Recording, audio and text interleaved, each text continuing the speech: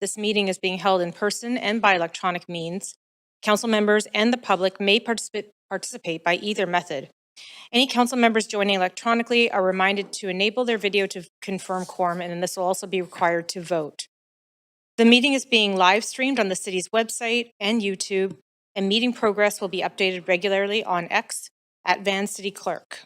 In case of an emergency requiring evacuation, there's 2 exits located beyond the glass doors and to the left. If the glass doors are blocked, please use one of the 4 additional exits within the chamber. Do not use the elevator, use the stairs instead. If you need mobility assistance, remain where you are and security staff will guide you to a safe location. A defibrillator is available at the very end of the hallway outside chambers. We acknowledge that we are on the unceded homelands of the Musqueam, Squamish, and Tsleil-Waututh people. We thank them for having cared for this land and look forward to working with them in partnership as we continue to build this great city together. I'd also like to recognize the immense contributions of our City of Vancouver team members who work hard every day to help make our city an incredible place to live, work, and play.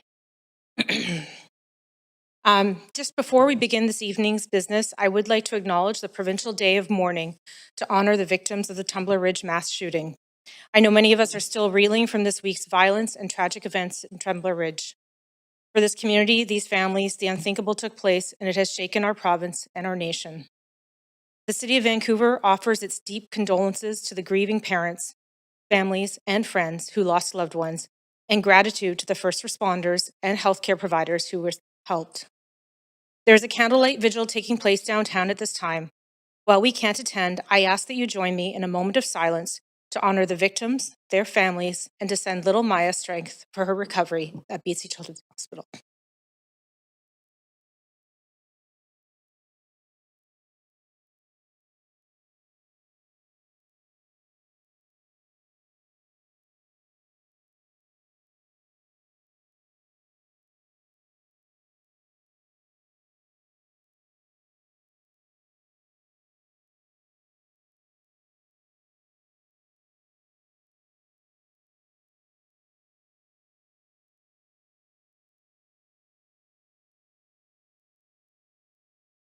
Thank you, Council and staff and members of the public. Clerk, may we get the roll call, please? Acting Mayor Dominato in the chair. Mayor Sim is on a leave of absence for civic business all day. Councillor Kirby-Young. Councillor Bly, not here. Councillor Fry. Councillor Montague. Present.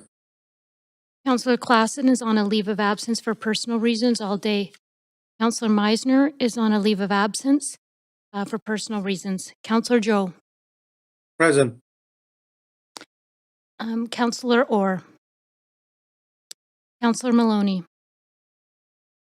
This meeting has quorum. Acting Mayor Dominato.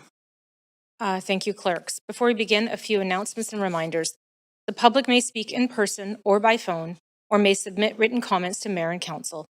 Speakers may only speak once and will have up to 5 minutes to comment on the merits of the application. Please state whether you support or oppose the application, and if you are a Vancouver resident. Those representing 4 or more individuals or groups, including themselves, may speak up to 8 minutes.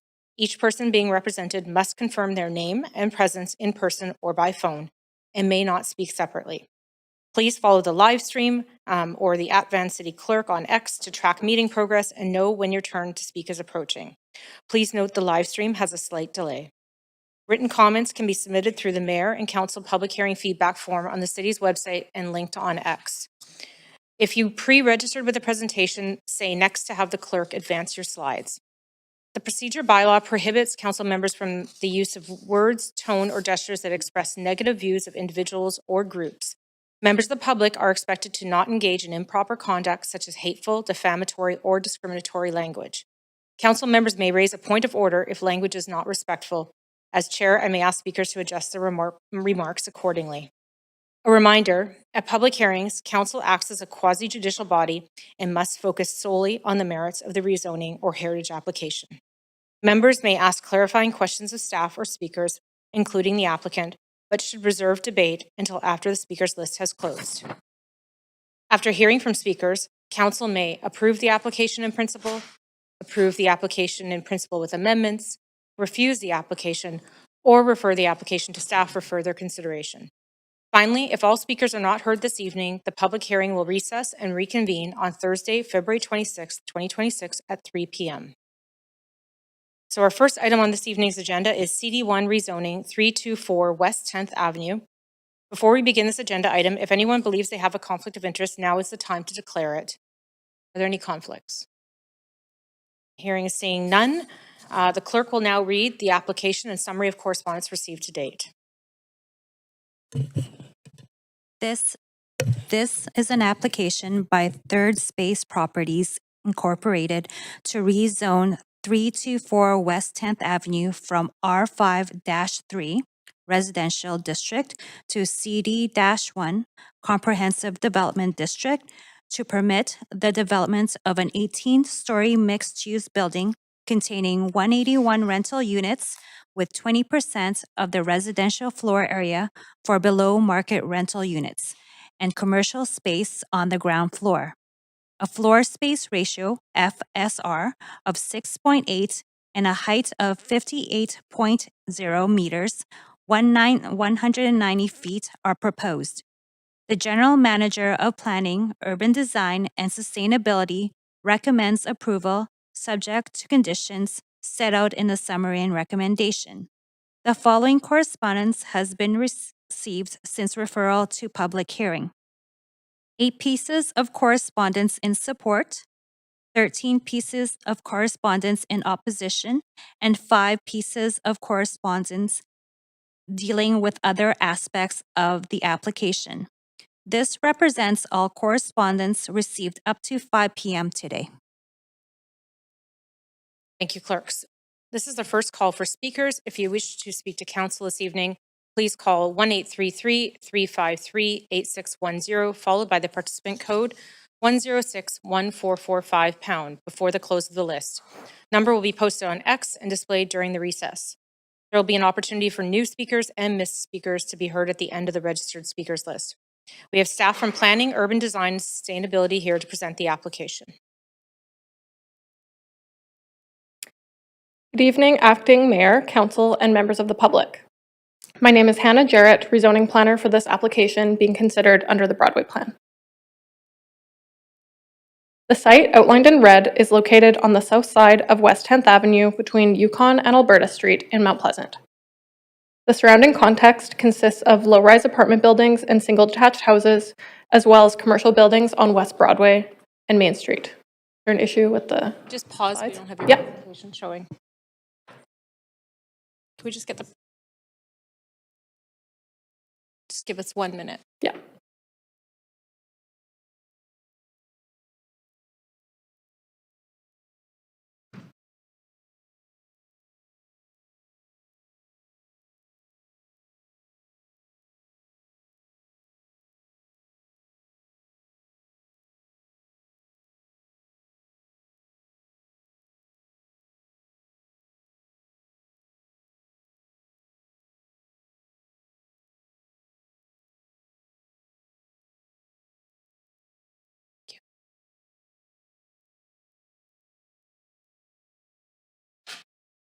Here we go.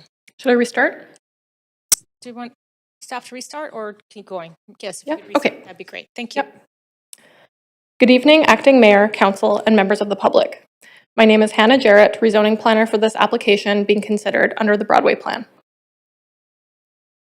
The site, outlined in red, is located on the south side of West 10th Avenue between Yukon and Alberta Street in Mount Pleasant.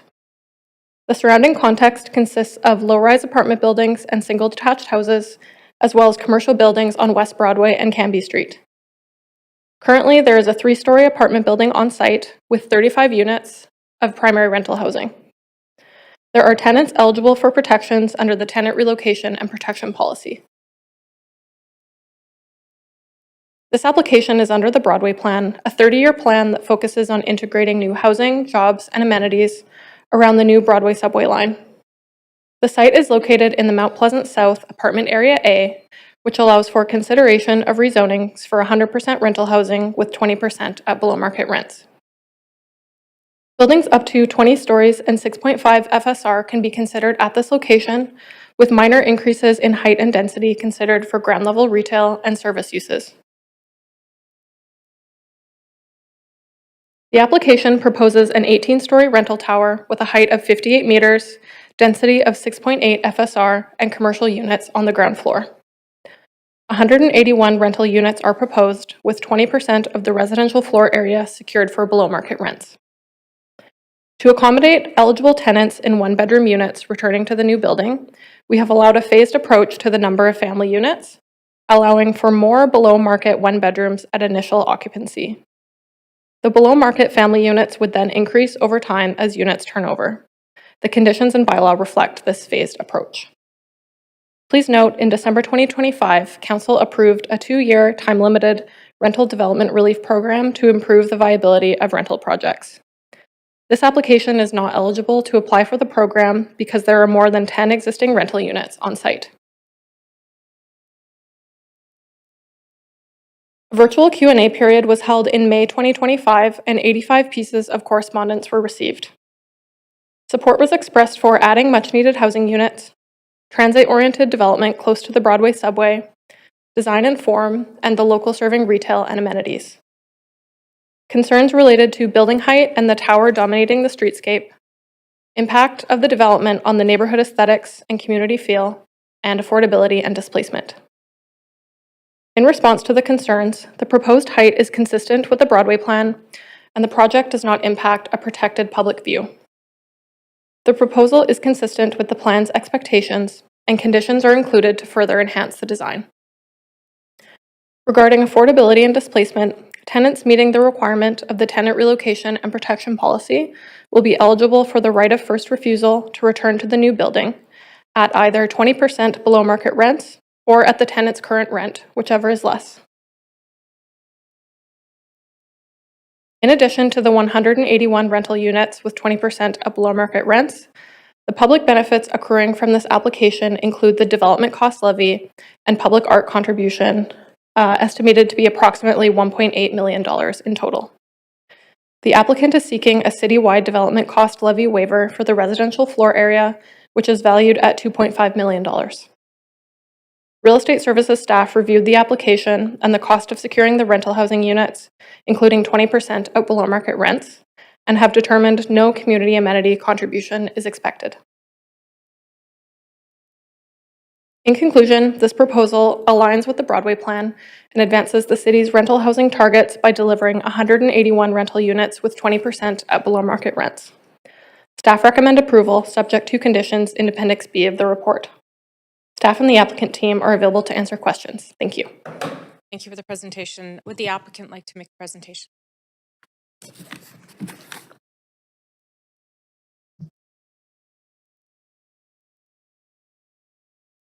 Good evening, Acting Mayor and Council. Thank you for your time and consideration of our application tonight.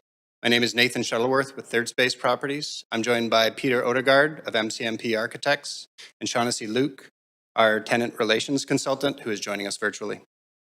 We are excited to bring this application before you tonight, having submitted our rezoning inquiry in July of 2023 and then working with staff through the official rezoning application process to bring this in December of 2024.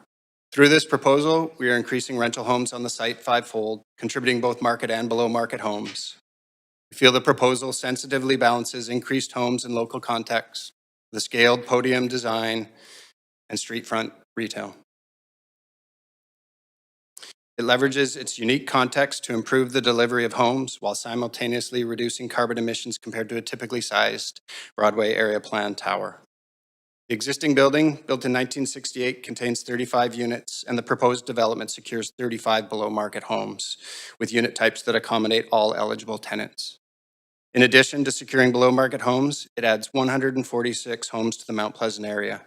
These homes are a short walk to numerous grocery stores, shops, restaurants, and employers, not to mention both the Canada Line and Broadway Line. Tenants have had numerous touch points and updates since the rezoning application, with the tenant relocation consultant actively engaging early in the process to ensure tenant needs are known and support is immediately available. Tenant relations is an aspect we take extra care in at Third Space, as we are both long-term owners and operators of our buildings. We are confident in the long-term benefit this development will bring to the city, and are happy to answer any questions. Thank you again. Thanks. Clerks, I'm just checking. We have a presentation up. Was that supposed to be connected to this or no?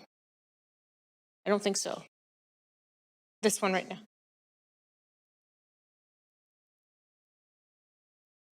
The applicant. Okay. I don't think it has concert properties on there. I don't think. Okay, I think we'll just. You didn't have a presentation though, just to be clear. Okay, we'll just take that down. I was just getting a little. I know it's been a long day, but it's getting a little confused. All good. All good. All good. Okay, so council, we're all good there. This is a time to ask questions of staff, but it's also your only time to ask questions of the applicant. So please put yourselves on the queue if you have any questions. Okay, I'm not seeing any.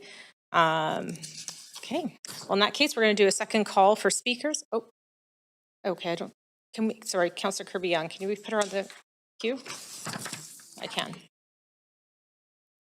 Sort of looking through, Thank thanks. Thanks, Chair. I was just looking through some of the feedback that has been received, and we've had a few projects coming in and around this area, and people are asking questions with respect to traffic flow, the intersection on 10th Avenue with the bike lane, if people are exiting off the lane. So I just wonder if the applicant can sort of speak to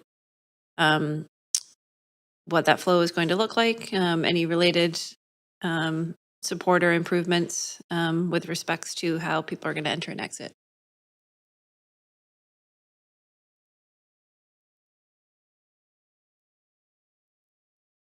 Yeah, right now, all of the traffic is off of the lane, as opposed to the current building, which actually comes in off of the bike route. So I think we feel that's an important improvement overall. There are improvements at the intersection as well as improved street lighting along 10th Avenue. And that's about the extent of the traffic improvements on site. We are expecting certainly a large contingent of bike users given the active transport location, but that's about it in terms of improvements or how we expect traffic being moved through site. Okay. With respect to the trees, and can you talk about tree preservation and retention? That's also something we've heard about in this area because some of them, there's some mature trees and not all trees are created equal and they're quite beloved. So can you speak about tree protection plans, please? Yeah, for sure. Our design actually accommodates that specifically, and you'd notice that in the below grade parking. We've had our arborist out on site to develop the report, and we've shaped our parkade to pull back around where the larger tree and the critical root zone is that we expect. So we've shaped the design specifically to try to accommodate those trees as best we can. Through the rezoning conditions, there will be further development in terms of pruning of trees and making sure that we're complying with proper standards. And of course, we'll have our arborist out on site as we construct the building as well. Okay, so particular attention was paid to the larger, more mature That's right, trees. yeah. Yeah, the design actually accommodates that in the below grade setback. So. Okay, that's great. That's all the questions I have this time, Chair. Thanks. Thanks for those questions.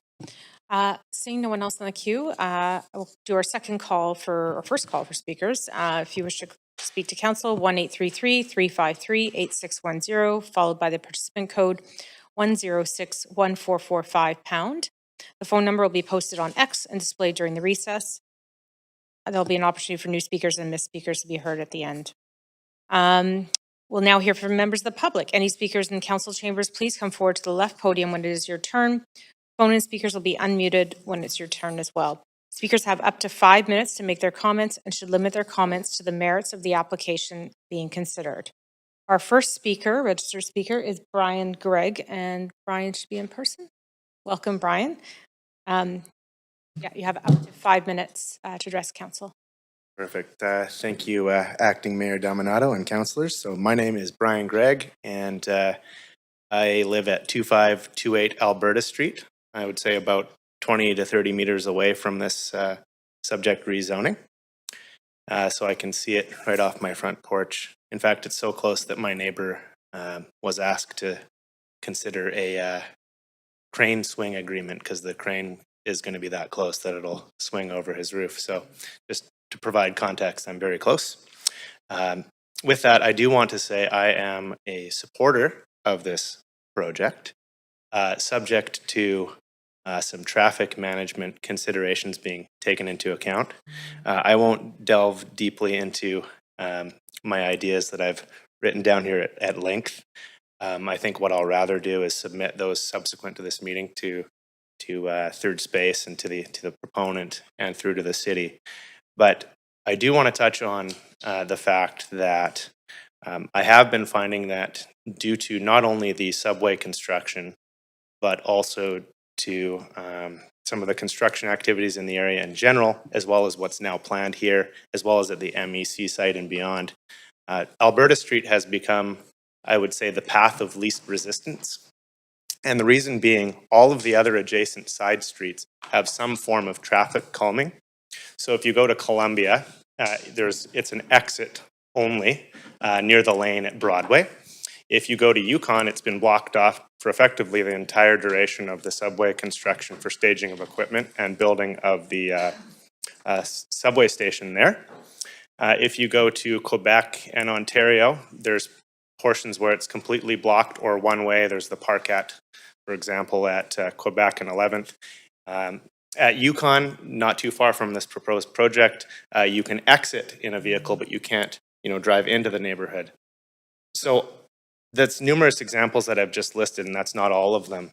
However, Alberta Street has no such traffic calming measures. And so what I've been finding, having lived there for 10 years with my family, is that people have caught on to this, and increasingly it's become a cut through for people that are trying to get from Broadway through to 12th or vice versa.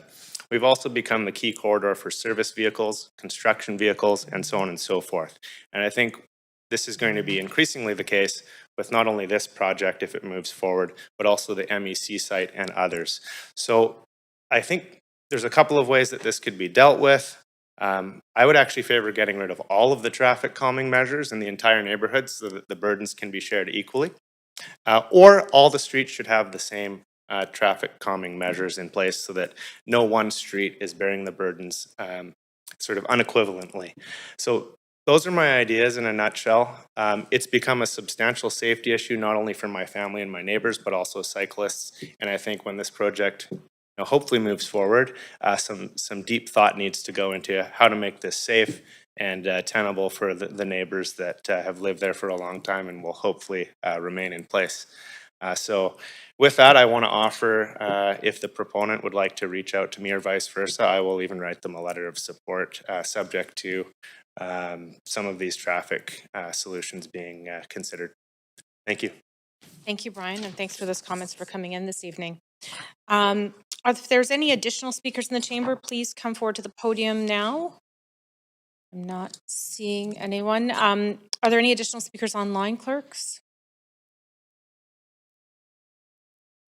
Any online speakers, clerks? Oh, okay, checking. Thanks. There are no speakers on the line. Okay, thank you. I think are we having a difficulty with the door at the back? Okay, we'll get someone to look into that for you as well. I'm going to do our third and final call for speakers. If you wish to speak to council about this item, please call toll-free 1-833-353-8610, followed by the participant code. Oh. We did? Okay, that's fine. You know what, we're having some technical glitches with the door, so if you could come up to the podium over here to my right and just state your name if you live in the city of Vancouver and whether you're speaking in favor or opposition to this application. My name is Phoenix Winter, and I'm grateful to be on the territories of the Musqueam, Squamish, and Tsleil-Waututh people. I am a Vancouver resident, and I live in the neighborhood on the same block that's going to be rezoned, and I'm against the rezoning. I believe it'll disturb the neighborhood. It's a bike path. It's got the beautiful old oak trees.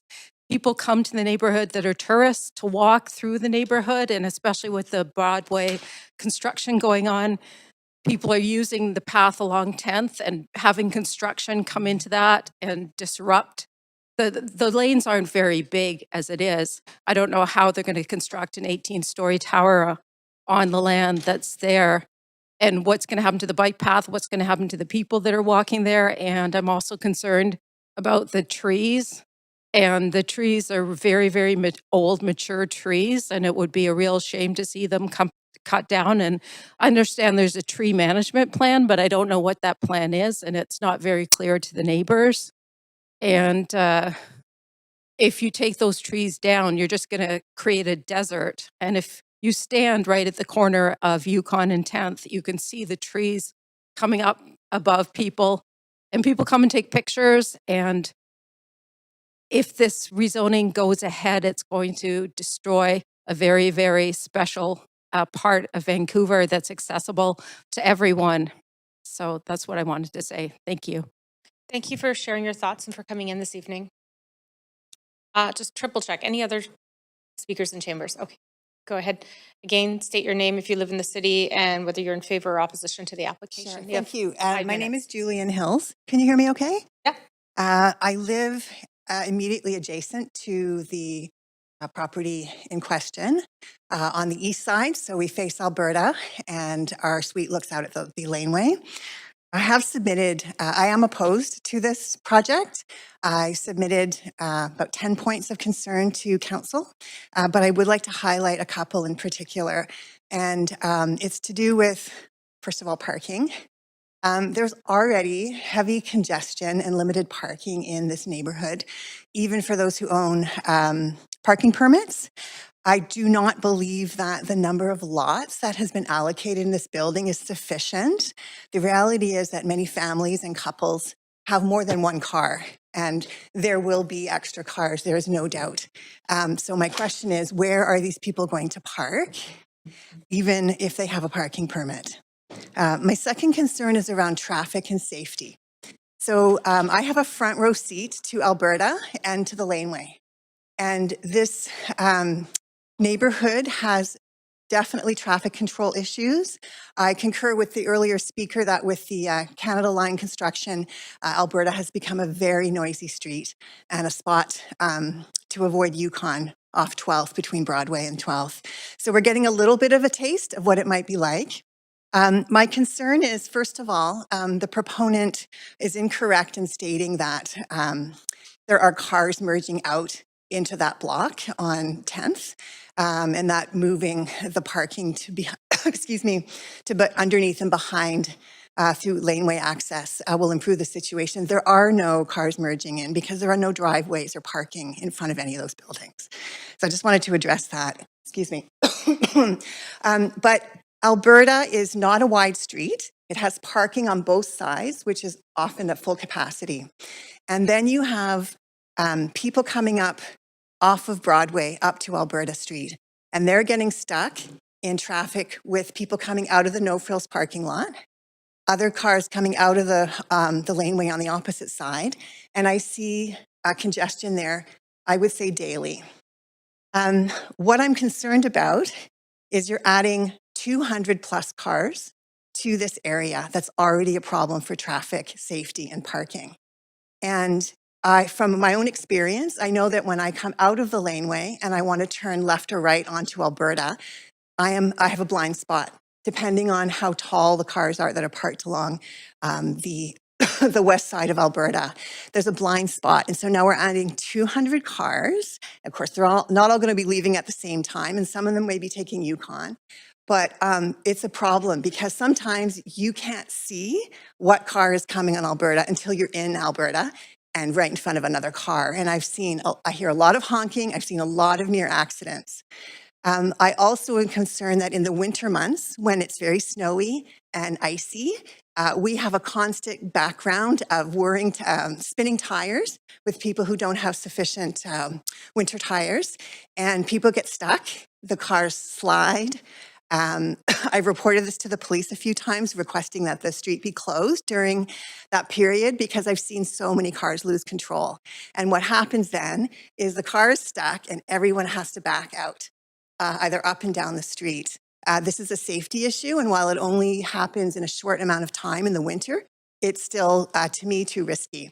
Add to that a laneway that's not particularly wide, and you have already homes. There are some, excuse me, some houses and some laneway houses whose garages are right on the laneway. So they're going to be merging in and out to get into their properties.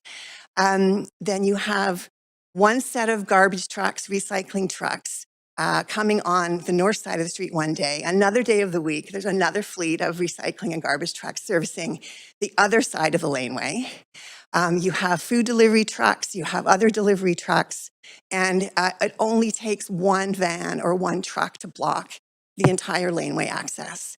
And so if you add to this any number of cars, up to 200, and not to mention during what will be a very lengthy construction period, there will be large trucks coming in and out of there, and it's going to be a log jam. I sit at a desk right at that window, and I see it every day, and it's already not ideal.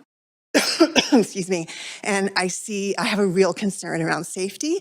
And speaking of safety, I think about how is a paramedic or a emergency response person going to be able to access our building or other buildings in the area with all of that happening. Thank you. Thank you for those comments. That is your time, though. Thank you very much. I'm just going to do a final check if there's anyone out in the hall there or in chambers who wanted to speak to the siting. Okay, going once, going twice. Okay, gone. We checked online. We have no one online, so I will do that final call for speakers. 1-833-353-8610, followed by participant code 106144. Okay. We'll do this final call, and then just give us 1 second. So this is participant code 1061445 pound. The phone number is on X. It'll be displayed during the recess. We're going to take a 2-minute recess, and if there are other individuals who are wishing to speak to this item, we'll circle back with you in 2 minutes. Okay, thank you.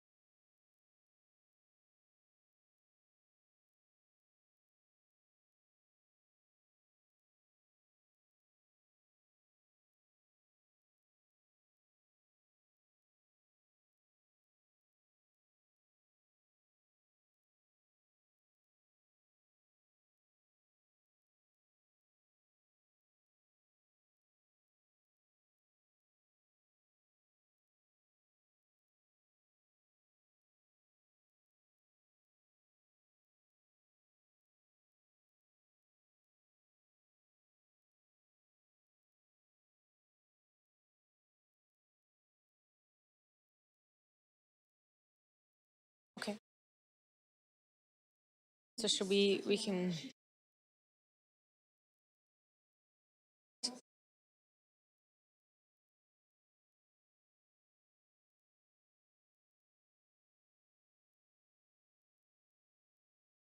yeah, okay.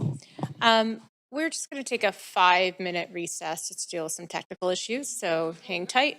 So you have time for a walkabout, washroom, snack. But yeah, 5 minutes and we'll be back. So 6:43. Thanks.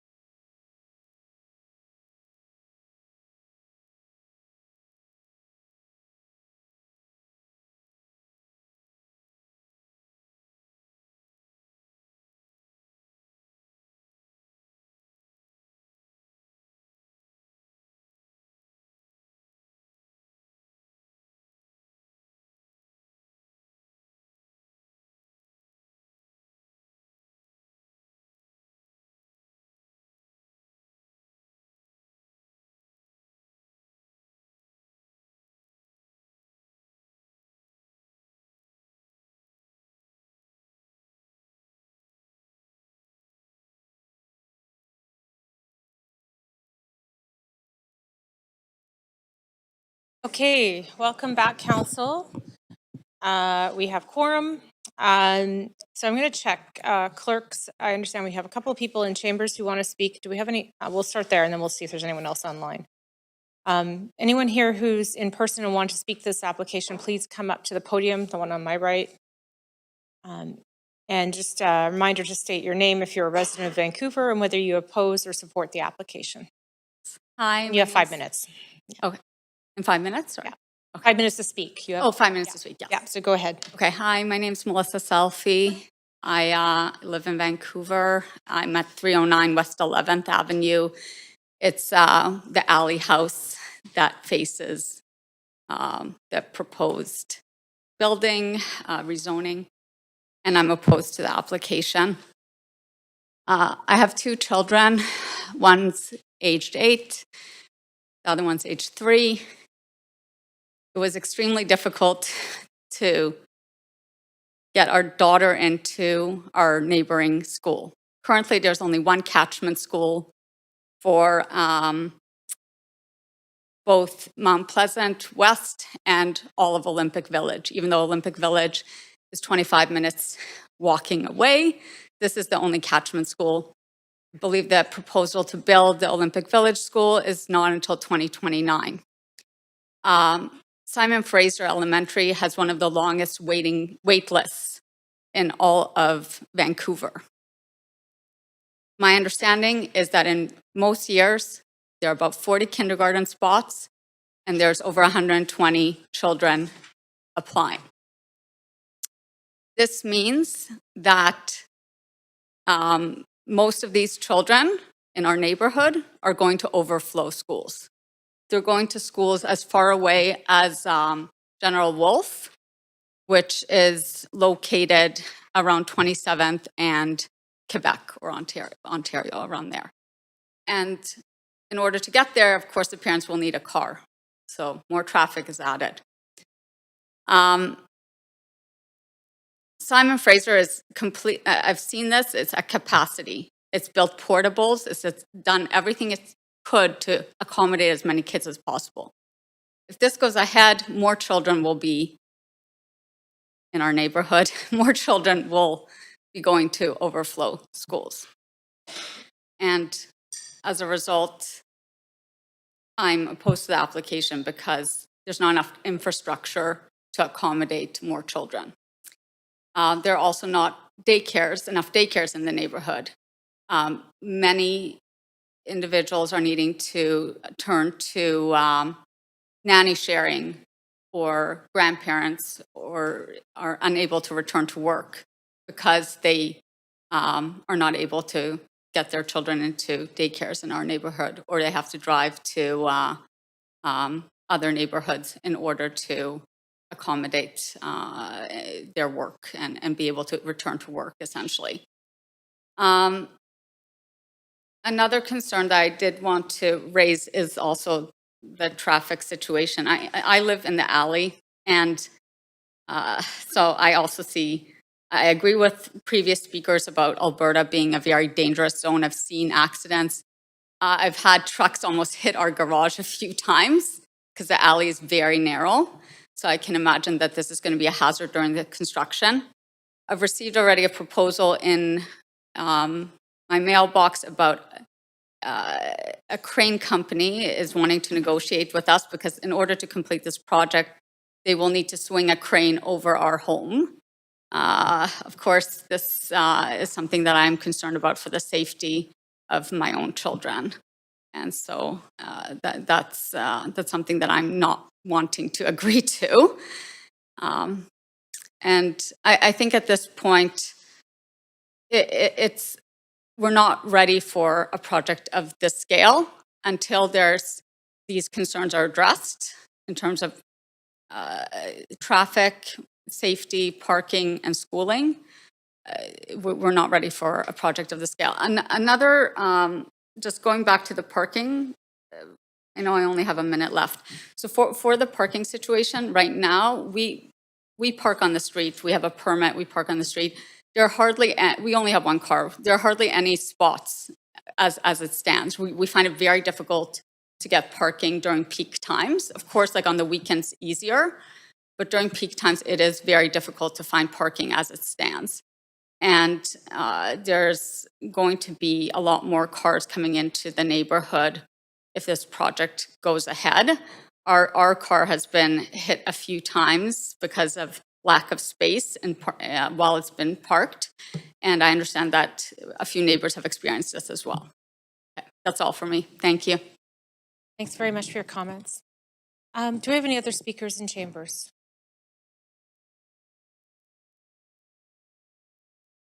Welcome. Again, if you could state your name if you're a resident and whether you're in favor or opposition. Thank you. Yes, I am a resident. My name is Kathleen Adams. I live at Yukon and 10th. So I actually have the wonderful experience of living on a very quiet street because there is, it's closed due to the Broadway subway construction. However, I am opposed. And I am actually someone who might fit the demographic of someone that might benefit from a high-rise tower like this that's being proposed. I'm a renter. I live in a building that has about 8 units, and I'm a cyclist. I'm a car owner, and I love to use transit. I'm also a business owner.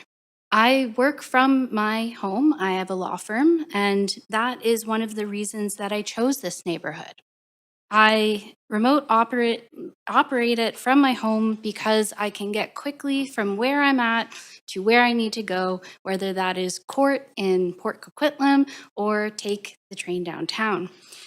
When I moved into the apartment this past October, and while I was waiting for a permit and moving into the building, there was no nearby parking available for me to put my car, get my stuff up the 3 flights of stairs, and move into this new home.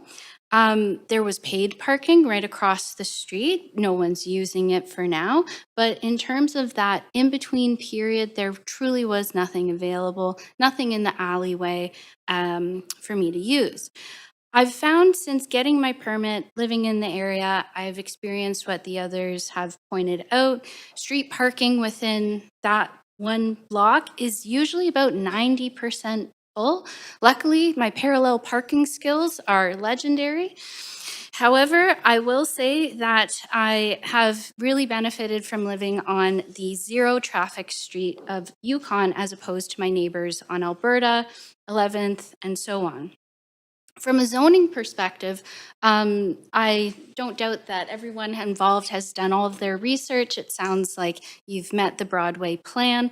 But from a community aspect, I will say that I've spoken with my neighbors who have gotten to know in this 8-unit home, and it does truly feel like a community. I speak with my neighbors when I go down and do laundry.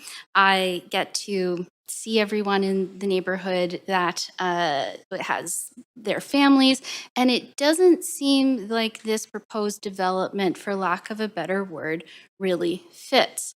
What I do see fitting as I bike along 10th, as many of us do, is a series of historic homes. The building I live in is nearly 100 years old, and it has a great deal of history.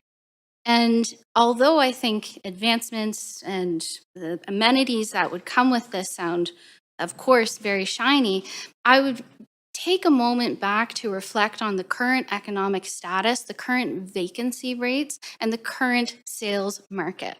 I am someone who would potentially benefit from this high rise, and even I'm saying, I don't know if this is the time, I don't know if this is the place, and it could be an overlap with the Broadway subway that's about to go in, an unknown period of time, if this were to be approved, where there seriously could be, as I mentioned, 90% available parking. It could eke over into a 110%. I just don't know where I would put my car. And as someone who rents, I don't have the lovely option of using anywhere else, especially, as I said, a business owner who has places to be. So with that, I wish you the best of luck. I hope that you've taken this into consideration. That's all of my submissions for today. Thank you. Thank you very much. Okay, just scanning anyone else in person to speak to the application. Okay, seeing none, the speakers list is now closed, and we did, sorry, I'll just double check, we had no one online. No speakers are on the line. Okay, thank you. Has there been a large volume of public comments received on this item since 5 p.m.? No, there has not. Great, in unison, thank you. In that case, I'll close the receipt of public comments. Does the applicant have any closing comments? Does staff have any closing comments? No, okay. So council, this is the time for any final questions. They can be directed to staff, not to the applicant at this point. And I see a few councillors. I'm also going to add myself as well. Go ahead, Councillor Kirby-Young. Yeah, thanks. So asking a question to staff, 'cause I know we're considering this one application, but we are receiving a number in this area. And I wonder if staff can comment broadly on anticipated changes to traffic plans. There's going to be construction with some new developments in the area. And then there's the Broadway construction. I wonder if you can comment if there's a plan for sort of revisiting the area with respects to how the calming works or the flow of traffic, et cetera. I spend a lot of time here trying to get in and around to Mount Pleasant and in and out of City Hall. And I do really feel for a lot of the comments the speakers are raising. It's there's a lot of intersecting demand and construction going on right now, but I know there's going to be different phases. But are we looking holistically at the area and how traffic is going to flow in and around? Yeah, good evening, Council. Neil Peacock, I'm the Acting Associate Director of Development and Major Projects for Engineering. I mean, really, ultimately, I think we take direction from the Broadway plan as the kind of long-term vision, and of course, at the same time, acknowledge this is an area of transition, particularly with the Broadway subway completion or impacts to that area. I would just acknowledge that often these are best dealt with at a neighborhood level, and we have existing programs within our department that cover this type of, whether it be traffic calming measures, and we monitor those. So this is a challenge not unique to Broadway, and it's best to kind of manage this as we go, because where these applications ultimately pop up and So can I just jump in for time then? Yep. So, because I'm not hearing that we're necessarily, are we proactively looking at this area given just the volume and density other than as we go or existing traffic calming measures? Because these are very live construction sites and it is tricky to get around the neighborhood. I observe it every morning with respects to the comments made around Yukon, Alberta. So I guess I'm looking for something. Is there a proactive effort from engineering to look at the flow on an interim basis during construction and then after some of this might be completed? Yeah, I would say, we generally manage this and other communities across the city through our transportation planning team and also our community transportation branch. And so, to be honest, with the amount of volume of service requests and resident inquiries, we're sort of responding to those and investigating them. So that can include things like updated traffic counts. We do site visits to assess complaints and make recommendations. So these are kind of ongoing programs that we respond to. Do we have complaints in this neighborhood? Are we doing site visits in this neighborhood? Well, I'm sure there are. Yeah, I don't have those on file, but It's okay if you don't have the information, you don't know. I'm just looking for where we're at now and what we are doing, or if we're getting specific complaints coming in. Do we know that? I don't have anything specific with me right now, but I could follow up and get you more if you'd like. Okay, that would be helpful because I think there's some pretty real concerns being raised. I'll leave it there for now. Yep. Thanks, Chair. Thank you, Councillor Kirby-Young. Go ahead, Councillor Fry. Yeah, I think Councillor Kirby-Young kind of touched on my questions as well. It was really just around traffic demand management in the context of construction and obviously ongoing construction and how we phase a lot of these things, because I think that's the operative piece. Obviously, development needs to proceed with shovels in the ground, but how do we actually integrate those impacts on the roadway and the bike route with the impacts of the station box, which presumably is going to happen pretty soon at Canby and Broadway? Yeah, again, I'd say the actual locations and pace is obviously a bit out of our control, but as we get into the development permit and building permit stages, we have our traffic management reviews. So we're getting construction plans from the applicants, and we have teams that look at those. They consider the current context. I'm sort of optimistic about what the state of Broadway will be when this starts construction. I think will largely be, finalizing a lot of the road reconstruction on Broadway, so that will help to ease. But we really just try to respond to the current context as these applications move through. Can you reasonably anticipate when that might, like, what is the timeline for? I mean, ultimately, I think this situation, we're responding to a rezoning application, and the pace of development, I think, is really with the applicant, subject to market forces and their scheduling. But this is something we do on a regular basis for the hundreds of applications. And you do it well, so I thank you. All right. Thank you for the questions, Councillor Fry. I just have a couple of quick questions. You've addressed, I think, the process around traffic management during construction. Could you just clarify from our very first speaker, who identified some sort of ongoing challenges in the neighborhood? Once the Broadway station is complete and Broadway line's open, will Yukon reopen in general? So. Yes, it will be open in accordance with our plan, our Broadway plan. So, that is the plan. And also just to clarify that another comment about the driveway access off of 10th, that will be removed as part of this. So it kind of further protects that active corridor along 10th and moving that to the laneway. Yeah. Okay. I appreciate that. And then just two more questions. This came up in a previous application as well, is just in the context of the neighborhood, the older tree canopy, that's the street trees, just to be clear.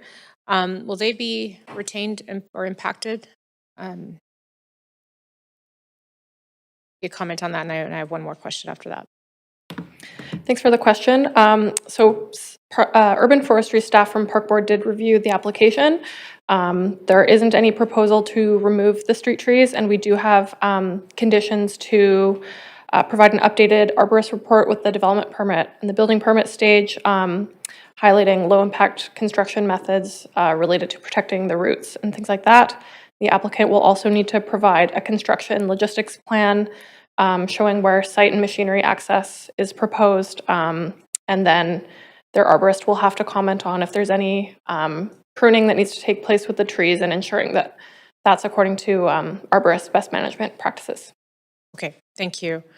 And then last question, we've obviously had a lot of approvals of projects that involve cranes, but in the context of a development of towers where we have lower rise buildings adjacent, and a number of speakers highlighted, the agreements are. Can you just speak to broadly crane safety, because it has come up in recent years around larger scale developments, but just sort of what our expectations, and because I know there's been a review too recently by sorry, names escape me right now, but on the Workforce BC. It'd just be helpful because, again, I think a bit unique. It's first, yeah. Yeah, Omar Al-Jabouri from Development Planning. So typically when it comes to reviewing the technical stuff like that, it happens during the building permit, and staff would just review it against safety measures and stuff like that. Okay, and is there any information you can share as part of this public hearing in the context of the questions that were raised by some of the speakers about concerns, safety concerns, again, adjacency to their homes? We haven't seen many of these yet, so I'm just curious if you. I don't. I don't think we have staff from the building department. Want to follow up? Your general manager coming up. Yeah, Councillor Dominato, we don't have building staff with us, but I think what we can say is that the City of Vancouver follows best practice as it relates to both construction management and practices as it relates to safety on cranes and crane swing. It's not Vancouver's been building up for a significant amount of its history, and so we're well practiced in both the requirements and the practice and the oversight and the regulation around issues around safety. Thank you. I appreciate that. Okay, seeing no further questions, could I get someone just checking? Yeah, no further questions on this item. Could I get someone to move the recommendation? Oh, sorry, hang on.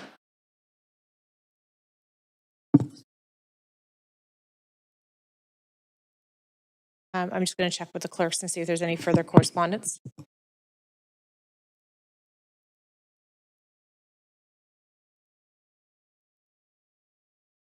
Just give us a minute while we check that.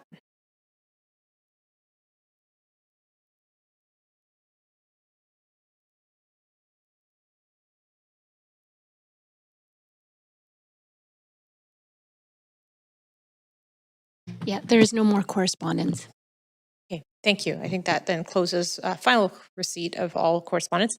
So council, it's now time for decision. Can I get someone to move the recommendations?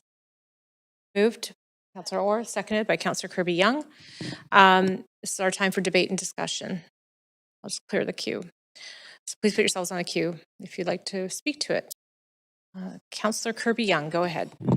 Yeah, this is, I just want to note, this is compliant with the Broadway plan. It's one block off Broadway and it does provide new homes. I'm very empathetic to the concerns were raised with respect to traffic flow and traffic management. I think that's something that hopefully engineering staff are listening thoughtfully and taking to heart, because I do think that given the amount of activity in the area and the intersection between Broadway construction and other projects, that that proactively does need to be looked at. So I will follow up on that myself as well. But in balance, I do think it's a good project. It's a nice looking building. It also includes below market rental, which is something that we hear people want to see in terms of affordability as well. There was a comment made around parking and feeling there wasn't enough. I was actually surprised by how much parking there was in this building. I think it says 199 spots and 8 visitor for 181 units. Some people had referenced, well, folks might have 2 cars, but what we hear a lot from folks that are renting is that they don't. There are units and folks that don't have a car, and oftentimes we've overbuilt parking, and some of it has sat empty. So I think, given on balance, I think it's a pretty solid amount of parking, and it is located next to new major transit infrastructure, which will allow people to go connect into going east, west, and north, south in the city. So I just wanted to note that in terms of that this is actually a pretty significant amount of parking. Other than that, it's badly needed new rental homes. We still continue to need those in the city. More and more of our city, and the majority of our city, are actually renters. And so that is a form of tenure that we need to deliver. So for those reasons, I will support it. And I appreciate all the comments that came forward. Hopefully also with respects to the schools, I know we've been working closely with our staff, communicating and trying to share with the school board what's coming in terms of expected projects and growth, and hopefully they can get ahead of their curves with respects to providing school capacity. Thank you. Thank you, Councillor Kirby-Young. Councillor Maloney, go ahead. Thanks. Yeah, I'm also very sympathetic to the people that came to speak today that are worried about construction impacts, particularly in this area. There's a real double whammy with the construction of the SkyTrain extension, plus also the construction of new buildings. I think while it's probably not much comfort in the short term, I think that in the long term, I'm really hoping that having the SkyTrain, having active transport corridors is going to help with the traffic situation and what we're dealing with at the moment. I don't think there's been a single objection to a rezoning in my memory where traffic issues haven't been raised. It's a huge concern for people right across the city. But yeah, I think that constructing and investing in transit is absolutely the right thing to do, albeit inconvenient in the short to medium term. I understand also that the city is doing some analysis of, we had the issue raised of garbage trucks coming on different days, and I know that in the West End, it seems like there are constantly garbage trucks from different companies circling, and I think that the work that the city is doing to look at how to reduce those impacts of garbage trucks is hopefully going to progress soon, because I think that it comes in fits and starts. The idea of outsourcing garbage collection to different companies, it does have external effects beyond cost savings that have impacts on the community. So I'm also really sympathetic to that. And I'm also aware that the engineering department, the traffic, the staff involved in traffic management and traffic calming are also looking at daylighting of intersections along 10th to increase visibility of all road users by reducing the ability of very large tall vehicles to park quite so close to the corners. So hopefully that will also progress. I hope that sheds some light on some of the concerns that you've raised. Thanks. Thank you, Councillor Maloney. I'm not seeing anyone else on the queue. We'll go to the vote. If you could please vote on line on Creston. And I'll take a vote assist in favor. Clerks, please. Chair, it's Councillor Joe. I also want to vote assist in favor, please. Thank you, Councillor Joe. That's noted.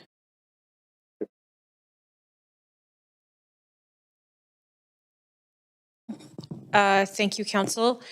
And that item passes with Mayor Sim, Councillor Bly, Councillor Claassen, and Councillor Meisner absent. Thanks very much. And that concludes this item.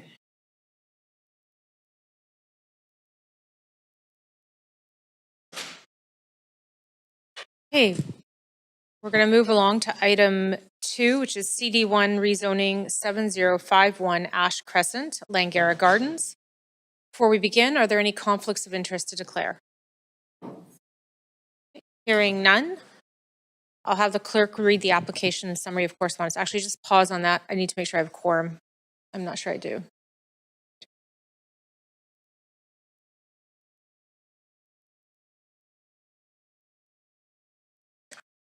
Just take a 2-minute recess.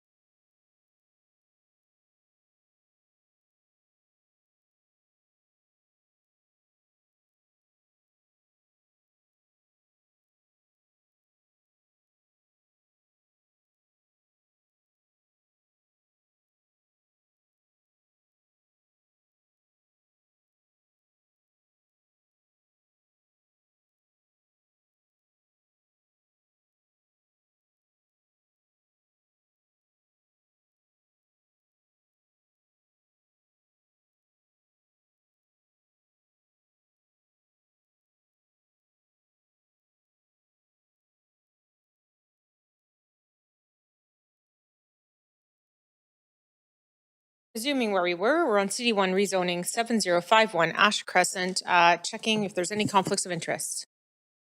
Hearing none, the clerk will now read the application and summary of correspondence received.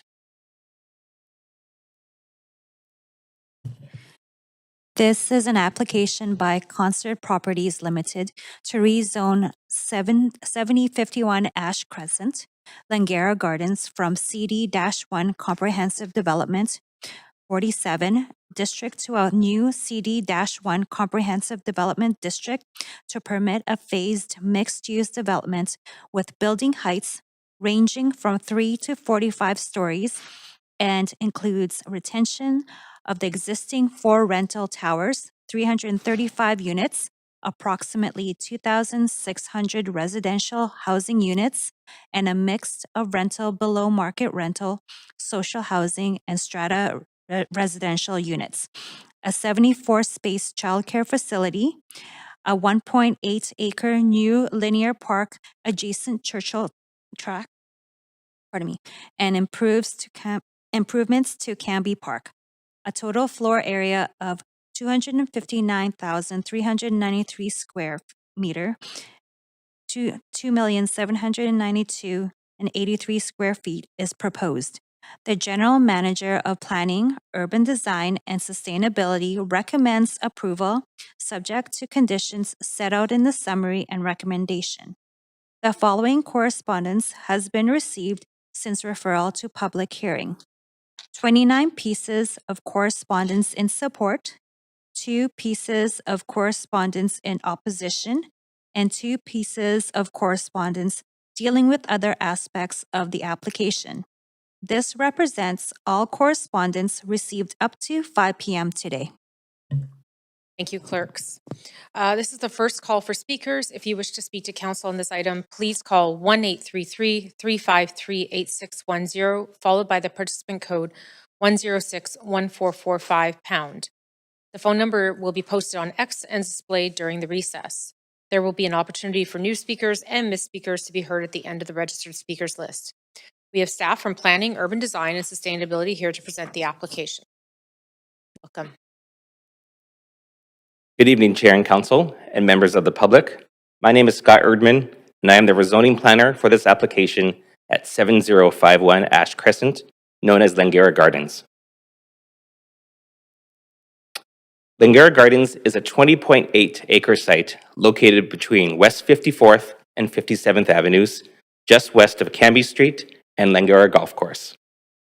Canby Park is to the north, Churchill Secondary School and Track is to the west, and the Pearson Dogwood high-density mixed-use development site is to the south. The surrounding neighborhood is a mix of detached dwellings, mid-rise buildings along Canby Street, and newer high-rises on the Pearson Dogwood site. This site is currently zoned CD1 number 47, originally rezoned in 1968 as a mixed-use site. Presently, there are 4 18-story towers in the southeast corner with commercial uses on the ground floor, and 270 townhouse units on the remainder of the site. In total, there are 605 rental units across the entire site. In 2015, a planning program funded by the owners of Langara Gardens was launched to develop a policy statement to guide redevelopment of the site. In 2018, Council approved the Langara Gardens Policy Statement, which established principles, objectives, and policies to guide a future phased redevelopment. The policy statement provided directions for land use, density and heights, tenant relocation, housing affordability, open spaces, and public amenities.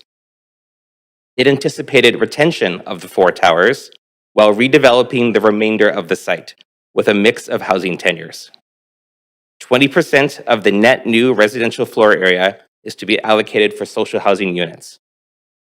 In 2019, Council approved an issues report which directed staff to accept and evaluate rezoning applications on large sites such as Langara Gardens to add up to 10% extra density beyond policy for the provision of additional rental and below market rental housing. In December of 2022, staff received a rezoning application for Langara Gardens. The application proposes to replace the existing 270 townhouse units with approximately 2,600 new housing units. The proposal includes buildings ranging in height from 3 to 45 stories and an overall site density of 3.078 FSR. The proposed housing tenure mix includes approximately 1,487 strata, 592 market rental, 84 below market rental, and 438 social housing units. Staff note that there was an error in the council report, which noted 123 below market units instead of 84. The total floor area proposed for BMR units remains the same, however. The existing 4 towers would be retained and given seismic and life safety upgrades. Additional public benefits include a 74-space childcare facility delivered turnkey to the city, a new 1-acre linear park, and funding towards Canby Park upgrades. Given its large site size, redevelopment of the site will take place over at least 15 to 20 years, in likely 4 or 5 separate phases. Phase 1 is anticipated to be the portion just south of Canby Park in the purple-colored parcel as seen on the map, and then progress in a counterclockwise manner around the site. The existing towers, which are to be retained and upgraded, are in the gray-colored parcel on the lower right. A phased redevelopment approach allows for a balance of new housing and public benefits to be delivered in each phase, while also minimizing the number of residents to be relocated at any one time. Detailed drawings for new buildings will be submitted with each development permit application as each phase moves forward, with urban design, open spaces, and the public realm informed by the design guidelines submitted with this rezoning. There are currently 605 rental units on site today. As mentioned earlier, the application proposes to retain and upgrade the 4 existing towers and replace the 270 townhouses with 2,600 new housing units.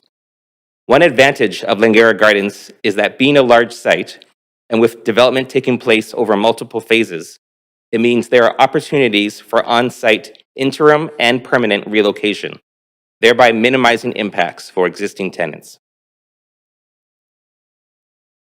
With each phase of development, existing residents will have multiple relocation and right of first refusal options. This includes opting to move into a unit in one of the existing towers at their current rents. Following construction, tenants will have the option of moving into one of the new units at their existing rents based on income eligibility criteria, or into a new unit at a 20% discount to starting market rents. Tenants may also have the option to move into one of the future social housing units based on qualified incomes for low-income households. This rezoning application proposes 20% of the total net residential floor area to be for social housing, as per the policy statement, with approximately 440 units. 180 of these units would be delivered by the applicant in Phase 2 as part of the CAC and financing offering for the application, with locations shown on the map with the yellow stars. In Phase 3, the applicant would transfer 2 serviced land parcels to the city for future construction of another approximately 258 units. The locations for these are shown with the red stars. Public consultation for this application included a series of online and in-person engagement events. Staff received approximately 80 pieces of feedback. Comments in support noted the addition of new housing options on the site, as well as the proposed density and new green spaces. Concerns included tenant displacement from the new construction. Staff note that redevelopment is phased over many years and that a tenant relocation plan will provide multiple relocation and right of first refusal options for all tenants at the time of each development permit. There was also concerns about the affordability of the new housing. Staff note that the proposal includes a variety of housing tenures to meet a range of affordability needs, including rental, below market rental, and social housing. Overall, there would be a net increase in affordable housing units on the site. There were some concerns received regarding the proposed building heights. Staff worked with the applicant team to locate the tallest buildings in the center of the site, which will minimize shadow impacts on nearby parks and public spaces. The application proposes a variety of public benefits in their CAC offer, including financing towards 180 social housing units, a turnkey 74-space childcare facility, and funding for a new 1-acre linear park and Canby Park upgrades. The application will also be providing DCLs and a public art contribution. Combined, these public benefits are worth nearly $137 million. In addition, other benefits include dirt sites for additional future social housing, a land parcel for the future new park, and seismic and life safety upgrades for the existing towers.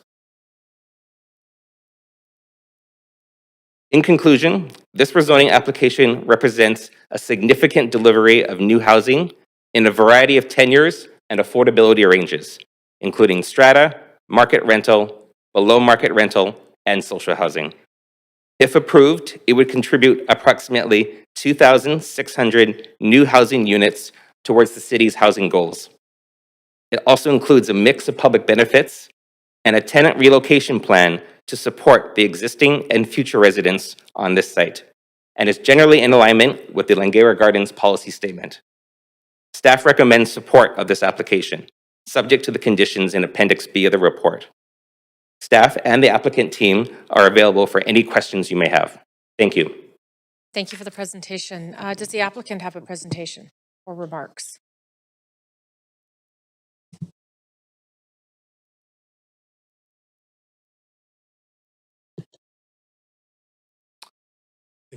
We've got a slide deck, I think, as Okay, well. we're just gonna just wait 1 minute while we get that up. Okay.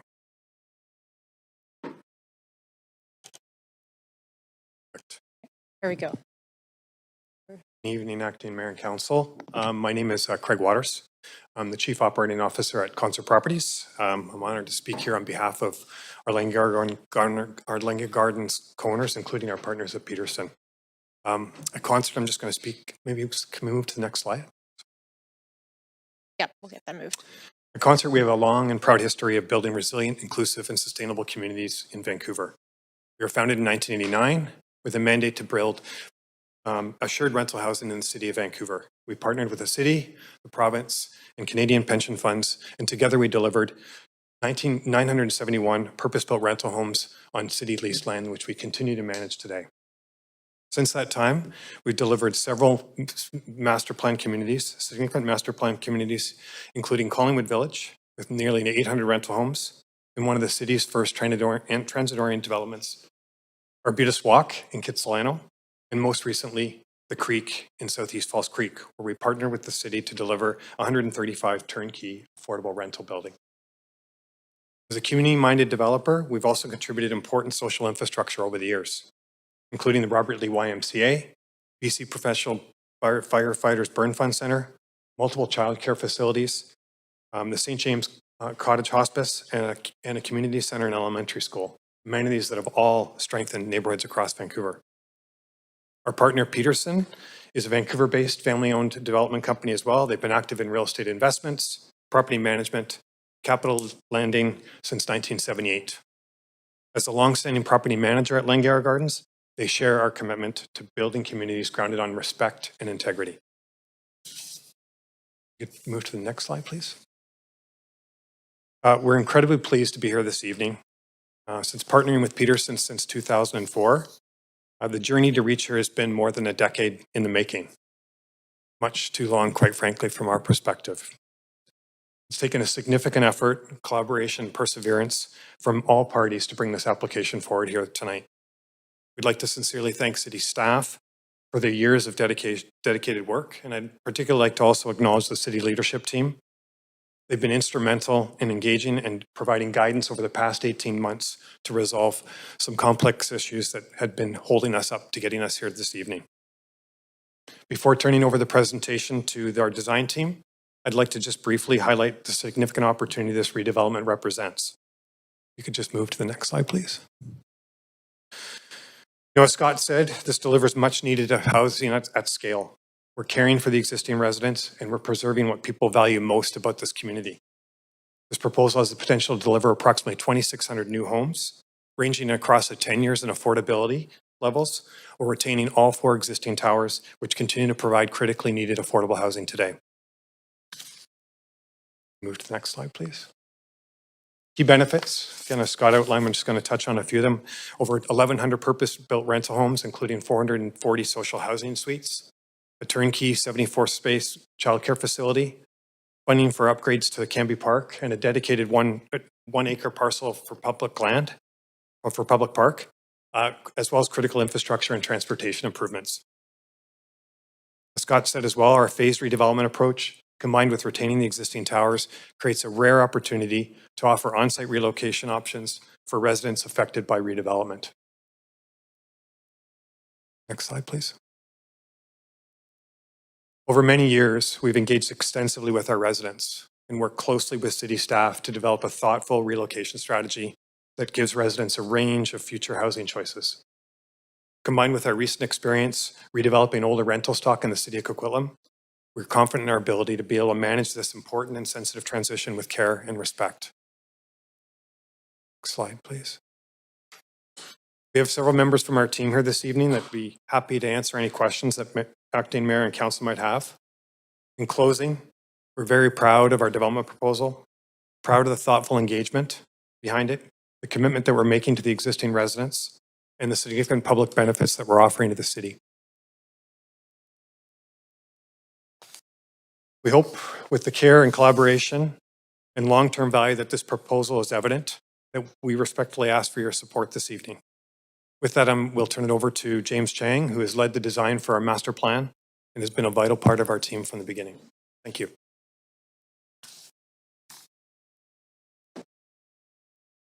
Thank you, Craig. And members of council, it gives me a great pleasure to be here tonight. I hope to share some fun things with you instead of all the statistics. Next slide, please. We're just going to get the slides back up. Just give us 1 minute.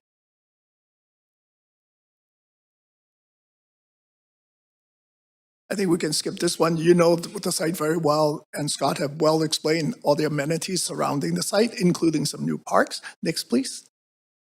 I'd like to take this opportunity to give a shout out to a lady architect that should be recognized. Her name is Nanola Markovich. She was the brain behind the rezoning in 1968. This was a legacy of urban design. She was a pioneer in mixed-use community and sustainable development. This was actually a rare project in 1968 that combined high-rise and low-rise living as an example in Vancouver that we now come to accept as normal.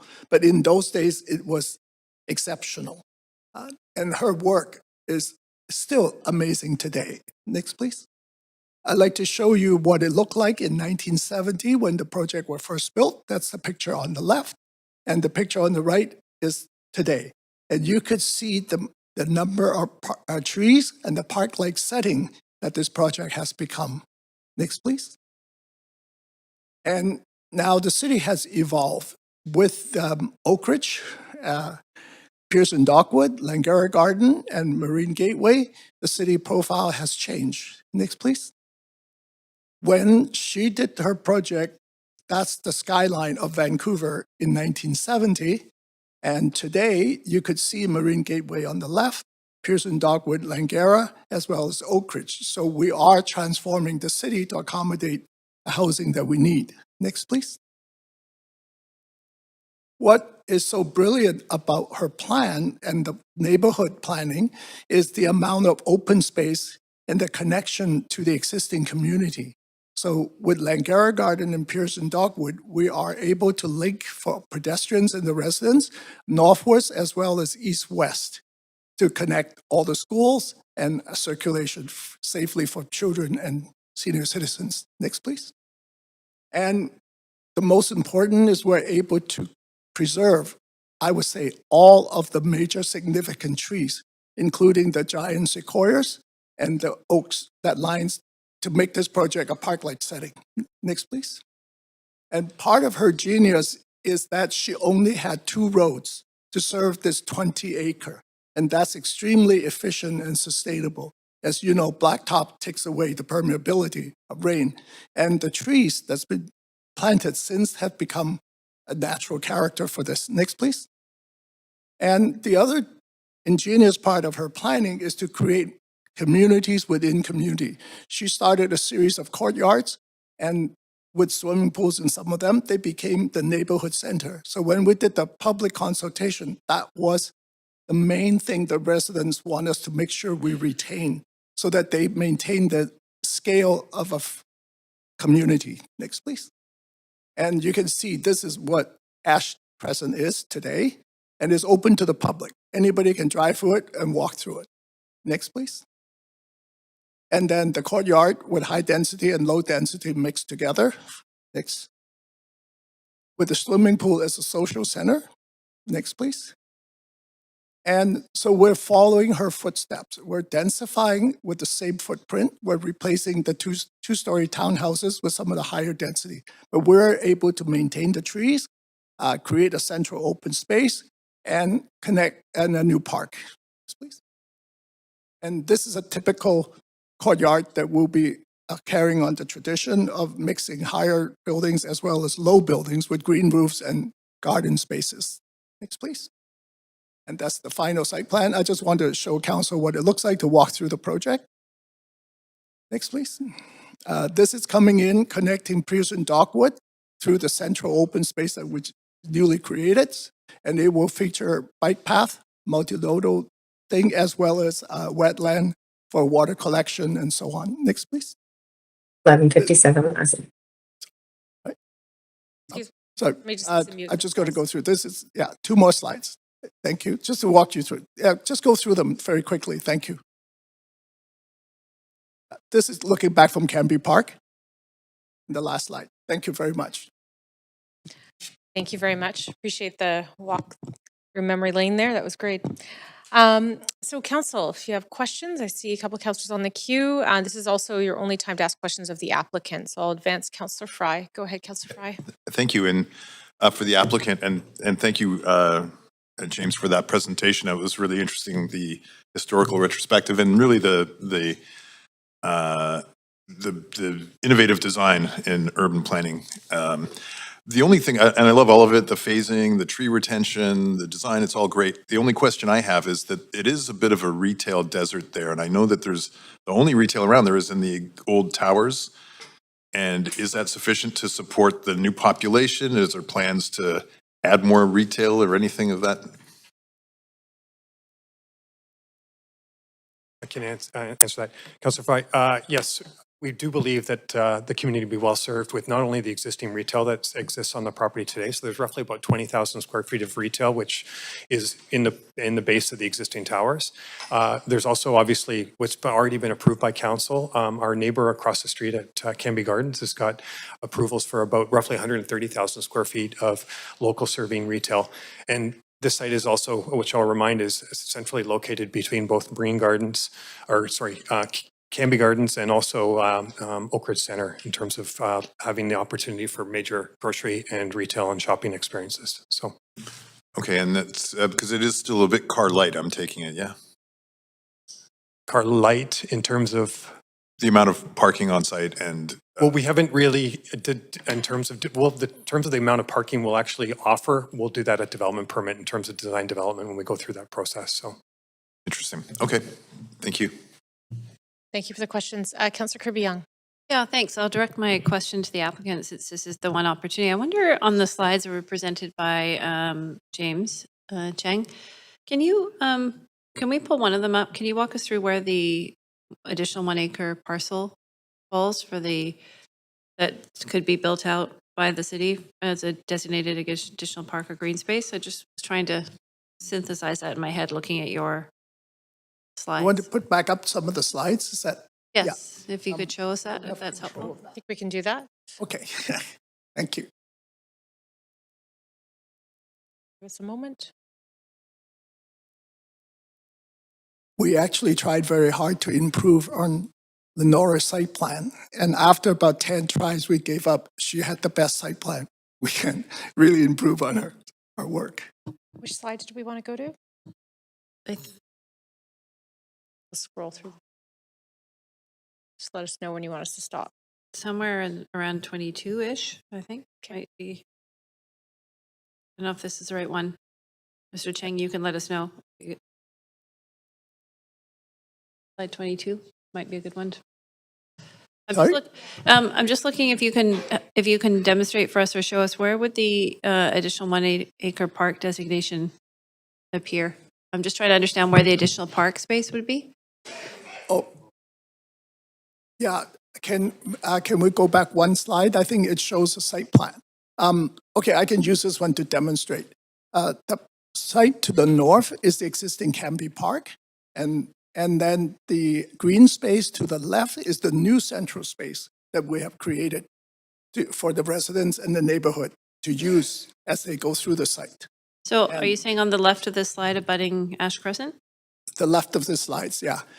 And that's the existing Ash Crescent. And next to it, we pull the buildings back to create much more open space to be shared by everybody. Okay, and that will be, that's the city's, I don't know if this is a question more for operationally, that's not the, I don't know if you're, the applicant wants to add something to that? Yeah, yeah. Actually, go down. Just let us know which slide you want us to move to. Right. Yeah, it's the next two slides, I think, if that's, Going we could go forward? to that. Because my understanding is that this is One more? a land assignation. Yeah, to this the city. is a site plan. Okay, there we go. One thing I might add to Craig's comment, this whole process, we've actually been working in coordination with Pearson Dogwood, and the retail space, it was determined through traffic control and so on, is closer to the new proposed station. So they were focusing more on the commercial on Okay, their site. I'm just and going to we're keep doing going this. because I'm restricted in the amount of time I have, and so I don't know if some of you or the rest of your team want to weigh in here, but I'm just not fully clear because I understand you're allocating a dirt parcel that the city would build out, and I just really want to make sure that I properly understand where that is, right? Just on the western edge of the parcel there, so, and it would be just east Where of it says Churchill new, Park. where it says new park next to the Churchill So track. that is the one just over 1 acre. Okay, dedication. but it will be the city's responsibility to finish and complete that. Yes, yeah. Okay, and then following up with respects to I know this neighborhood very well. With respects to the comment around the adjacent 130,000 square feet, the adjacent development are going to Oak Ridge grocery. It's a grocery desert right now, literally. So do you know if any grocery is planned for that? Because people at Oak Ridge, and I know that there's construction going on until the Safeway opens, but people are driving to Canby Village and not able to go anywhere. And it's a long way between 41st and 57th. Yeah, I'm not familiar when the timing of that's going to come on in terms of. Is Canby there Gardens, grocery so planned in the adjacent neighborhood or in some of the existing retail space you mentioned?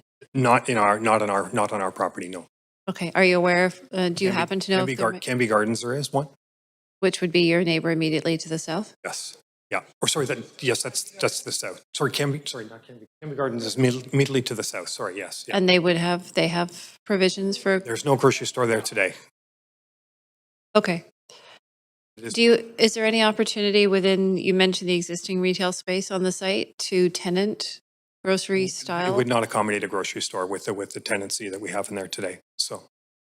Okay, I'm asking that because I think that's one of the biggest misses in the Canby corridor, to see if there's any flexibility there, because people are literally, we're building these complete communities, but people are literally driving for groceries because there's no food. Yeah, and Pearson Dogwood does have a plan for one. I'm just not sure of their timing. Sorry, who has a plan for one? Canby Gardens just across the street. For an actual grocery store, like a full service? Yeah. Okay, great, thank you. Thank you. Great questions, Councilor Kirby-Young. I'm just going to advance myself. I'm going to ask this question of the applicant. I'm curious, just with the, and I recognize this is phased. Let me just sort of backtrack. The existing site, aside from the towers, has, I think, 270 townhomes. And as you noted, existing tenants can be accommodated through the phased development. But I'm curious if with any of the new construction, which I saw a lot of tower forms, there's also social housing, if any of it will have a townhome built form.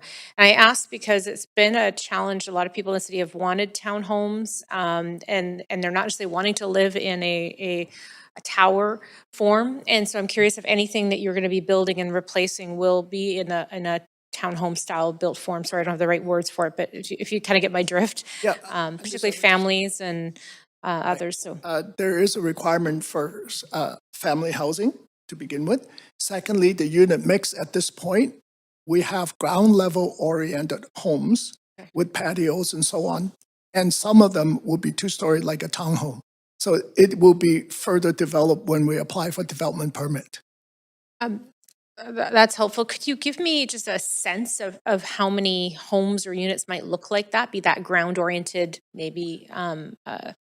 We don't have the exact breakdown at this point, but I think the family housing unit is dictated by the city as to number of percentage for 2-bedroom and more. Okay. Scott, can you help me on that one? Yeah, I might direct the question to staff because, of course, we do have the requirements for family-sized units, but in many cases, they are in a tower form. And so when you say that, I'm not sure, is that going to be accommodated in the new towers going up, or will there be any more ground-oriented or lower density housing? I see, so go ahead. Michael Ginter with the applicant team. So there's two, it will be accommodated, as Jim said, in the towers, in the base, and there we have a requirement for at least 35%. In the social housing, at least 50% will be social housing. But then also it was very important, staff noted your desire, and so during the planning phase, the east-west pathways and the northwest pathways, there are dedicated 3-story townhome buildings, which would be, I would expect 100% 2 and 3 bedroom plus units. Okay, that's helpful. I really appreciate that because I think it's still a desirable model of living for many people. And so I'll leave my questions there. Now advance Councillor Orr. Go ahead, Councillor Orr. Yeah, just a question about the sort of the social housing aspect of it. A lot of times when we've seen this come forward with the 30% at Hills, I seem to remember there also sort of being a situation where we actually get to a much higher rate of social housing in percentage, sorry, not rate, due to sort of starting the process and being able to sort of begin looking at senior levels of government. Is that something that would be accurate on this site where we could see, potentially higher than 30%?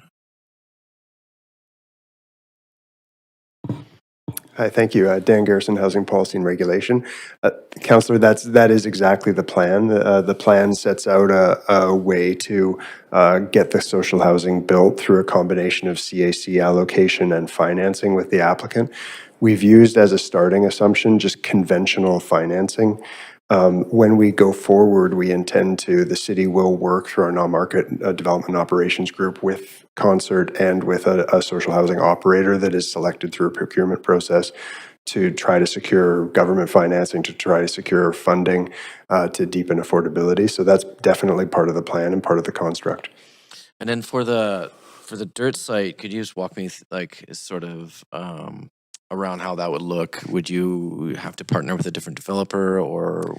There's a number of ways it could get developed, but when this dirt site gets transferred to the city a little bit later in the phase, because it has to be transferred after the servicing is delivered in that part of the site, the city, again, through our non-market development operations group, would generally do a procurement process, an RFP for a nonprofit to work with us to develop it.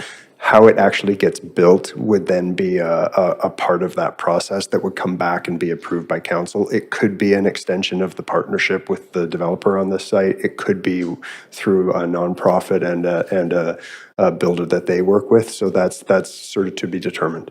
Okay, thanks. And then I'm not sure if this is a question for you or somebody else, but just around the sort of the phasing and the tenant sort of relocation. Like haven't really seen that come forward yet. Just sort of walk me through how that would work. I mean, this is clearly like a pretty good opportunity because of the way it's phased. If you could just sort of expand a little bit more on that. I'm just going to ask Sarah Robin from my team, who's worked on the tenant relocation, to come help. Okay. Sarah Robin, housing planner. Thank you for the question. Yeah, exactly. Because it's a large site in multiple phases, there's actually quite a lot of opportunity to have phased relocations. So, with the first phase being built out, there'd be opportunities on site for interim housing, just as there's kind of natural turnover on the rest of the site. So that does provide quite an opportunity to have interim housing on site. And then as housing is built and constructed, then opportunities to move into new homes. But there'll also be supports if tenants do wish to move off-site as well. What would those supports look like? So there would be support in terms of financial compensation if they decide to move off-site, as well as support to provide other types of accommodations. So the applicant actually has a portfolio of other properties as well, so they'd be able to offer units in various locations in the city. We have kind of a survey process. We want to know what the needs are of the tenants and where they do want to live. So they'll be working with tenants one-to-one at that stage. Okay, and yeah, that hasn't started yet, but I know I heard from the applicant. I'm sure you've spoken with some tenants as well. How's that process sort of going today? Sure. Since the process has started with policy statement, there's been 10 different engagement points. Some of those have been public open houses. But more recently, through the rezoning process, there was an open house with the residents before the rezoning application was submitted, and then 2 different engagement sessions just with the residents around the tenant relocation plan. It was presented, we received feedback, and then about a year later, we presented it again with refinements. And then just last fall, had an opportunity for residents to drop in and ask questions. And does that answer your question? Yeah, absolutely. Thank you. Yeah. Thank you, Councillor Kirby-Young. Yeah, I just have a point of privilege, if I might, Chair. I know we've been having some confusion with the different versions of presentations sent around tonight. So I think we were sent an applicants versus the staffs. And I noticed online the staff presentation is actually the applicants. The applicants is not up there, and I'm getting versions that are, the orientation is off. So I'm just wondering if we can get those checked. I'm finding it hard to find the information, and I'm sure the public is. Okay, that's fantastic. So apparently it's being updated right now. So Thank you. yeah, thank you for bringing that to our attention. Okay, I see no one further on the queue for questions, so we'll do our second call for speakers. If you wish to speak to this item, please call 1-833-353-8610 and followed by participant code 1061445#. The phone number is posted on X and will be displayed during the recess. We'll now hear from the public. Any speakers in council chambers, please come forward to the left podium when it is your turn. Phone and speakers will be unmuted. Speakers will have up to 5 minutes to make their comments and should limit their comments to the merits of this application. Our first registered speaker is Judy Kay. Do we have Judy here in person?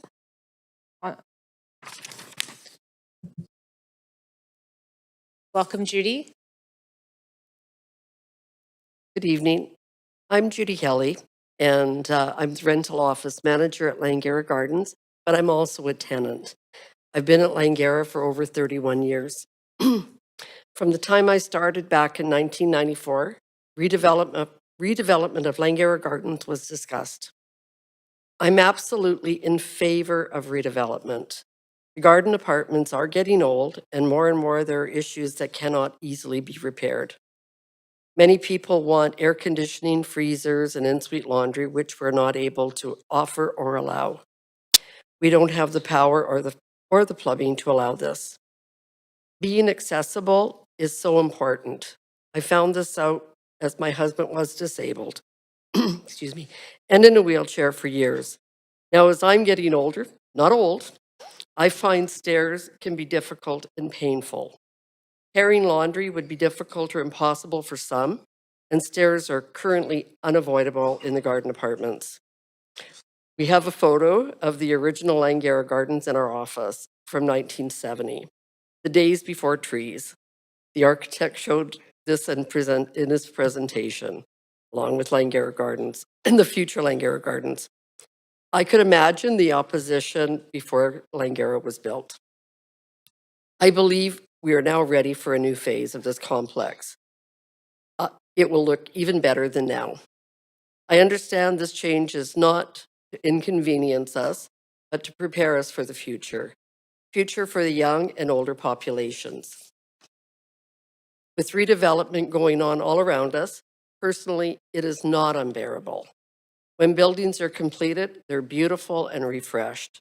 With the traffic, you can plan your day around it. Learn the shortcuts. We have convenient transit as well. The ownership of Langara Gardens from the beginning listened to what our tenants wanted in the new development, especially the outdoor pools, recreation area, accessibility, and views. We have tenants that reside in what will be phase 1 that have special needs. It would be awesome for them to be around to enjoy and watch the birth of the new Langara Gardens complex. Benefit from the transfer to the towers at the same rent until the new apartments are ready. Now, I made a promise when this all started that I would be here for our tenants for redevelopment. I am 68, and I would like to fulfill this promise. So let's get started, get it done. Let's do it for the future, the next generation, and to add to our beautiful community, our family, our home. Build it so that many of us will continue to make Langara Gardens our home. Thank you. Thank you very much for your comments this evening. Our next speaker is Donald Hickling on the phone. Yes, I'm ready to go. Yes, go ahead, Donald. You have 5 minutes to address Okay, council. thank you. So my name is Donald Hickling. I'm a resident of Vancouver. In fact, I live in Langara Gardens in Tower 3, which is located on 7241 Cambie Street. I am in favor of the redevelopment of Langara Gardens and wanted to make 3 very quick points. So firstly, when I moved to Langara 12 years ago and I was shown around the various apartments, the Langara Gardens rental agent was very transparent about the fact that the owner was planning to redevelop the property and that it would involve the townhouses and garden apartments, all of them. They could not specify a specific time frame, but I kind of had the impression it might happen within 5 years. But here we are 12 years later. So that's my first point. The owners of the property, it was first Peterson and then joined by Concert as their partners, have been very upfront and transparent about their redevelopment plans. In fact, I would say they've gone out of their way to keep tenants informed about each step of the process.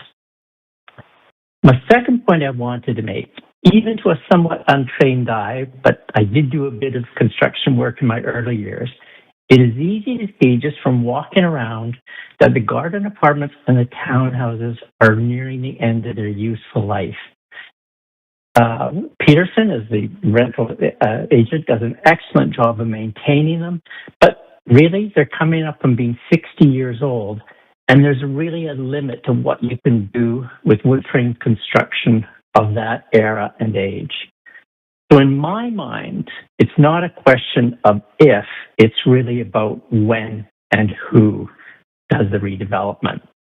And my third and final point is, again, going back to if we accept the fact that redevelopment is inevitable, given the age of the buildings, it comes down to a question of who. And I personally, I've lived in Vancouver all my life, I personally don't think we could ask for better developers than Peterson and Concert. It's really a perfect marriage in my mind.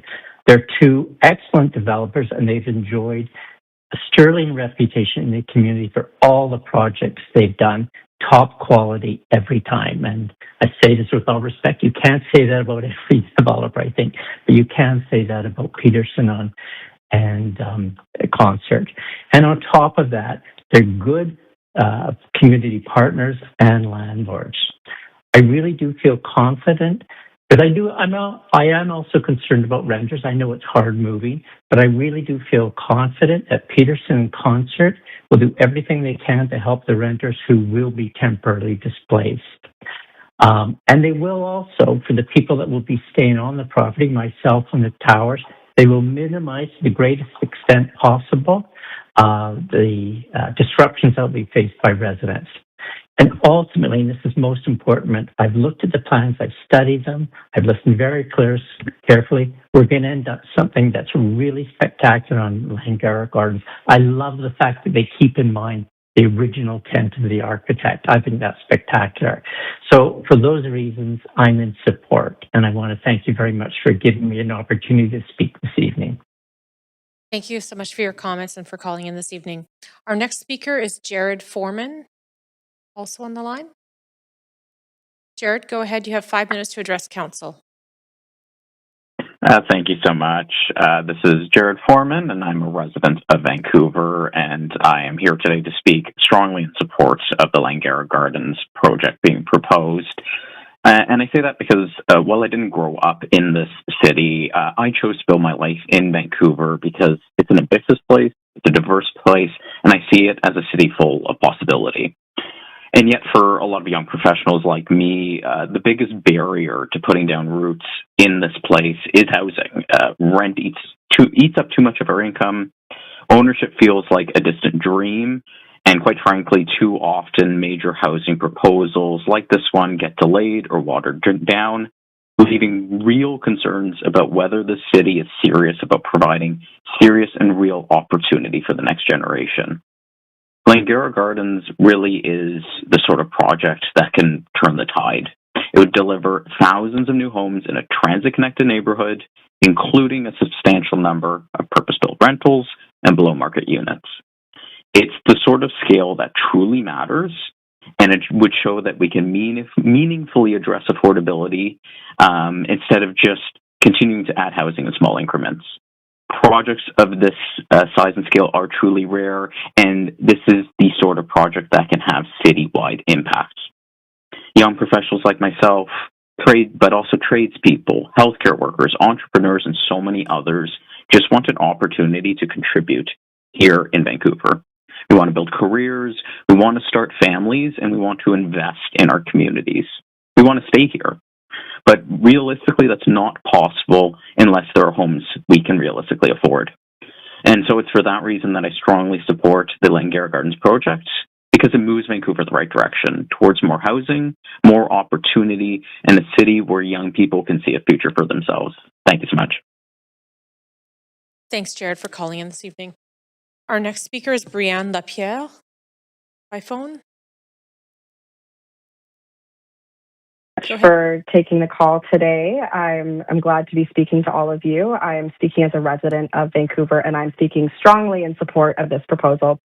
Langara Gardens is located near great transit networks, schools, parks, and adding housing here aligns directly with our housing targets and transportation goals. As a young person in the city, increasing housing seems like a no-brainer to me, and this project seems absolutely great, and I think that it would be a wonderful addition, especially with close proximity to transit and rapid transit. And the part about this project that I actually really love, and though I'm not a parent yet, I hope to be, and I love the addition of the childcare spaces. I hear from young parents that I know that we are very much lacking those childcare spaces, and people are having to put their kids on these lists even before their children are born, and I think that putting housing with childcare just makes sense, and I'm really happy to see this project and see how it's turning out, and I hope that you all choose to expedite this project and get it approved. Thank you very much. Thanks, Brianne. Our next speaker is Barakat Gutta in person. Apologies if I didn't get the pronunciation correct. No, you got it right. Thank you. Go ahead. You have 5 minutes to speak to council. Okay. Hi, everyone. My name is Barakat Gutta. I'm a resident of Vancouver and a member of the South Vancouver Neighborhood Assembly. And yeah, I want to just speak frankly about my position on this rezoning application. I'm not opposed to redevelopment, but I disagree with this rezoning plan. And I've had the opportunity to talk to many neighbors, residents, and friends about this rezoning application. And I'm here on behalf of the people who couldn't make it, the workers, the residents, the seniors, the people in the neighborhood, those people who are working hard to keep our city and country running, those raising the next generation, and those directly impacted by these changes. As members of the South Vancouver Neighborhood Assembly, we've been talking directly with these people and learning from each other to determine what is in our interest. Based on these conversations, I want to raise some issues that I see with this plan and what I've learned from our neighbors. So first of all, I think everybody's worried about this redevelopment. We can see what's happening in the city already. I myself have been living in the city for more than 20 years, and I'm genuinely worried about the way that redevelopment is pushing people like me out of the city. I've had many friends go leave BC because even with the promise of market housing, new like stratas, I don't see how a person like me can actually afford this city. The people that I've talked to are saying they're planning on leaving this country. They don't know what future that they have in the city because of redevelopments like this. We all love our community. We are part of it and we do not want to leave, but plans like these make us, displace us. We see this plan as disruptive to the lives of working people and it lacks genuine democracy. I myself pride myself in being able to understand bureaucratic corporate mumbo jumbo, but this is on a whole other level. It's vague. It's vague. It is unclear with the way redevelopment, the tenant relocation policy is going to occur. People that I've talked to are unsure where they're actually going to find this housing that they say is available in this city when I can't even find housing in South Vancouver. We see this plan as disruptive. Like, there's nothing that can be said. Like, it's being imposed by these corporations that are coming in, all in suits, clearly here to make profit, while people like me are being kicked out of the city. And this housing crisis, I'm unsure how this plan for more significant market housing is going to solve it and help our communities. With the rising cost of living, which is on everybody's mind, this plan is just another nail in the coffin in our community. It's literally killing us. I'm glad the questions about grocery stores, food desert have been raised because this is something I've already been hearing. In Marpole, there's literally no grocery stores other than one Safeway.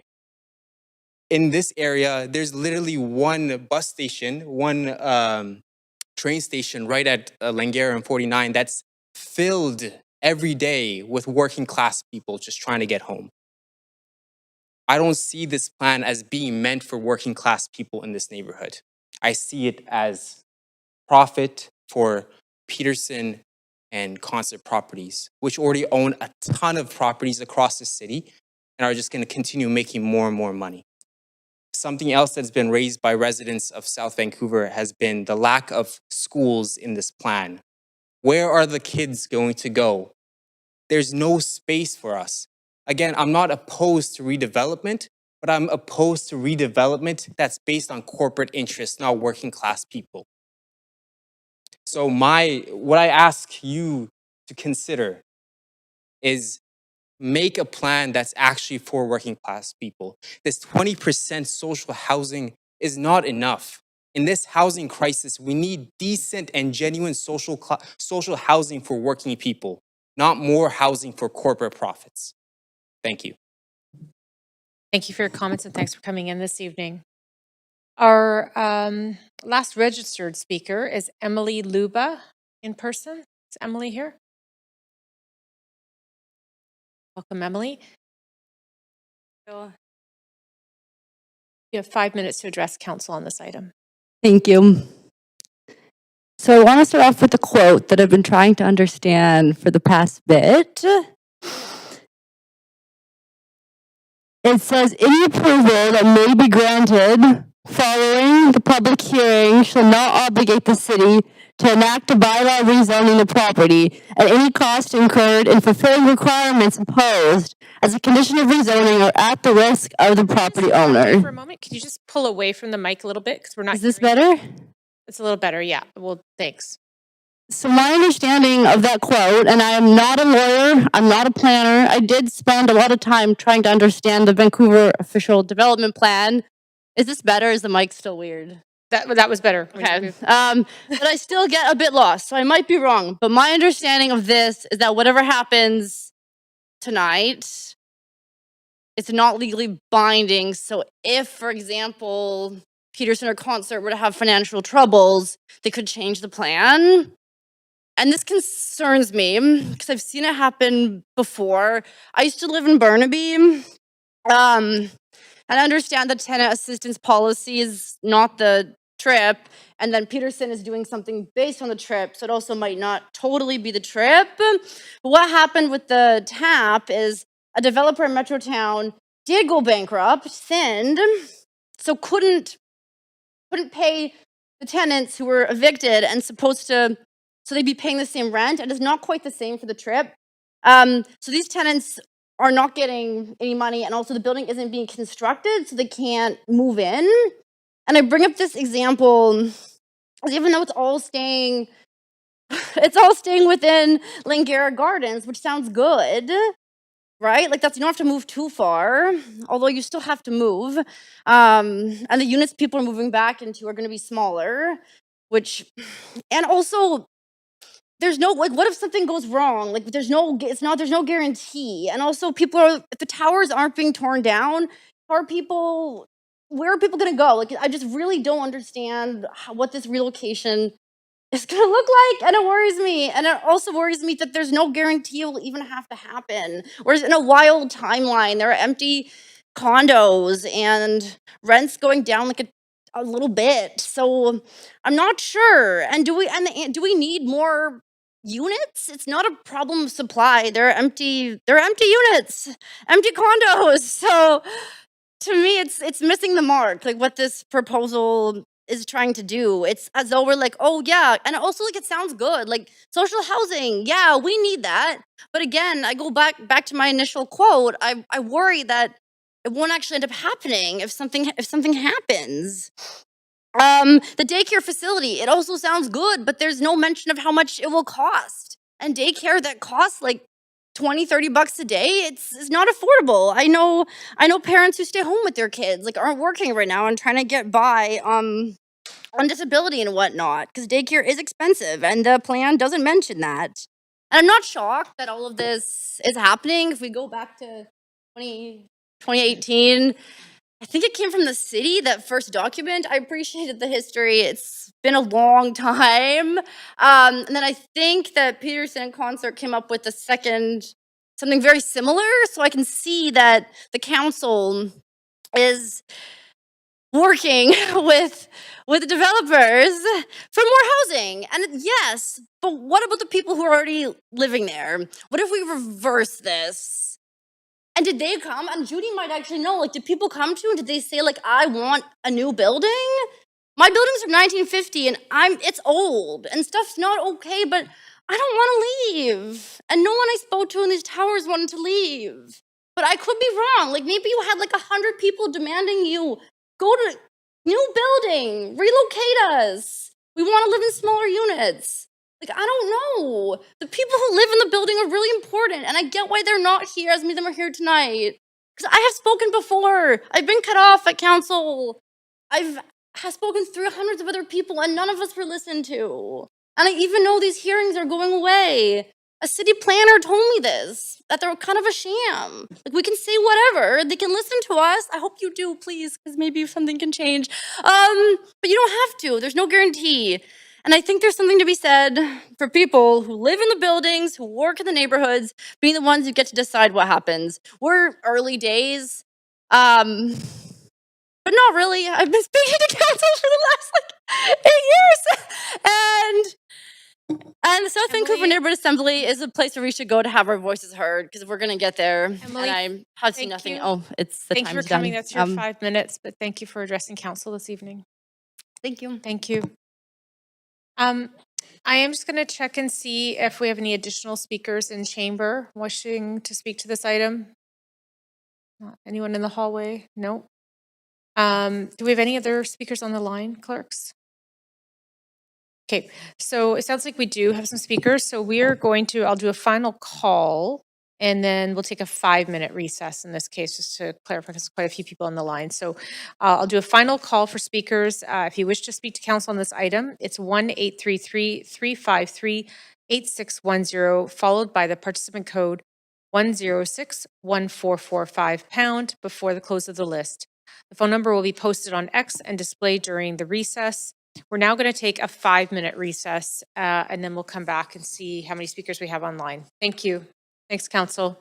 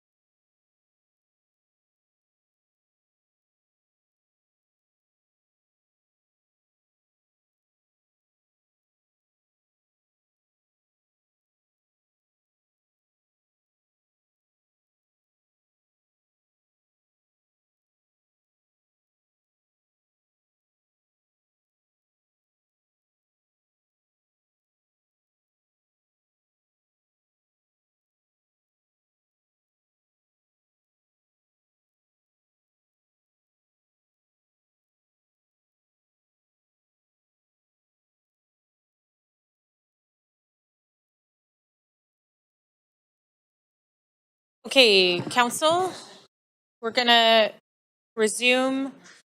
For councilors online, could you please put on your videos so we can confirm quorum? Just waiting for councilors online to, thank you. Okay, council, we'll resume this item. We do have speakers online. I don't see any in chambers. We'll start with Scotty Green.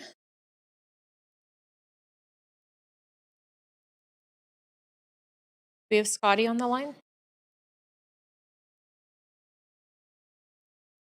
Just be a moment, council. Hello? Hi, Scotty. Go ahead. You have 5 minutes to address council. Okay. Yes, hi, my name is Scotty Green. I'm a resident of Marpole, actually Montcalm 72nd, and I do want to speak in opposition to this motion. Like one of the previous speakers said, I am not opposed to redevelopment at that site, but I do have a lot of concerns. The fact that when asked about parking solutions and grocery solutions, the developer openly said, we'll figure it out later, should be some massive red flags. That typically means they won't deal with it, and it'll be somebody else's problem. Parking in this city is an absolute nightmare as it is, and without a valid parking solution, without a valid grocery solution, without a number of family-oriented homes, I believe they said they would expect a certain number. This should be voted down just on that basis alone. They should come back with some more concrete numbers. Like, why is this being allowed to happen where we just take them on their word that they might, in theory, have an idea of what they're doing? And the second thing I want to speak in opposition to this is the whole idea of market rate. I believe they said about 70% units will be at market rate with 30% below market rate. Now, for context, I work at Canada Post. I have a full-time job. In theory, I should be able to afford a modest place in this city. I'm not talking a penthouse, I'm not talking a home, just a modest one-bedroom apartment. The only reason I can afford my place at Montcalm 72nd is because I moved in 2019. The market rate for my place now is about 60% higher than what I'm currently paying for rent. If, or even when, I get rent evicted again, I cannot afford market rate in this city. Marpole is one of the few cheap, affordable places for working class people left in the city, and for city councilors to decide market rate is acceptable is shameful. Market rate is dictated by capitalist landlords who are wanting to gut our wallets for their own pockets. They don't care about this city. They don't care about the people who live here. Market rate is dictated by forces beyond the renter's control. In 2017, I believe, there was a motion to put forward a Canada Line station at 57th and Cambie that was rejected at the time. And that would vastly have increased the, quote, market rate in the area. So anyone who would have wanted to move in at that time would have paid significantly more. So this whole idea of market rate is something every city councilor should wholeheartedly reject. They should tell them no. You come back with below market rate or at cost housing. This whole idea of market rate, I've seen so many developments in this neighborhood come up, I can't afford. Granville and 70th, I can't afford it. Marine Gateway, I can't afford it. French and 71st, I can't afford it. Developments on 70th, developments on Osler, I can't afford it. Keep in mind, I work a full-time job at Canada Post. You think I could afford something simple and modest. I cannot. When I get rent evicted next, I will not be able to afford to live in this city. So this whole idea of market rate is shameful. I will be paying very close attention to every councillor who votes yes for this, including the ones who claim to support housing affordability, and I will be making sure to tell people how they voted. Because working class people in Marpole cannot afford market rate. So please remember that. Please remember that when you decide this proposal. Thank you. Thank you very much. And I'll just remind folks in the gallery that no yelling in the chambers here. Thank you. I appreciate the enthusiasm. Our next speaker is Luke White. Luke White Brune. Do I have that right? Yes, go ahead. It's Luke Whitborn, but close. Okay, go ahead. Yeah. So I mean, I was just calling in to I wanted to call in for my support for the Langara Gardens rezoning. I just think it's really important to have more rental houses across the Vancouver area, just not in the kind of more select areas that you typically end up seeing it. Like a lot of people have said already, like the city is facing a severe housing crisis. It's a shortage. The proposal brings in a bunch of new homes and a bunch of new rental homes that the scale of that just like it feels like it pushes us in the right direction. I also feel that the inclusion of the 700 homes through the city's social housing and moderate income rental program, it's especially important. I feel like that is, at very least, a step in the right direction. It's excellent for those projects also to have those inclusion of the social spaces and the more open plan for parkways. I feel like the proposal really creates options for working people who are increasingly priced out of living in Vancouver. And while it might not be the perfect solution, I think the intention of it and the direction of it pushes us again in the correct direction. We, like the Vancouver residents, need well-located projects like this one that help push us towards making a more affordable area to live in for Vancouver. Thank you. Thanks very much for your comments. Our next speaker is David Belliver. Perfect. Thank you so much. My name is David Gulliver. I'm a resident of Vancouver. Thank you for the opportunity to speaking in front of council. I'll keep it short. I just want to speak in support of this project. I think it hits on a few areas, including new childcare spaces, the addition of new rental homes to the area, including moderate and income rental suites, but also just the added greenery space as well and the preservation of the garden-like setting. I think building new homes everywhere in the city is super important, and this project should be a no-brainer, and just want to urge council to strongly vote in support of this project. Thank you very much. Thanks very much for your comments this evening. The next speaker is Elliot Klin. Yeah, hi. I'm a resident of Vancouver, and I would like to speak in support of this development. A lot of the points that I would have made have already been made by most people here, like being near a transit station, obviously beneficial. I go along Cambie all the time, and I've always wondered when you would see between that space in South Van and Oakridge 41st, you'd see more of master plan communities coming up with lots of green space, especially just because I find that a lot of the development that's already been there just kind of in single or one or two buildings, but nothing really cohesive to the neighborhood. Obviously, a lot of other people here have spoken who live in the current existing development there have spoken in favor of wanting to enhance their living quarters due to the deteriorating quality of the space there, and I think it's very beneficial. Air conditioning, especially with how hot summers are getting in Vancouver, these new units being more energy efficient, having better performing windows and things like that will improve the living standards of everyone who lives in this area greatly.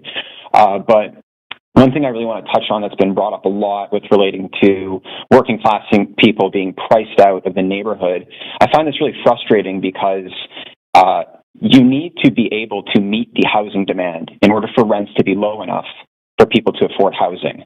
And coming in and saying, I usually am in support of development, but then saying, I actually don't want this development, and this is just repeated on and on and on and on again for so many developments in the city, the vacancy rate in this city is incredibly, incredibly low. We need more housing. You do not lower rents by not building housing. It is counterintuitive. It doesn't make sense economically. There needs to be more housing built.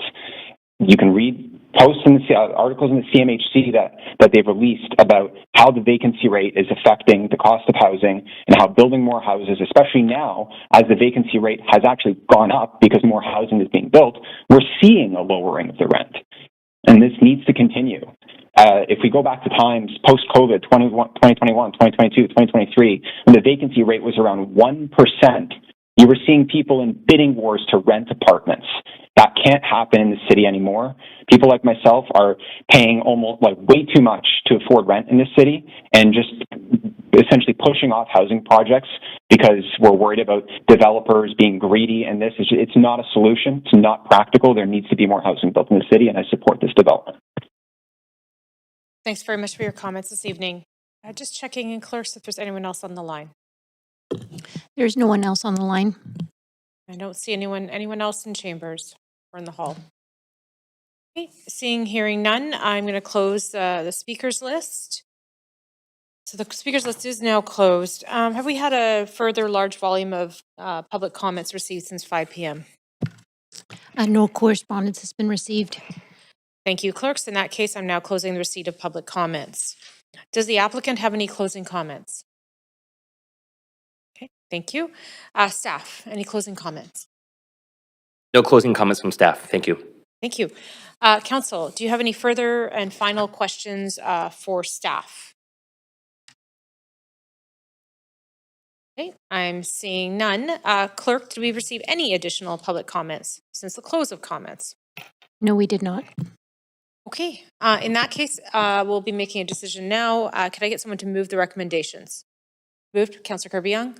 Seconded, Councillor Fry. And discussion. Councillor Kirby-Yung, go ahead. Yeah, thanks. I know that this has been some time in the making, given it's my second term on council, and I remember receiving updates on sort of visioning plans and statements in the area as a whole. It's a significant undertaking of visioning 2,600 new homes. The scale of that is substantive. As was said, it would build out over a long period of time in phases. I do appreciate the proponent bringing in James Chang, well respected in the city. I think we saw each other at the Stack opening downtown. And sort of the effort to adhere to sort of the underlying design and principles of the space, and particularly the retention of the mature trees, the sequoia homes, the diversity of tenure, and the provision of social housing. Oftentimes, people will say it's not enough or it's not affordable enough, but I would say that 400 units is definitely better than not having them. And there is also a substantive amount of public benefits that's included in this package, from the childcare to the parks, not just improvements, but actually adding new green space in, which is incredibly important from my perspective when you are adding such a large number of new residents. So I appreciate that component about it. I will also note the one thing that it may not be the proponent's responsibility necessarily for the provision of all the retail, but last term when we had a lot of rezonings coming forward in the Canby Court and the Canby Desert, I think what was amiss in that plan, and people have heard me say this before, is it's a food desert. So it might be great that there is a large grocery on the neighbor to the south, but the ability for people to support and meet their daily needs will be quite dependent on that. And we do want to make sure that people also have the other locally serving amenity and retails, so that they can get those daily needs and have some livability and a quality of life in a transit-oriented area, in a nice street area, in an area that has access to parks, etc. So hopefully some thought can be given to, as sort of over time, the tenanting of the existing retail space that the applicant mentioned remains in this project. So on balance, it has been a significant and ongoing project. I appreciate the fact there's clarity about in the phasing about when the social housing will be delivered. I think council has seen this before when there's an expectation due up front that oftentimes proponents need to build out some of the accommodation first in order to get the cash flow to build the social housing. So I'm seeing that recognition in the phasing here for this project. But as we heard from a lot of the folks, I think I put a lot of stock in hearing from residents who are current and existing tenants who were generally supportive, not just from somebody who was sort of a resident caretaker, I don't know if that was the appropriate term, or garden manager, but also from some of the existing residents that these homes are definitely aging, and over time they do need to be replaced. So all in all, I think on balance it's a very thoughtful design. It's a very comprehensive package, and I will support it. Thank you. Thank you, Councillor Kirby-Young. Councillor Orr, go ahead. Yeah, thanks. Appreciate all the comments tonight. And I do want to assure everyone that all comments are valued and heard. I've seen a lot of rezonings come forward in my short time here. I haven't really seen something like this that really is able to have that sort of tenant relocation because of the phased delivery and the on-site relocation. It's kind of a unique thing, and I did appreciate the applicant talking about 10 different points of engagement. Would I like to see 100% social housing? Sure.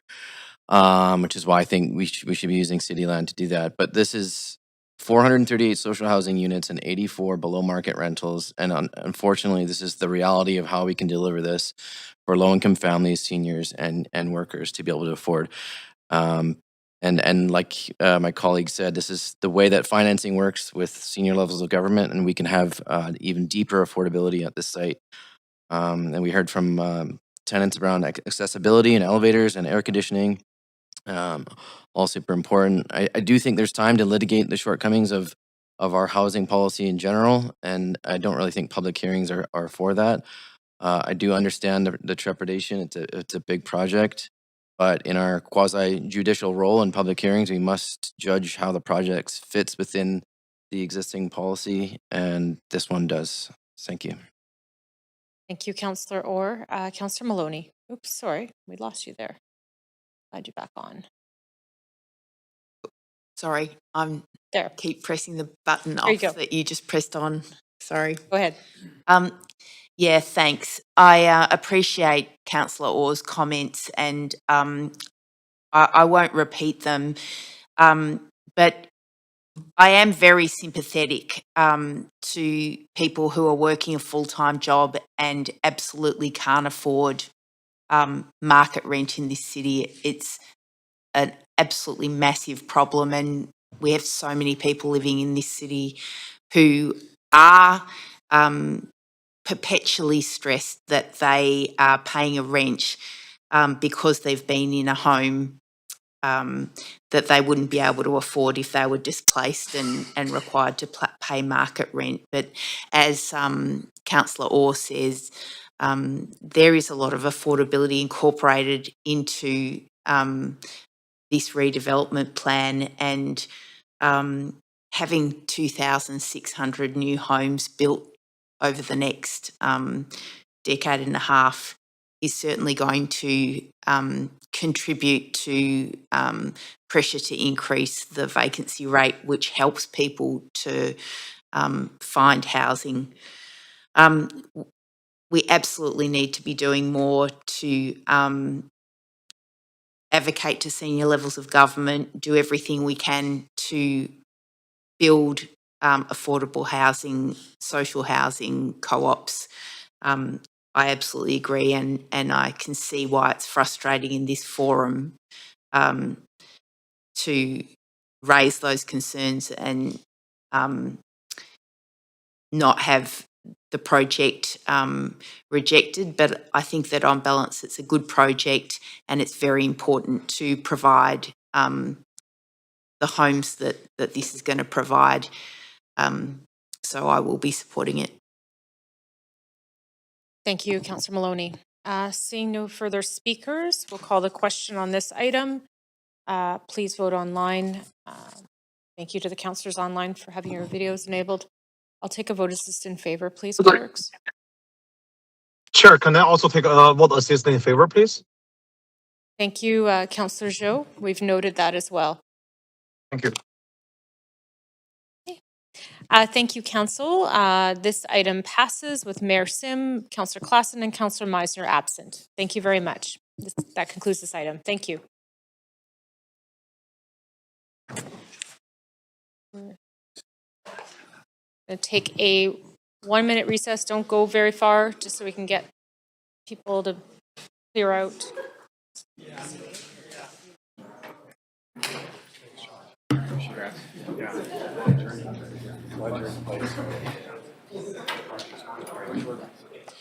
Thanks, everyone.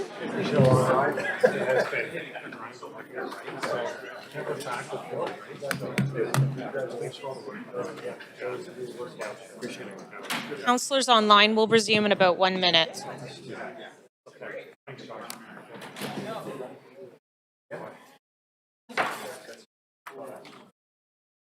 am so happy. Great presentation. Thank you so much. I get nervous when I get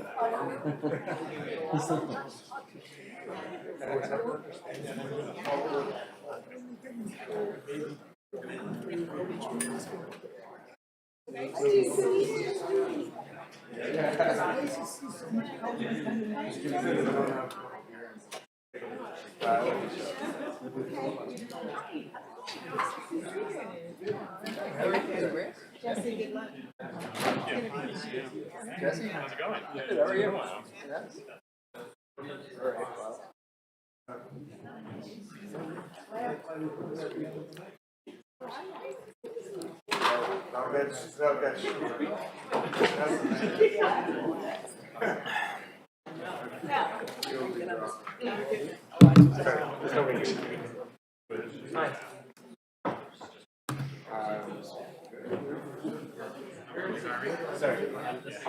Oh, I'm. You never know. Oh, okay, that's okay. Can I put my coat there? That's all I want to do.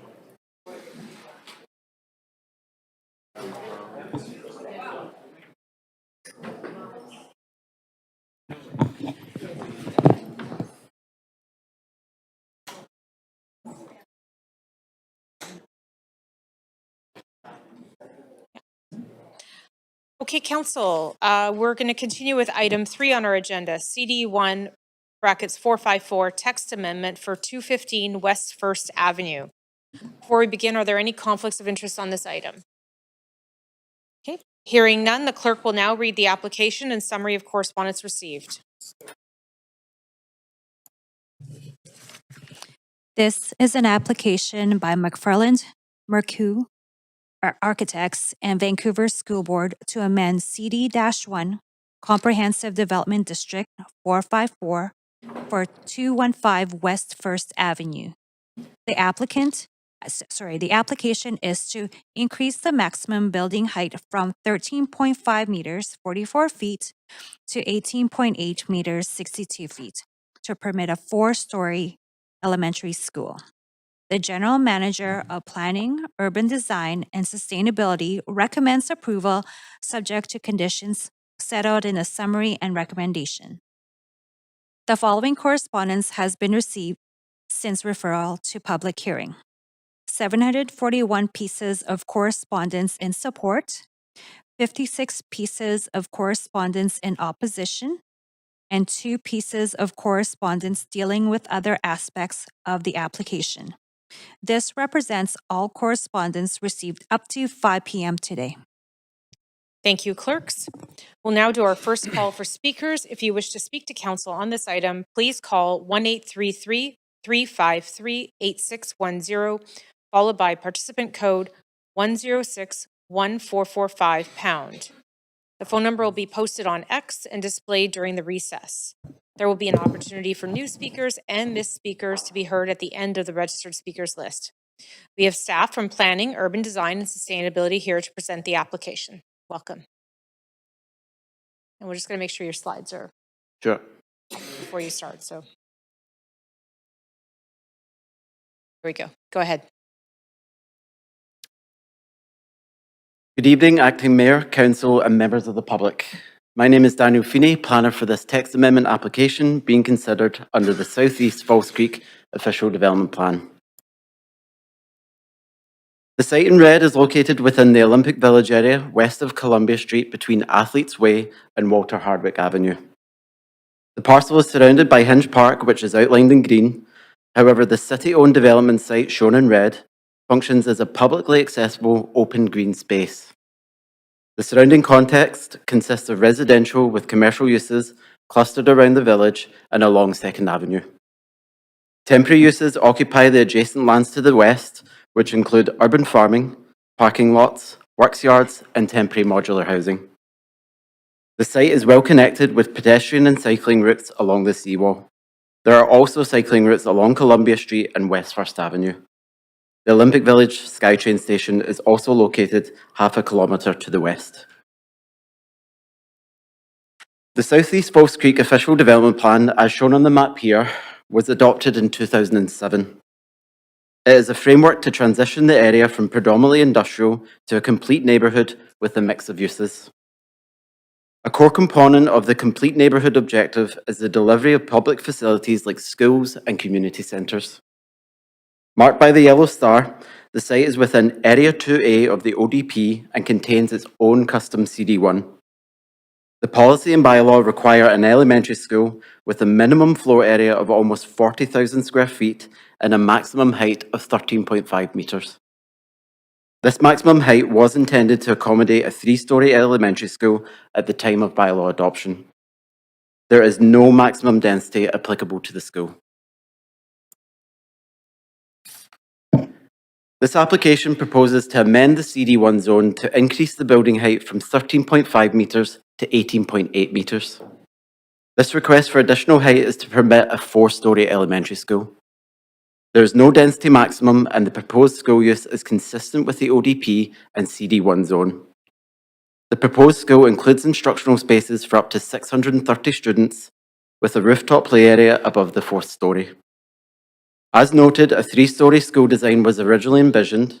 Since then, evolving approaches to the school design have led the Vancouver School Board to propose a vertical campus model, adding 1 extra storey to accommodate additional programming space. With respect to the built form, the proposal is for an additional 5.3 metres in height, equivalent to 1 extra storey above the ODP. Staff would like to clarify that the official height is measured to the top of the roof slab, not to the top of the rooftop play area. Overall, the vertical campus model enables more classrooms and play areas on a compact urban site. The proposal was subject to an urban design review, and the additional height is considered compatible with the surrounding context. As shown on this slide, with the adjacent residential building illustrated to the left, the added height remains consistent with the area's built form, where many nearby buildings reach up to 9 and 12 stories. A key consideration of the application and of new school facilities in general is the potential for increased traffic. To address potential traffic and parking impacts, the applicant submitted a transportation assessment and management study. With regard to upgrades, the scope of future roadway and traffic changes is still under development and has not yet been finalised. Engineering staff are present this evening to respond to any questions regarding potential roadway and traffic reconfiguration changes. In terms of the study's findings, it concludes that nearby intersections generally perform well and school-related traffic is not expected to create significant issues. The study identifies a strong active travel potential with over 80% of students anticipated to walk, roll and bike to school. City and school board active travel programs also aim to support sustainable travel behaviours which should help to further reduce vehicle trips. Lastly, pick-up and drop-off points will be accommodated through 6 curbside stalls located along Columbia Street. Supportive feedback emphasised the site's central location and expressed strong support for the proposed school. Comments highlighted the need for additional student capacity, noting that existing schools are already at or near capacity and that future-proofing is a constructive planning approach. Feedback also supported the proposed scale of the school, noting its compatibility with the surrounding urban fabric while enabling the delivery of educational spaces. Concerns focused on 5 themes listed here. For loss of green space, while the interim open space within Hinge Park has been a valued and well-used resource for the community, the 2007 ODP identified this site as a future school. The green space was always intended as a temporary use until the school could proceed. In terms of green and open space accessibility, the site is next to the seawall with other green spaces in close proximity. New and expanded park spaces will be delivered in the area, including the new East Park, which is expected to be completed in 2028. Relocating the school is not possible for the school board or Ministry of Education. The current location is supported by established funding agreements that have taken years of negotiation and capital planning to secure. Relocating the school would likely void these agreements and require a new funding process, which could take many years to complete. Given the immediate need for a new school with additional student capacity, relocation is not viable. The policy does not limit student capacity for this site. Enrollment levels are determined by VSB with Ministry of Education oversight. The city's review primarily focused on the request for additional height beyond the ODP's prescribed maximum. With respect to the proposed height, 1 extra story is considered appropriate within the context. The site and surrounding lands are not located within a council-approved protected view corridor and therefore are not encroaching on public views. As previously outlined, the school's high active travel potential will likely see most students walk, roll and bike to school. Pick-up and drop-off stalls will also be accommodated along Columbia Street. Lastly, street and traffic upgrades are currently being developed by engineering.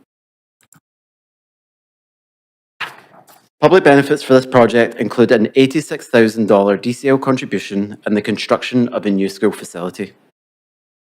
I'll just pause on this slide as we didn't transition. 1 slide left.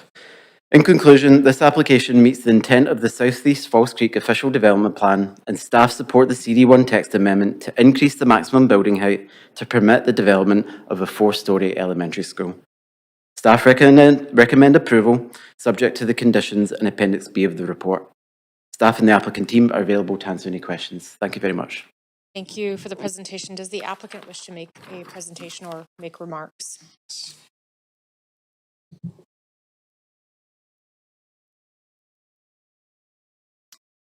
Do you have a slide We do have a presentation? You do. presentation, Okay. yes. Clerks, do we have that? Just checking. We don't. Okay, we're just going to take a 2-minute recess so we can get a copy of your presentation.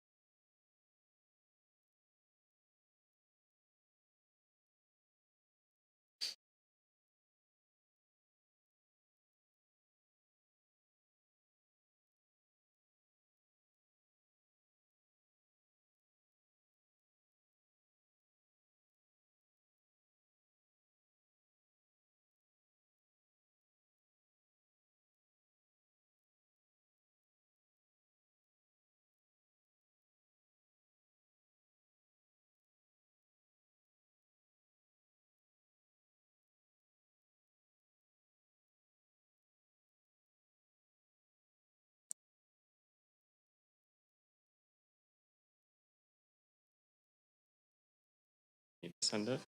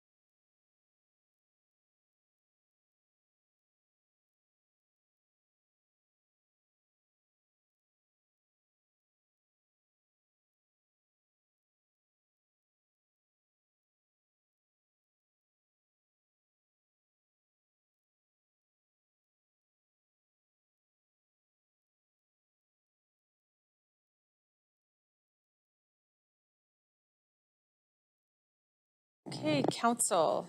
Council, we do now have VSB's presentation. I'm just flagging for councillors joining us online that we are now resuming the public hearing on this item. Over to you. Thanks for your patience. Excellent, thank you. So good evening, Acting Mayor and Council, and thank you for having us this evening. I'm Jesse Gresley-Jones. I'm the Executive Director of Planning, Projects, and Facilities for the Vancouver School Board. I'm joined here this evening by members of our design team, consultants, and members of our staff team. We're excited to be here to advance this critical file that will continue to address the needs of families and students within Vancouver. Next slide.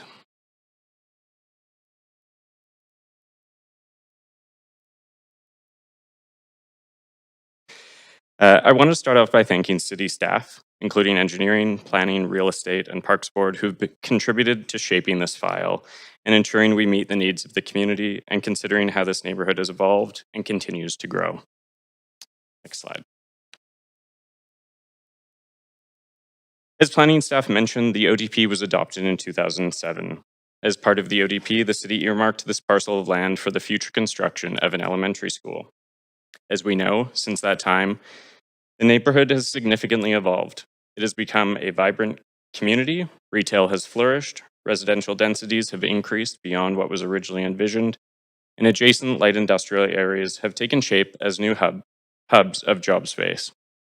This is the outcome of great planning work, adaptation to changing economics, and being responsive to shifting priorities. However, the final remaining commitment to make Olympic Village a complete neighborhood is the school that was originally earmarked and is now needed more than ever. Next slide. Building a school in Olympic Village has been a top priority for the Vancouver School Board since 2006. The VSB makes annual requests to the Ministry of Infrastructure for new schools, expansions, and seismic upgrades. These are driven by enrollment needs and the critical needs of our aging infrastructure. Requests to the Ministry for funding of this project have been made annually since 2006.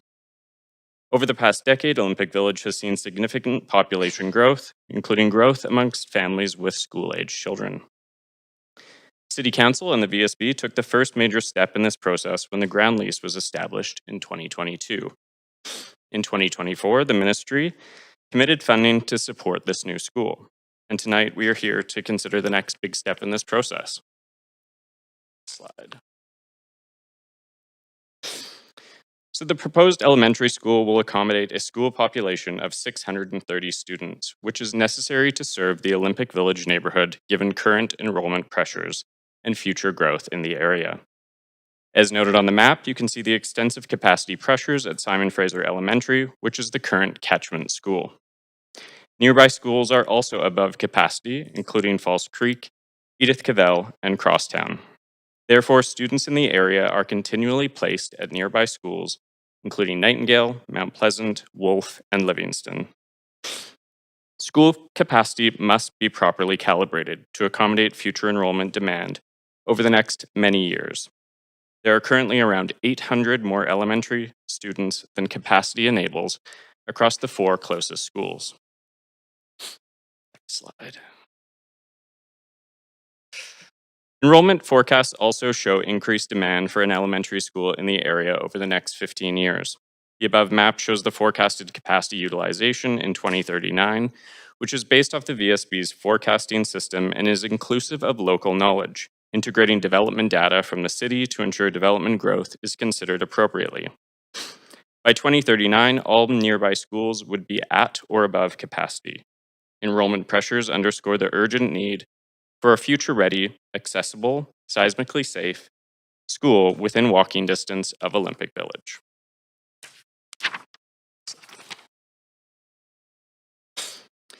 The new school will help relieve enrollment pressure at existing schools while keeping catchments walkable. We recognize this is incredibly important. A catchment review will take place in advance of the school opening. This process will be similar to the recent downtown catchment review that was undertaken in fall 2025, which will accommodate the new school in Cole Harbour that is being delivered in partnership with the City of Vancouver. To establish a new catchment, analysis of nearby school capacities, population growth projections, development trends are all considered, along with natural boundaries, walking and cycling distances, and the overall student safety. Slide. The potential catchment has also been used to inform our transportation assessment and management plan. Modeling reinforces this central location as highly accessible by walking and cycling, with 85% of anticipated school population living less than 1 kilometer from the school, with the remainder less than 2 kilometers from the site. The design will include 5 designated pickup drop-off parking spots on Columbia Street, and there will also be a school active travel program in place. As noted, the site is physically constrained, and this limited site footprint requires a multi-story school designed to accommodate the necessary enrollment. Other VSB schools have been designed in recent years in a similar fashion, including the new school in Cole Harbour and Crosstown Elementary. The school occupies the majority of the site, and therefore the only way to enable capacity to meet the demand is to increase the number of stories containing classrooms. This is ultimately fundamental to the design and the result of the limited footprint. The school is designed to complement the Columbia Street frontage while positioning the primary entrance towards False Creek. This orientation allows for a strong visual connection and an ability to directly connect to the available outdoor space north of the site. The entrances are primarily oriented towards False Creek and Columbia Street, ensuring the existing Hinge Park remains uninterrupted. The structure of the building is necessitated by both the limited site footprint and the configuration of standard classroom spaces. Above, you can see the view of the school from within Hinge Park.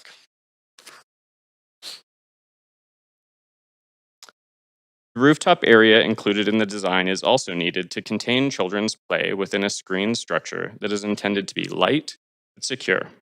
The roof play area will be surrounded by a 6-foot-high, semi-transparent guard on the north side and an enclosure on the south side to contain balls and play objects. This design will include active space and also quiet areas where we can use them for learning environments. The VSB is also working with the city and the park board staff to enable the use of the green space north of the site for school use during school hours. This will include VSB investment in new play structures and learning space that will also be an amenity to the community outside of school hours. To date, several engagement sessions have taken place. This has included an Olympic Village technical working group, which is internal to the VSB. 2 engagement sessions have been undertaken with students attending other vertical schools, including Crosstown and Elsie Roy. These allow us to seek feedback on how current structures are working for educational purposes. And we also undertook an engagement session on-site with students living in the Fraser catchment. This allowed us to seek feedback on the school context and reflect on how students understand the site and think it will relate to a future school. We also understand and want to ensure that schools remain a fundamental part of a complete and vibrant community. Schools act as community hubs, they host sporting and community events, and they provide community space access to multi-purpose spaces. Olympic Village will serve the same purpose and contribute towards the immediate neighborhood. Additionally, the school will support local school-age childcare needs by providing approximately 60 before and after childcare spaces. The VSB currently provides over 4,000 before and after school childcare spaces for school-age children, and this is a new facility that will add to that priority. I want to thank city staff again, and I want to thank council for partnering on the shared vision of delivering a complete community. And I want to reiterate the impact this new school will have on providing safe, inclusive, and sustainable education to children within our city. The elementary school is the final element necessary to complete the Olympic Village community. The new school will relieve the current capacity pressures, and this is a significant investment by the province and one that we are excited to advance in a timely way to ensure our shared objectives are achieved. Thank you. Thank you very much for the presentation. We'll now turn to council. If you wish to ask questions, this is the time to ask questions of the applicant. You may also ask questions of staff at this time. I see Councillor Kirby-Young. Go ahead, Councillor Kirby-Young. Yeah, thanks. Appreciate the presentation. So I'm going to direct my questions to staff, and I'm going to focus my questions on the park and the triangular piece immediately in front of what was designated for the school site. So the report suggests, and we heard from the applicant's presentation, to provide additional outdoor space, the VSB are negotiating an agreement for approximately 18,000 square feet of space within Hinge Park to allow the area to function as an at-grade play space. Am I correct that you're looking at building out something on that, and it would not remain as unfettered green space? That is correct. So there is currently a land lease negotiation underway between the city and the Vancouver School Board. We do have staff from Real Estate Services who can provide. Let me ask my other question first, and you can see if you want to refer it. That space was not part of the site that was committed to in the master plan, or that the community was expecting was going to be designated for the school. Is that correct? Correct. Under the ODP and the CD1, that would not be a specific use that would be specified. Okay. And so if it is play space and not sort of unfettered green space per se, that was not included in the public consultation on this text amendment, was it? The subsequent No, it is a separate matter from the CD1 text amendment. Okay. So why is it included in the report? Just as a means to provide transparency to the public, we did update this Shape Your City webpage just as a means to provide that information early on so there wasn't a surprise for the public later in the process. Okay, since the expectation of council and the residents of Olympic Village was that that green space would remain, under what authority are staff proceeding with negotiations to change that green space? I'd encourage my colleague in Real Estate Services to provide a response on that. Thank you. Because I don't believe, and correct me if I'm wrong, council have had a briefing on that, or any approval has been sought from council to enter into negotiations to fundamentally change the green space? That's correct. We will be bringing that recommendation to council for their approval. That has not happened yet. Okay, so I'm going to be very clear then. Is council in any way endorsing that direction if it approves this referral report tonight? Or at the conclusion of the they'd be public? two separate matters. So that what's in front of council tonight is strictly related to the height increase. Okay. So any matters to the land lease to the north would not be part of this conversation this evening. Okay, can I go back to real estate then? Isn't it normal, sort of often common that real estate staff would brief council on considerations around that? And do you view this as an overreach of extending into the green space because it's fundamentally changing the nature of it and the social contract with the residents of Olympic Village? I think what's actually being contemplated here is called a joint use agreement. So it will allow for play time dedicated to the school during school hours and still be open to the public during non-school hours.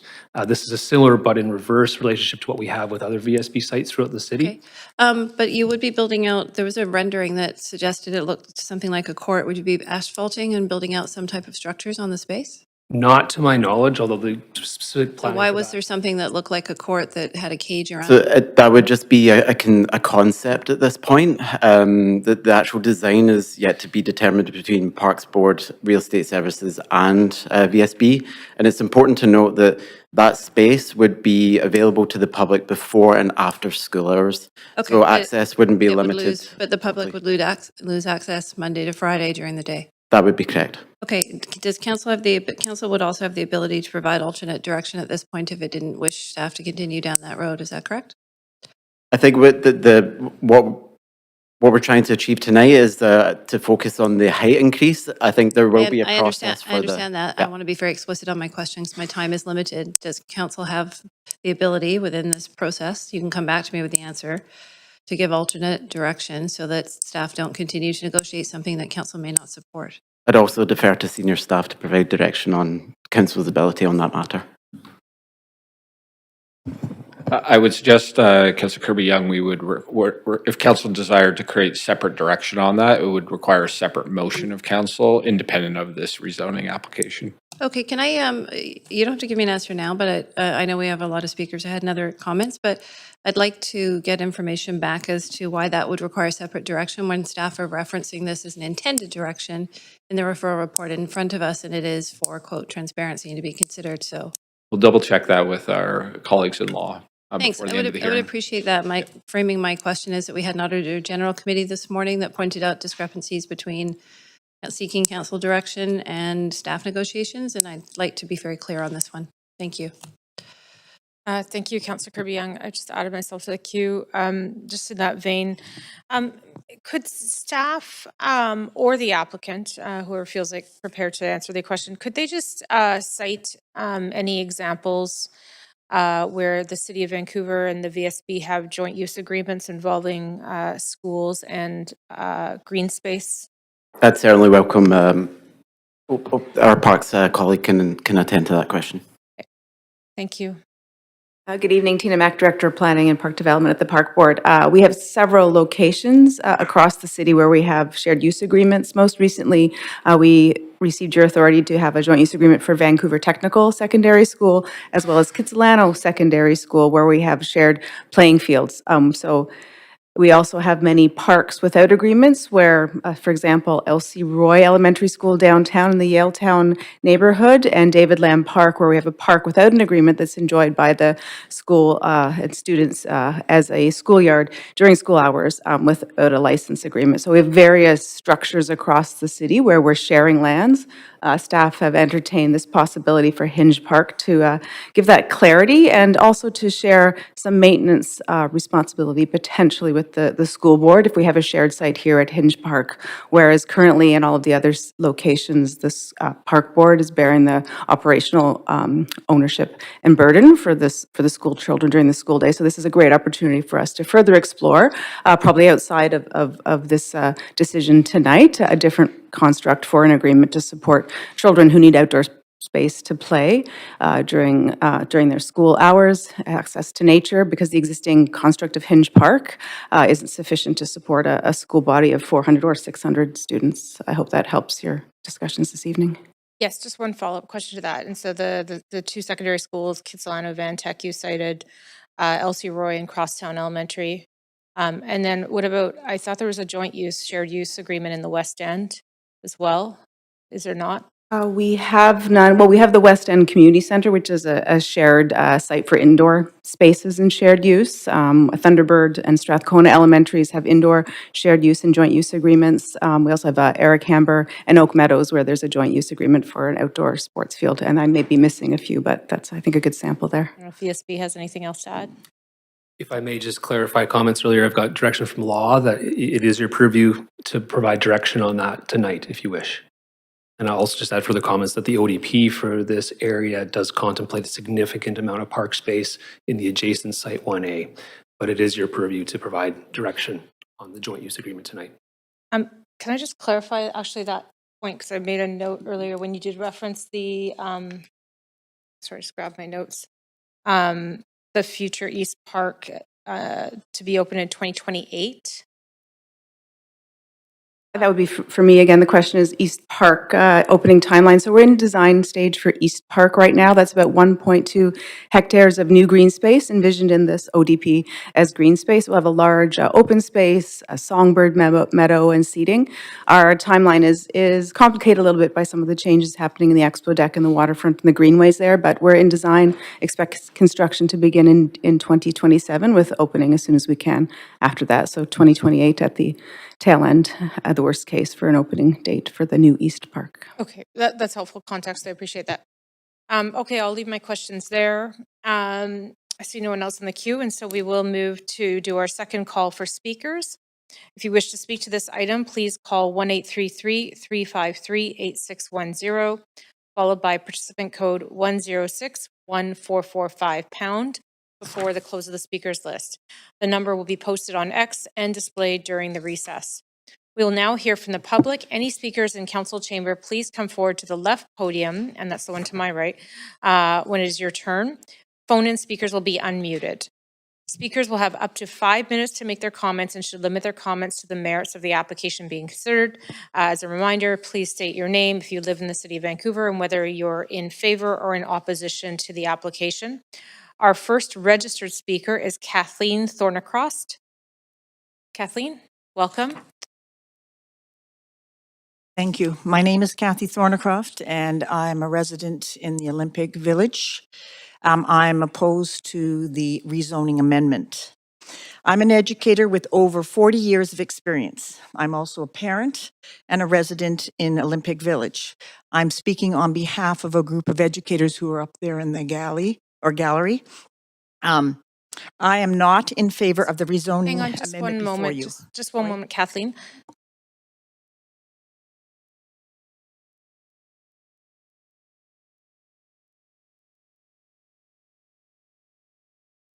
Okay. Kathleen, we just need you to identify at least, I think, 3 other people you're representing there by name and that is they're here. Monica Paymer, Kent Campbell, and Nancy Boyle. And they're all here? Yes, they are. Fantastic. Thank you. It's just part of our process. So I'll let you start again. Go ahead. Okay. My name is Kathy Thornycroft. I'm an educator with over 40 years of experience. I'm a parent and a resident of in Olympic Village. I'm not in favor of the rezoning amendment before you, but I am certainly in favor of a school. I have a great amount of empathy for the parents in this community who have waited nearly 19 years for a school, but I believe they deserve much better than what is being proposed in this rezoning amendment. I'm here today to support the original school plan of 350 students as the most responsible option for this neighborhood. I urge City Council to reject this rezoning amendment, which would nearly double enrollment, creating the largest elementary school in Vancouver on the smallest site. School size is not simply a planning number. Research and capital planning practices both show that size directly affects educational suitability, site functionality, long-term utilization, and community impact. The proposed amendment departs from the original vision of Olympic Village as a complete, walkable, and sustainable community, principles reflected in the City of Vancouver policy. It also adds considerable complexity to the design process, which will inevitably delay this project. I believe this amendment is attempting to address a delayed commitment to build a school of sufficient capacity to accommodate the anticipated densification along the Broadway corridor and increased population of Fairview Slopes. This is without due consideration to the impact on quality of education, safety, access to play areas and green space, traffic congestion, and prudent management of capital resources. A larger catchment area also impedes connections that build social cohesion and healthy community dynamics. An appropriately sized neighborhood school can mitigate these factors, particularly for our youngest citizens.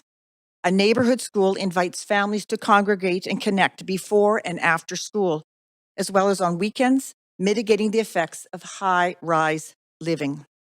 According to the BC Ministry of Education and the VSB Long-Range Facilities Plan, school projects are evaluated on several key criteria. And I have been fully engaged in that process in 2 other school districts as an area superintendent. These criteria include demonstrated need, enrollment projections, site suitability, educational program delivery, long-term utilization, and stewardship of public funds. A neighborhood school for 350 students aligns well with this criteria, while a school of almost twice the size can be challenged on every factor. Number 1, appropriate size and utilization. A high-density neighborhood with smaller residential units and a higher proportion of rentals tends to experience enrollment volatility over time. Oversizing a school risks future underutilization, as we see on Vancouver's west side, where schools have vacant spots. It is also critical to consider the need for childcare spaces, which is sadly lacking in the proposed new vision. A mid-sized school, as originally proposed for the Olympic Village, provides the flexibility to respond to demographic change without committing public resources to a facility that may exceed long-term need. In addition, a cost of $150 million significantly exceeds the normal cost of building an elementary school in Greater Vancouver. Number 2, site suitability, functional design, operational, and life cycle value. Olympic Village is a constrained urban site with limited outdoor space and road capacity. Ministry capital guidance is clear that school capacity must align with site conditions. An oversized school creates operational challenges, such as strain on shared spaces, shortened outdoor playtime, staggered schedules, increased supervision demands, and higher long-term operating and maintenance costs. A school of 350 students avoids these compromises and ensures the facility supports, rather than constrains, educational programming. From a capital funding perspective, the right-sized school represents responsible stewardship of public assets, delivering long-term value. Number 3, educational suitability and inclusion. Research overwhelmingly shows that small and mid-sized elementary schools are better positioned to support diverse learners, early intervention, and inclusive practices. This directly aligns with the Vancouver School Board's stated values of learners first. At this scale, educators are more likely to know students well, deploy support services effectively, and focus on teaching and learning rather than the management of resources and facilities, as I would say, the day-to-day logistics of running a school. Number 4, community integration and investment. A neighborhood-scaled school supports walkability, aligns with city transportation and climate goals, taking people out of cars, and minimize traffic congestion and safety concerns. When schools exceed the scale of their community, families are more likely to rely on vehicle drop-offs, increasing congestion, and undermining the very planning principles of which Olympic Village was built upon. In conclusion, the original proposal of a 350 elementary school meets BC Ministry capital planning criteria, aligns capacity with site constraints, reflects Vancouver School Board stated values of learners first, supports inclusive, high-quality educational programming, increased family and residents' engagement, reduces capital and operational risks, fits the scale and character of Olympic Village, and in this case, was going to include a much-needed daycare facility. In closing, this is a case for building better. It represents a balanced, evidence-informed, educator-endorsed choice for the community. I am personally committed to working with the parents and educators and folks to help realize this vision, and I ask if we could establish a community advisory committee to help guide the design process. I respectfully urge council to think big, not build bigger, and to honor the original vision for this neighborhood school, one that is educationally sound, financially responsible, and deeply connected to the community that it is supposed to serve. I would encourage the school board and the city to work together to get this school built. Thank you. Kathleen. Thank you for those comments. Our next speaker is Ira Nadell. Ira here? Welcome, Ira. You have up to 5 minutes to address Thank council. you, and good evening, councillors. I am very pleased to be here this evening. I am Ira Nadell, a resident of Olympic Village, and I'm speaking on behalf of Village Voices. Now, we support having an elementary school in Olympic Village at the scale originally approved. What we oppose is the rezoning application that nearly doubles the enrollment on what is likely, and I'll say this several times, the smallest designated school site in the entire city. This is not opposition to a school. It is opposition to a rezoning that creates foreseeable land use, safety, and livability impacts that this site cannot reasonably absorb. I will focus on 4 areas: site capacity, traffic and safety, governance and transparency, and alternatives. Site capacity. The original proposal, which was a 3-story school for approximately 320 students, fits the site. The revised proposal certainly does not. To accommodate 650 students, the building grows vertically to 6 levels when mechanical floors grade elevation for flood protection, and rooftop play space are included. Ground level play space is absent, it's displaced, and a public green space is effectively lost. A rooftop playground accessed by elevator is not equivalent to ground level play, and comparable schools have found such spaces underused, particularly by younger children who have, by the way, short legs. Think of that. This design choice for the expanded school, I do not think is educationally driven. It is a response to site constraints.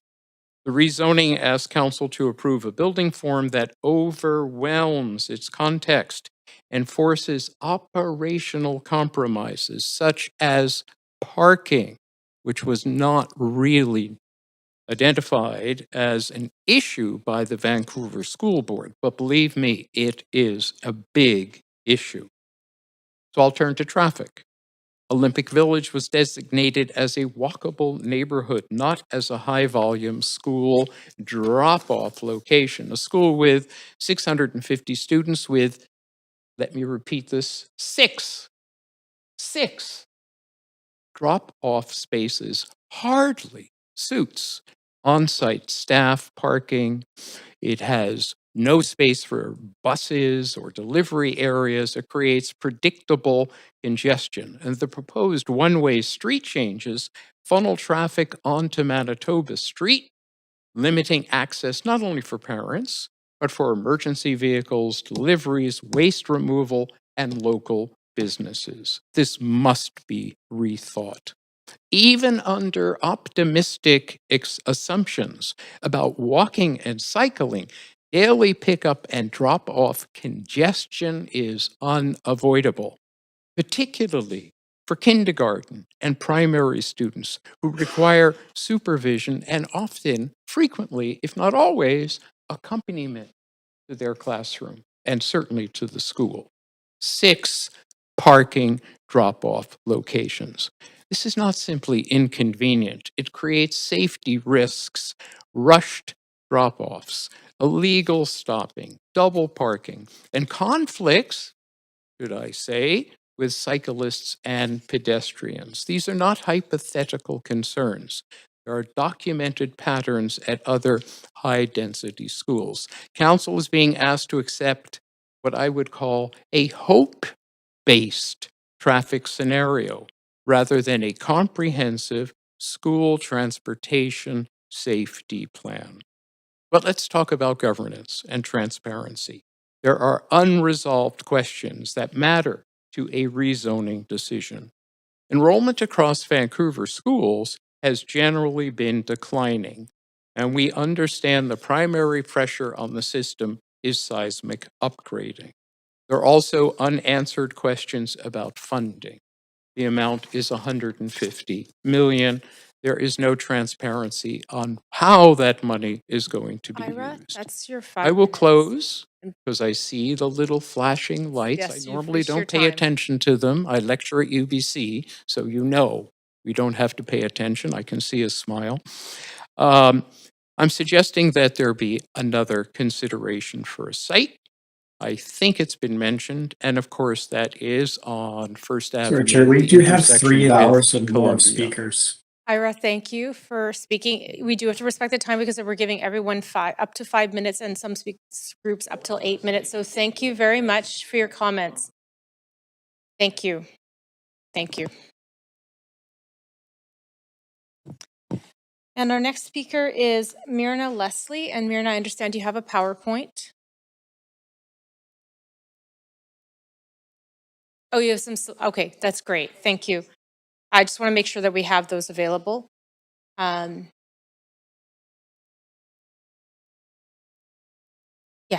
I will certainly do that.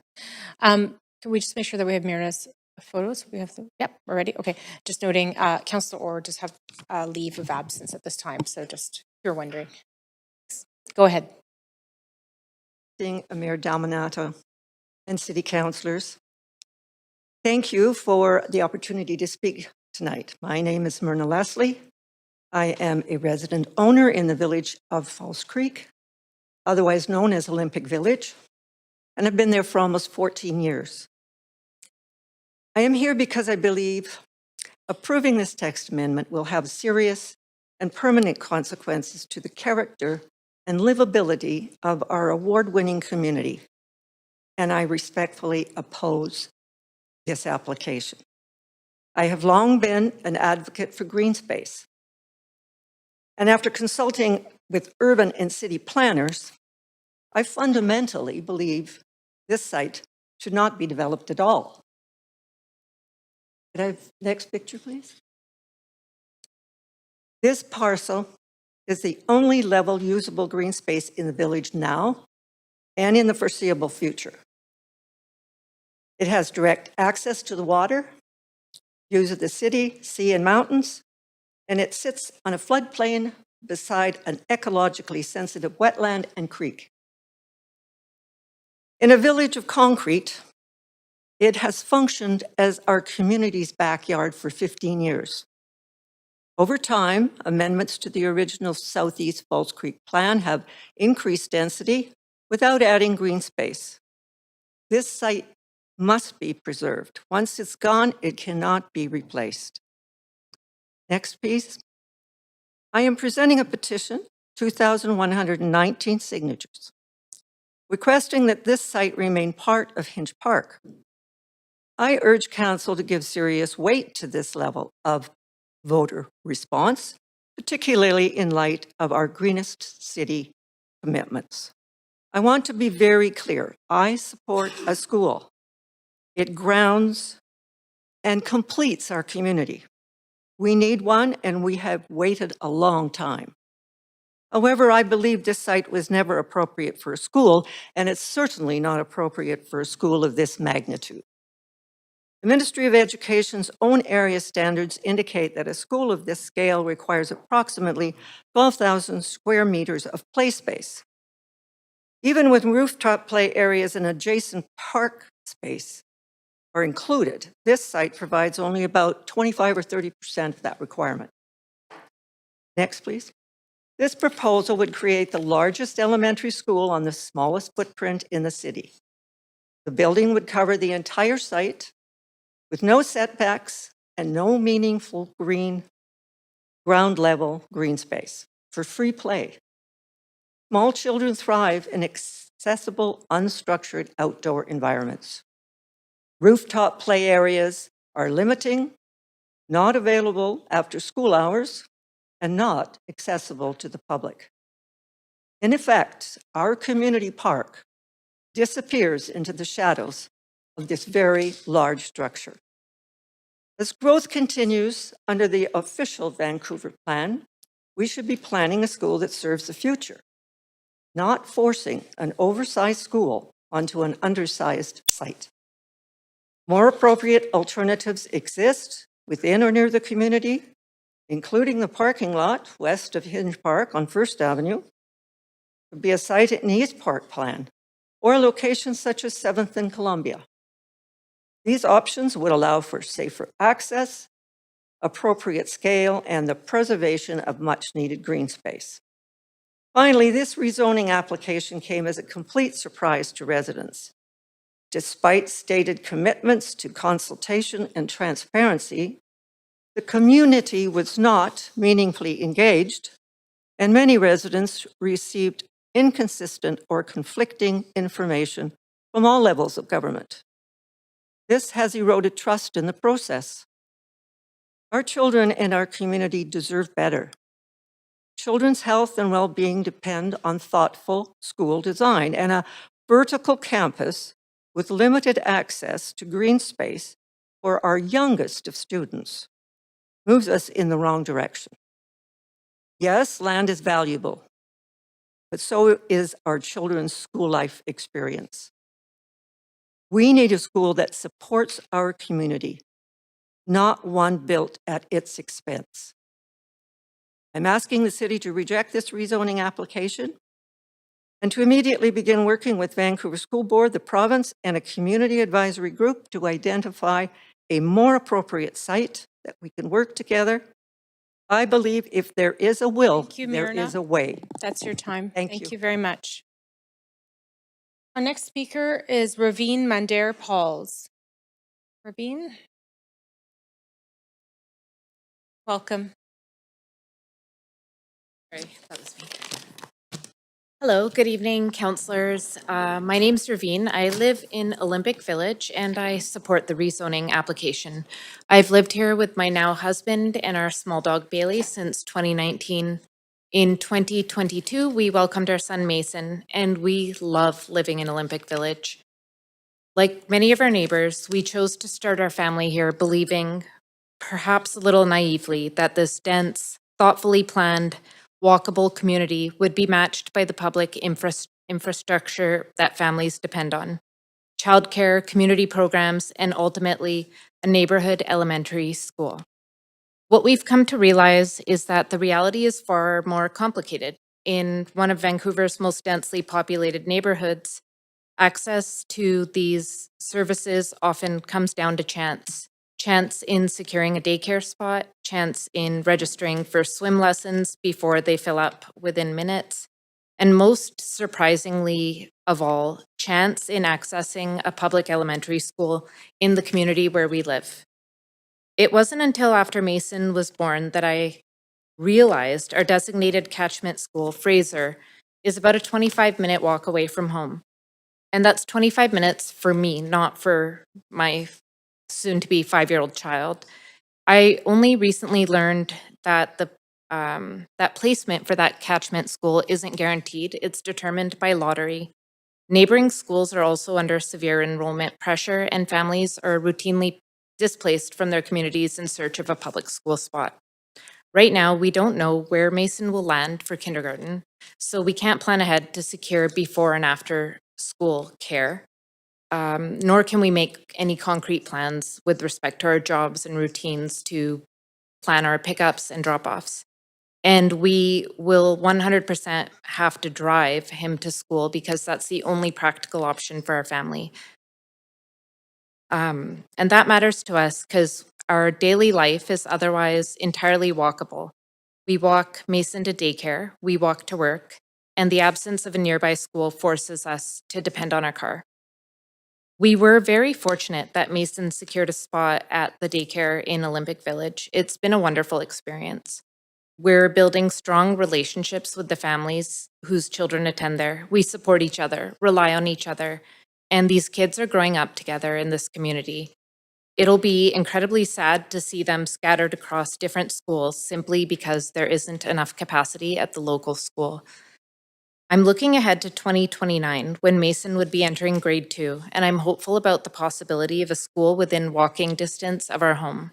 I'm encouraged by the thoughtful design, especially the rooftop playground, which is so similar to the one he enjoys at daycare now. I worry, though, that if capacity isn't sufficient, that we're going to end up on a wait list. And sorry, it's kind of crazy that we're going to end up going to a school that's not the one that's across the street from where we live. I support an elementary school that is truly accessible to all of the children in our community. And this proposal seems to be the only plan on the table that'll give us a school by 2030. I'm asking you to approve it. Doing so would give present and future children in Olympic Village a safe, accessible elementary school within their own community, and that would align with our neighborhood's infrastructure and with the families who call it home. Thank you for your time. Thank you for your comments. Speaker number 5 is withdrawn, and just given the hour, I am going to, because I don't want to run out of time because the next speaker has update minutes, I am going to canvass council about extending past 10 p.m. to hear more speakers. Just recognizing we have a number of people, it's actually a full house in here this evening. I'll throw a motion on the floor. I see Councillor Kirby-Young, so I was about to throw a motion on the floor, but go ahead, Councillor Kirby-Young. If you're looking for a motion, Chair, I would move to extend to hear speakers and refer debate and decision to a future reserve date. I believe the next one available is, and clerks can confirm, is the 26th in the afternoon, or failing that on March 4th. But I think that given that so many people have come out tonight, I'm going to put that out for council's consideration, and everybody's made the trip and they're here.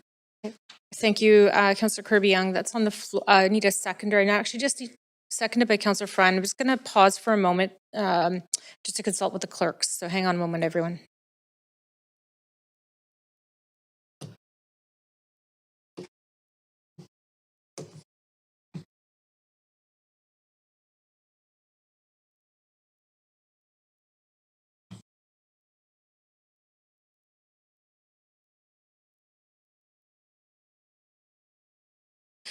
So Councillor Kirby-Young, just following consultation with the clerks, we would need to ensure that if the motion is simply to hear speakers this evening, that we're referring all portions of debate. So follow-up questions as well as debate and then decision. Yes. And that's, I think, your intention. I just wanted to clarify that. That is correct. I was just looking for confirmation from the clerk, whether it would be to February 26th or March 4th. The February 26th. February 26th? Yes, that's correct. Okay, so just to be clear for everyone in chambers, of those of joining us online, the motion is to go beyond 10 p.m. this evening to hear speakers, then close off that list, and then refer follow-up questions to staff, debate and decision to February 26th in the reserved time in your calendars. At 3 p.m., just to be clear. So Councillor Kirby-Young, I'm just going to advance Councillor Bly. She's on the queue next to speak to it. It is a debatable motion. Go ahead, Councillor Bly. Thanks, Chair. I'm just curious if we can get a best guess estimate based on the number of speakers we have remaining on the list at about 5 minutes each. My math is it would put us close to 3 hours, which would mean speakers would have to stay in chambers until close to 1 o'clock in the morning in order to get their turn to speak. It does, I just would like some advice there. That seems like a bit of an extreme and may not be fair to the speakers. Certainly, I'll consult with the clerks. I will say, eyeballing it, we have at least 20 people, if not more, and I would say more than that, 25 to 30 in chambers, and we have more, I believe, in the lobby from what I could hear earlier, but we can consult with security as well on that. So just give us a moment.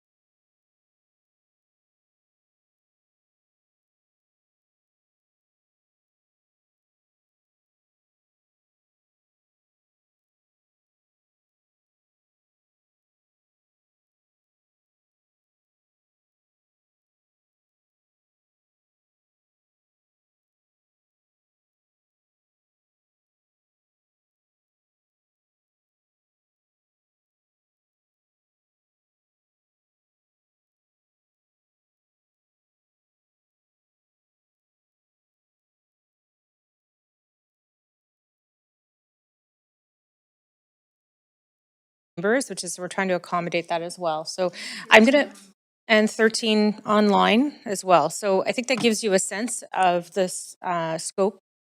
And so do you have any further comments to the motion? Can I get clarity on quorum? Noting many councillors are missing from this meeting, but so what is our status with quorum? We have 6 members.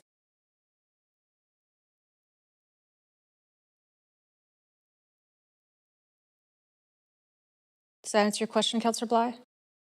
It does, thank you. Thank you.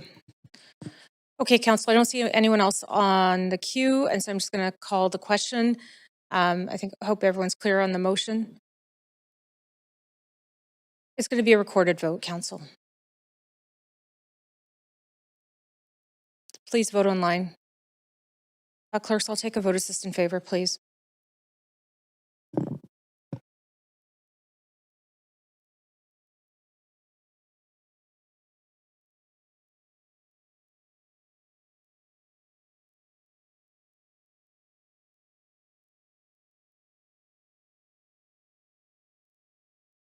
Councillor Bly, we're just waiting for your vote.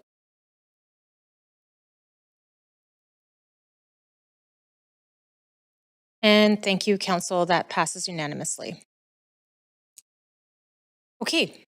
Thanks, everyone, for your patience. We will move to our next speaker, Jonathan Berkowitz, a representative speaker. Can you identify who you're representing, if they're here this evening in person or online? Yes, I'm representing Ed Dowling, Mariana Dowling, and Susan Wingate, and they are all here today. Thank you very much. Go ahead. Thank you. Good evening, acting mayor and councillors. My name is Jonathan Berkowitz.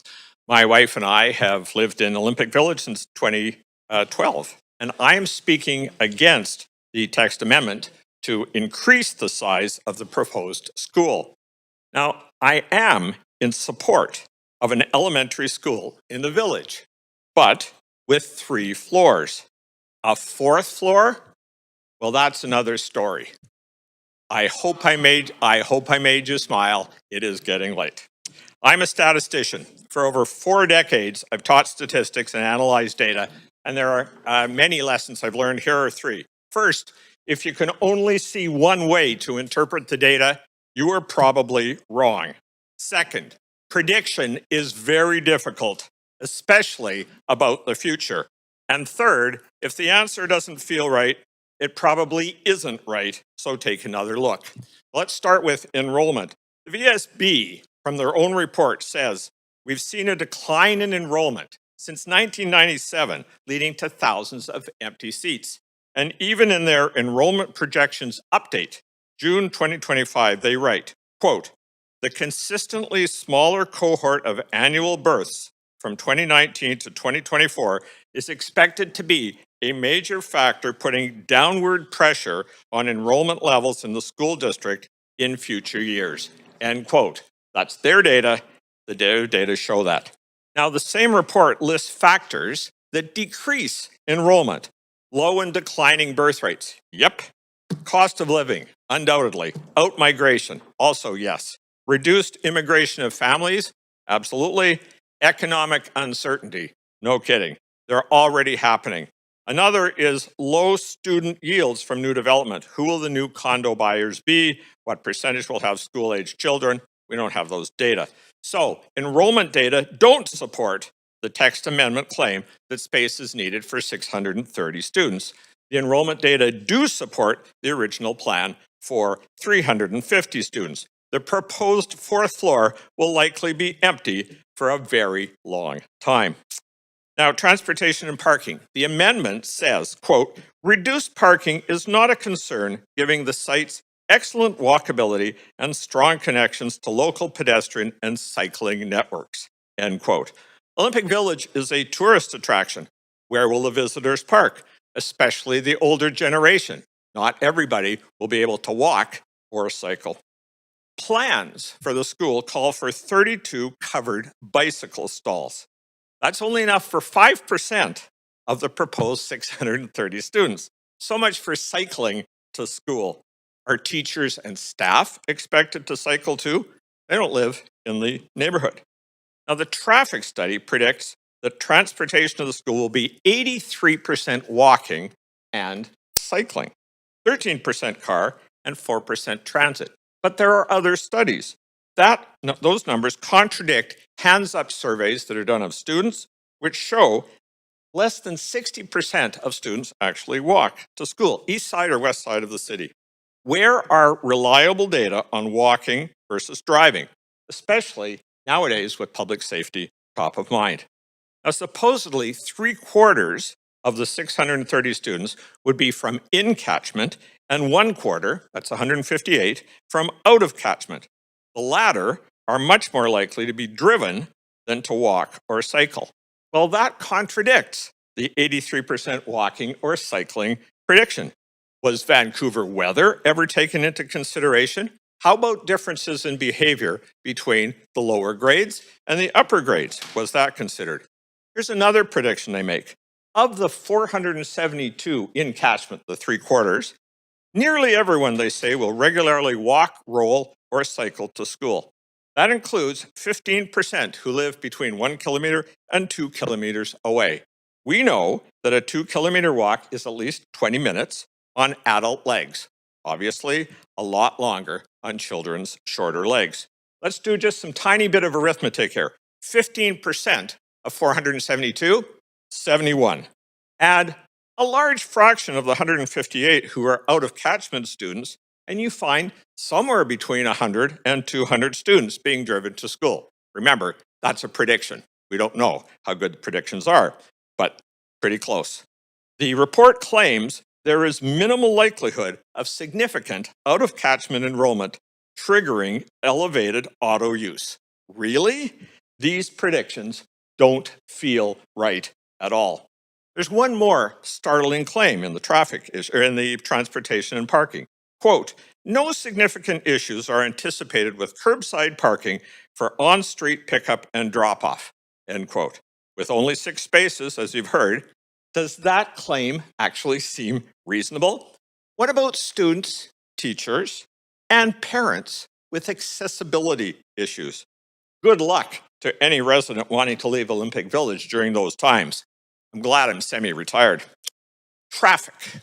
The traffic study notes that opening a new school would not have significant adverse impacts on the 4 existing signalized intersections.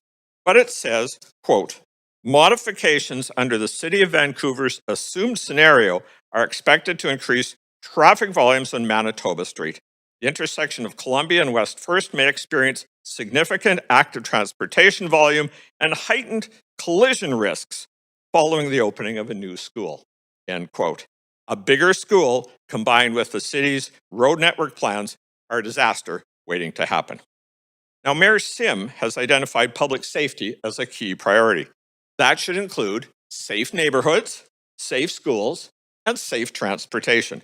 The proposed changes to traffic flow will endanger residents of the Olympic Village. With only one street northbound, that being Manitoba, that would be used by service and delivery vehicles, we will indeed be safe in our homes, since we won't actually be able to get out. There are 4 streets leading in and out of the village. This is arithmetic at the kindergarten level. 4 divided by 2 is 2. Salt Street is already one-way southbound. It is illogical to make 2 more one-way southbound streets out of the village and only one street northbound into the village. I asked Vancouver Fire and Rescue about this. They told me their work would be greatly complicated by the proposed change, but they aren't asked. Why not? In my professional opinion, many of the statistics quoted in the reports are misleading. Even the school address is misleading. 215 West First Avenue, it's not on West First, it's on Columbia. Education has its 3 R's. I asked you to embrace 3 R's too. I and many voters in the Olympic Village asked you to reconsider, reevaluate, and reject the proposed amendment. Stick with the original plan. We want the right school, at the right size, in the right place. That's another 3 R's. OV stands for Olympic Village, an original vision, and outstanding Vancouver. Come to Olympic Village, have a first-hand look. Good luck finding a parking spot. Thank you for your comments. Well timed. Just a reminder, we don't usually accept clapping in the gallery, but appreciate the arithmetic lessons as well as you went along. Okay, our next speaker is Jason Lyons. In person, Jason? Welcome, Jason. Thank you. Good evening, councillors. My name is Jason Lyons. I am a resident of Olympic Village and one of the few parents fortunate enough to have the family support to be able to attend this evening's hearing. I am thoroughly in support of the Vancouver School Board's application to increase the zoned height for our new planned neighbourhood school, and I urge the council to approve it, and here's why. For years, Olympic Village has been labelled as a hotspot for young families, and the data shows it. According to the last census held 5 years ago, Olympic Village has by far the highest density children residents under the age of 14 of any neighbourhood in the entire city. At that time, 800 kids under 14 years in only 8 city blocks. A number of additional buildings have been built in the area since then, of course. Let me repeat, 800 kids under 14, 8 city blocks. And that was before the completion of an additional 6 towers in the same area around Pullman Porter and along First Avenue.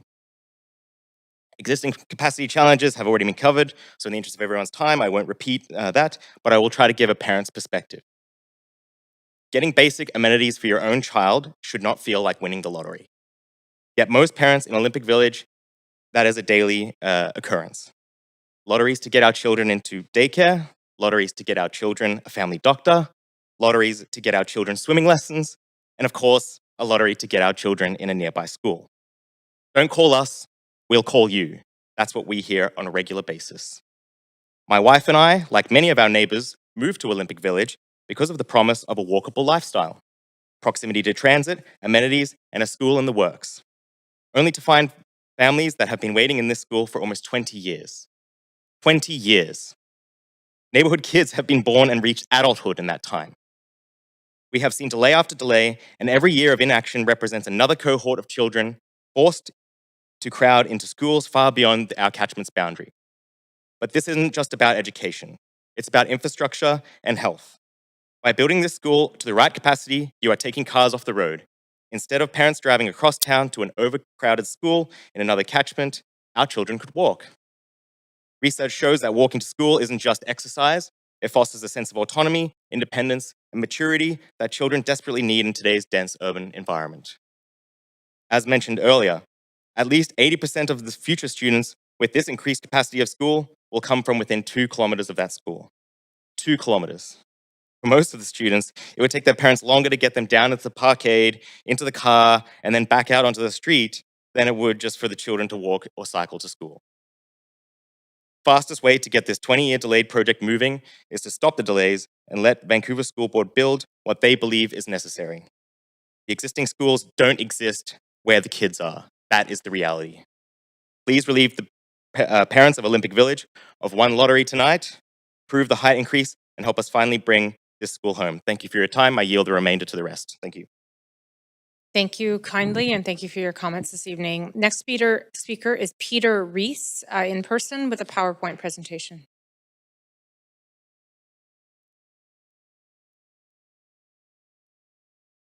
Good evening. Good evening. We have your slides, I believe, and if you want them, just let us know next slide and we'll move them ahead. Acting Mayor, councillors, thanks for inviting us here to share our views. I'm Peter Reese, an Olympic villager, a village voice. I'm opposed to this school amendment. As architects, we explore issues and opportunities. I'd like to help get us to the heart of the matter. Kids matter. Green space matters. The World Cup is here. Kids want to play soccer. Be messy, outside. Play outside school hours. Be happy, have fun, and practice, practice, practice. Another matter.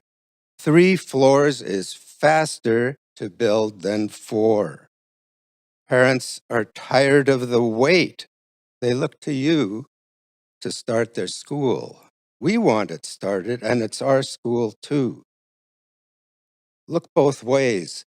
But if you stop this text amendment, everybody will be happy.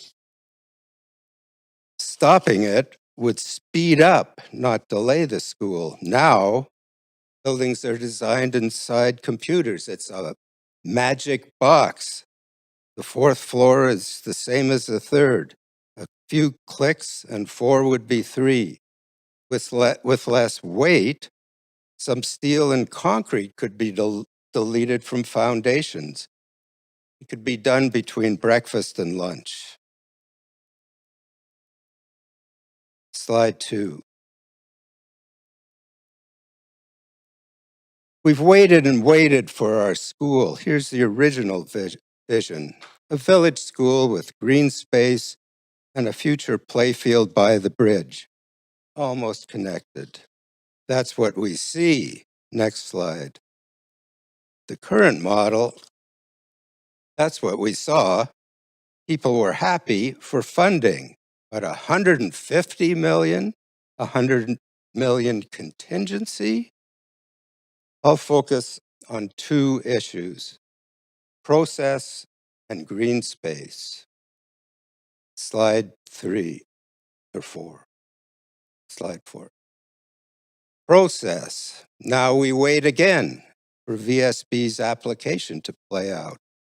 Extra height, extra story, 630 kids, activated rooftop, a school sketch, some hatched lines on top. What's that? Nothing about what else might come extra. Active roofs, sure. To play soccer there in that enclosure, 630 kids. That's regimentation, not play. Next slide. Oops, where did that come from? Next slide. Next slide. Yeah, that shouldn't be here either. It's too much information. So here's the notice of a public hearing. Where's all that extra stuff?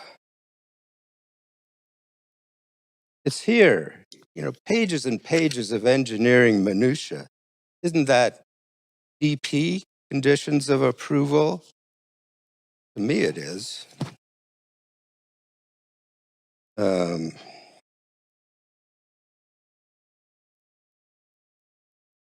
And this, what's this? Form of development, also to be approved. Whatever the roof enclosure might look like, it might look like options in the booklet, or might not. Isn't that like signing a blank check? 3 stories would fit our village better, be better for kids, for teachers. Mass timber would be even better. Less mess, use BC wood, not steel. Green space.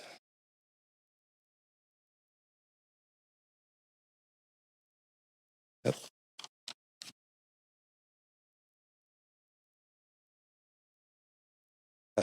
Green space. Peter, you're coming to the end of your time. All right. We could have a play field that's by the bridge moved close to the school now. By the time the school bell rings, why not just sit down with the school board, Thank you, the Peter. province? That's your time. I gave you a bit of extra time. Thank you. Our next speaker is Ashley Corcoran by phone. Hi there. My name is Ashley Corcoran. I am a resident of Vancouver, and I live in beautiful Olympic Village since 2017. I'm calling tonight to support this rezoning. In 2020, I made the life-changing decision to become a solo mom. As part of that decision, I carefully considered whether Olympic Village was a place where I could raise a child long-term. At the time, the NDP had promised to fast-track an elementary school here if elected. That commitment mattered to me. It gave me confidence that this neighborhood would grow with families like mine. I am in many ways the quote ideal Olympic Village resident. I both live and work here in the neighborhood. My son has grown up here. He's now 4.5 years old, and he has attended daycare here in the village locally. We walk everywhere, to daycare, to work, to the grocery store, to the seawall. We've chosen to live with a small footprint in a densified area because we love this pedestrian lifestyle. In September, my son will start kindergarten. Olympic Village is in the catchment for Simon Fraser Elementary. This is an adult 25-minute walk away. It's along busy streets that are not safe for children to navigate alone. Walking there would take an hour each way, each day, once in the morning and once in the afternoon. Our pedestrian lifestyle would no longer be feasible. But before I get ahead of myself with the idea of attending Simon Fraser Elementary, what I want to talk about today is that many people without young children in Vancouver may not realize that in all of central Vancouver, public elementary admissions is a lottery system. There is a very real chance we won't even get into our catchment school. Last fall, I called Simon Fraser Elementary to ask how many kindergarten applications they typically receive. I was told they received between 120 to 140 applications each year. There are 40 kindergarten spots at that school, with about half of those going to siblings of current students. That leaves roughly 120 children competing for just 20 spots. Today actually, many of my son's daycare friends' parents got emails letting them know which elementary schools they would be attending, who would be going to Simon Fraser. We did not get that email today. So as I speak here tonight, we do not know where he will be going to school in September. And we've seen this pattern before. When new downtown schools like Elsie Roy or Crosstown opened, they were already oversubscribed. Even brand new schools have not been large enough to meet demand by the time their doors open. People who've lived across the street from these schools did not win their lottery. That tells us something important. We are consistently underbuilding for the number of families who actually live here in central Vancouver. When families don't get in, their children are placed elsewhere, such as in East and South Vancouver.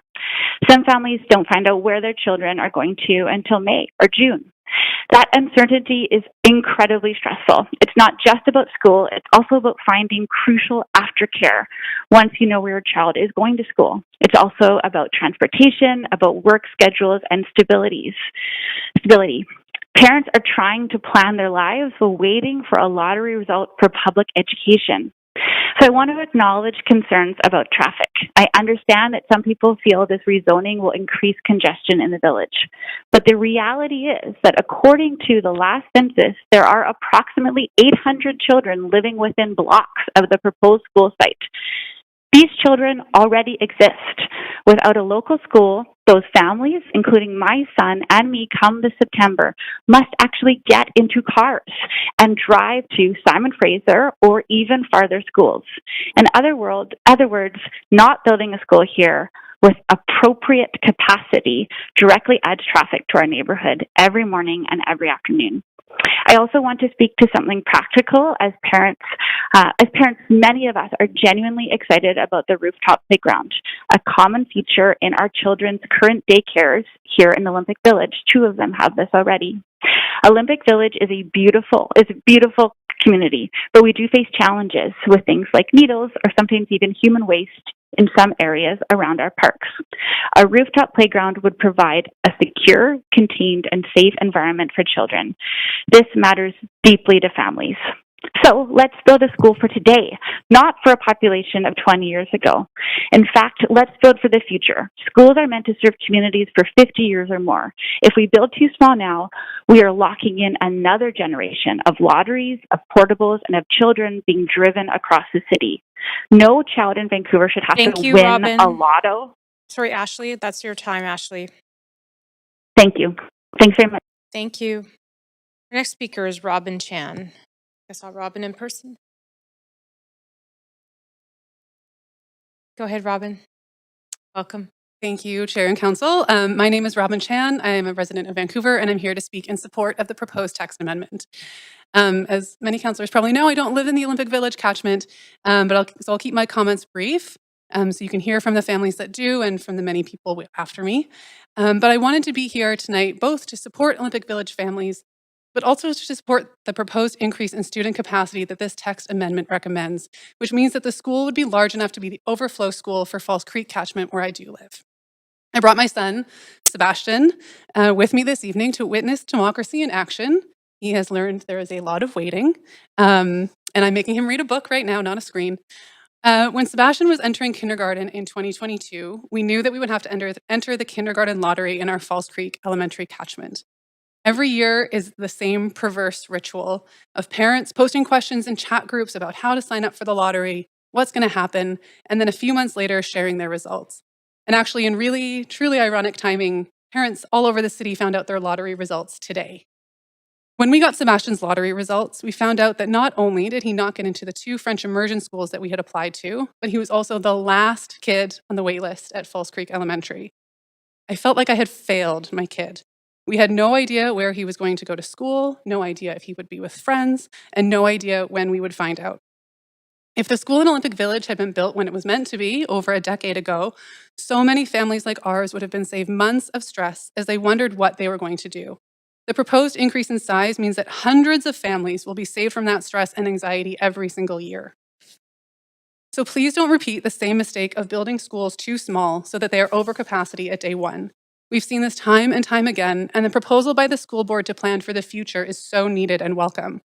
My neighbor, Grandma Garva, who happens to have been the lead consultant for Southeast Falls Creek, as well as International Village and Roundhouse neighborhoods, where 2 schools were over capacity on the day that they opened, has said that there is no credible argument against the public benefit of this rezoning. Finally, in my last minute, I want to really recognize the years of organizing that parents, caregivers, and families have had to do just to get to this point, and the work of the province, school board staff, city staff, trustees, former trustees now on council. 6 years ago, friends of mine were involved in early organizing, finally getting that promise from Premier Horgan and our then new MLA, Brenda Bailey, to build the school. Well, we're still waiting, and a new generation of parents and children are here asking you to hear them. I know you've heard from and will hear from many other people during this hearing telling you why you shouldn't approve the additional student capacity or the height. But behind each family that is here speaking in support at a public hearing that has taken place over dinner time and bedtime and my bedtime at a public hearing that's going to span multiple days, there are hundreds of other families that support the school, and we ask that you do too. Thank you. Thank you, Robin. Our next speaker is Shazrad Padram, sorry.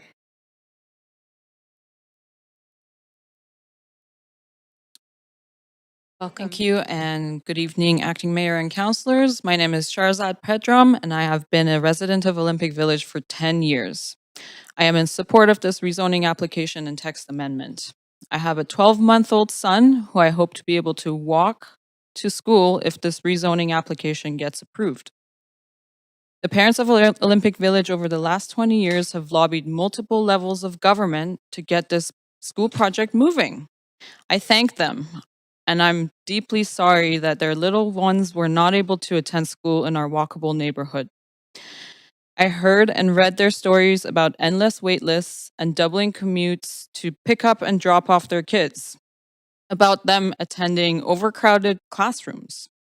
Another added stress on top of all of the challenges of raising a family in Vancouver. It makes me anxious about when my son gets to school age. Those in opposition, their concerns around congestion is a red herring to deter more than 600 schools from attending a school in their community, just to maintain the status quo. All of their concerns are unfounded. I implore them to read the staff report to council. 85% of the school attendees will be living within 1 kilometer of the school, just like us.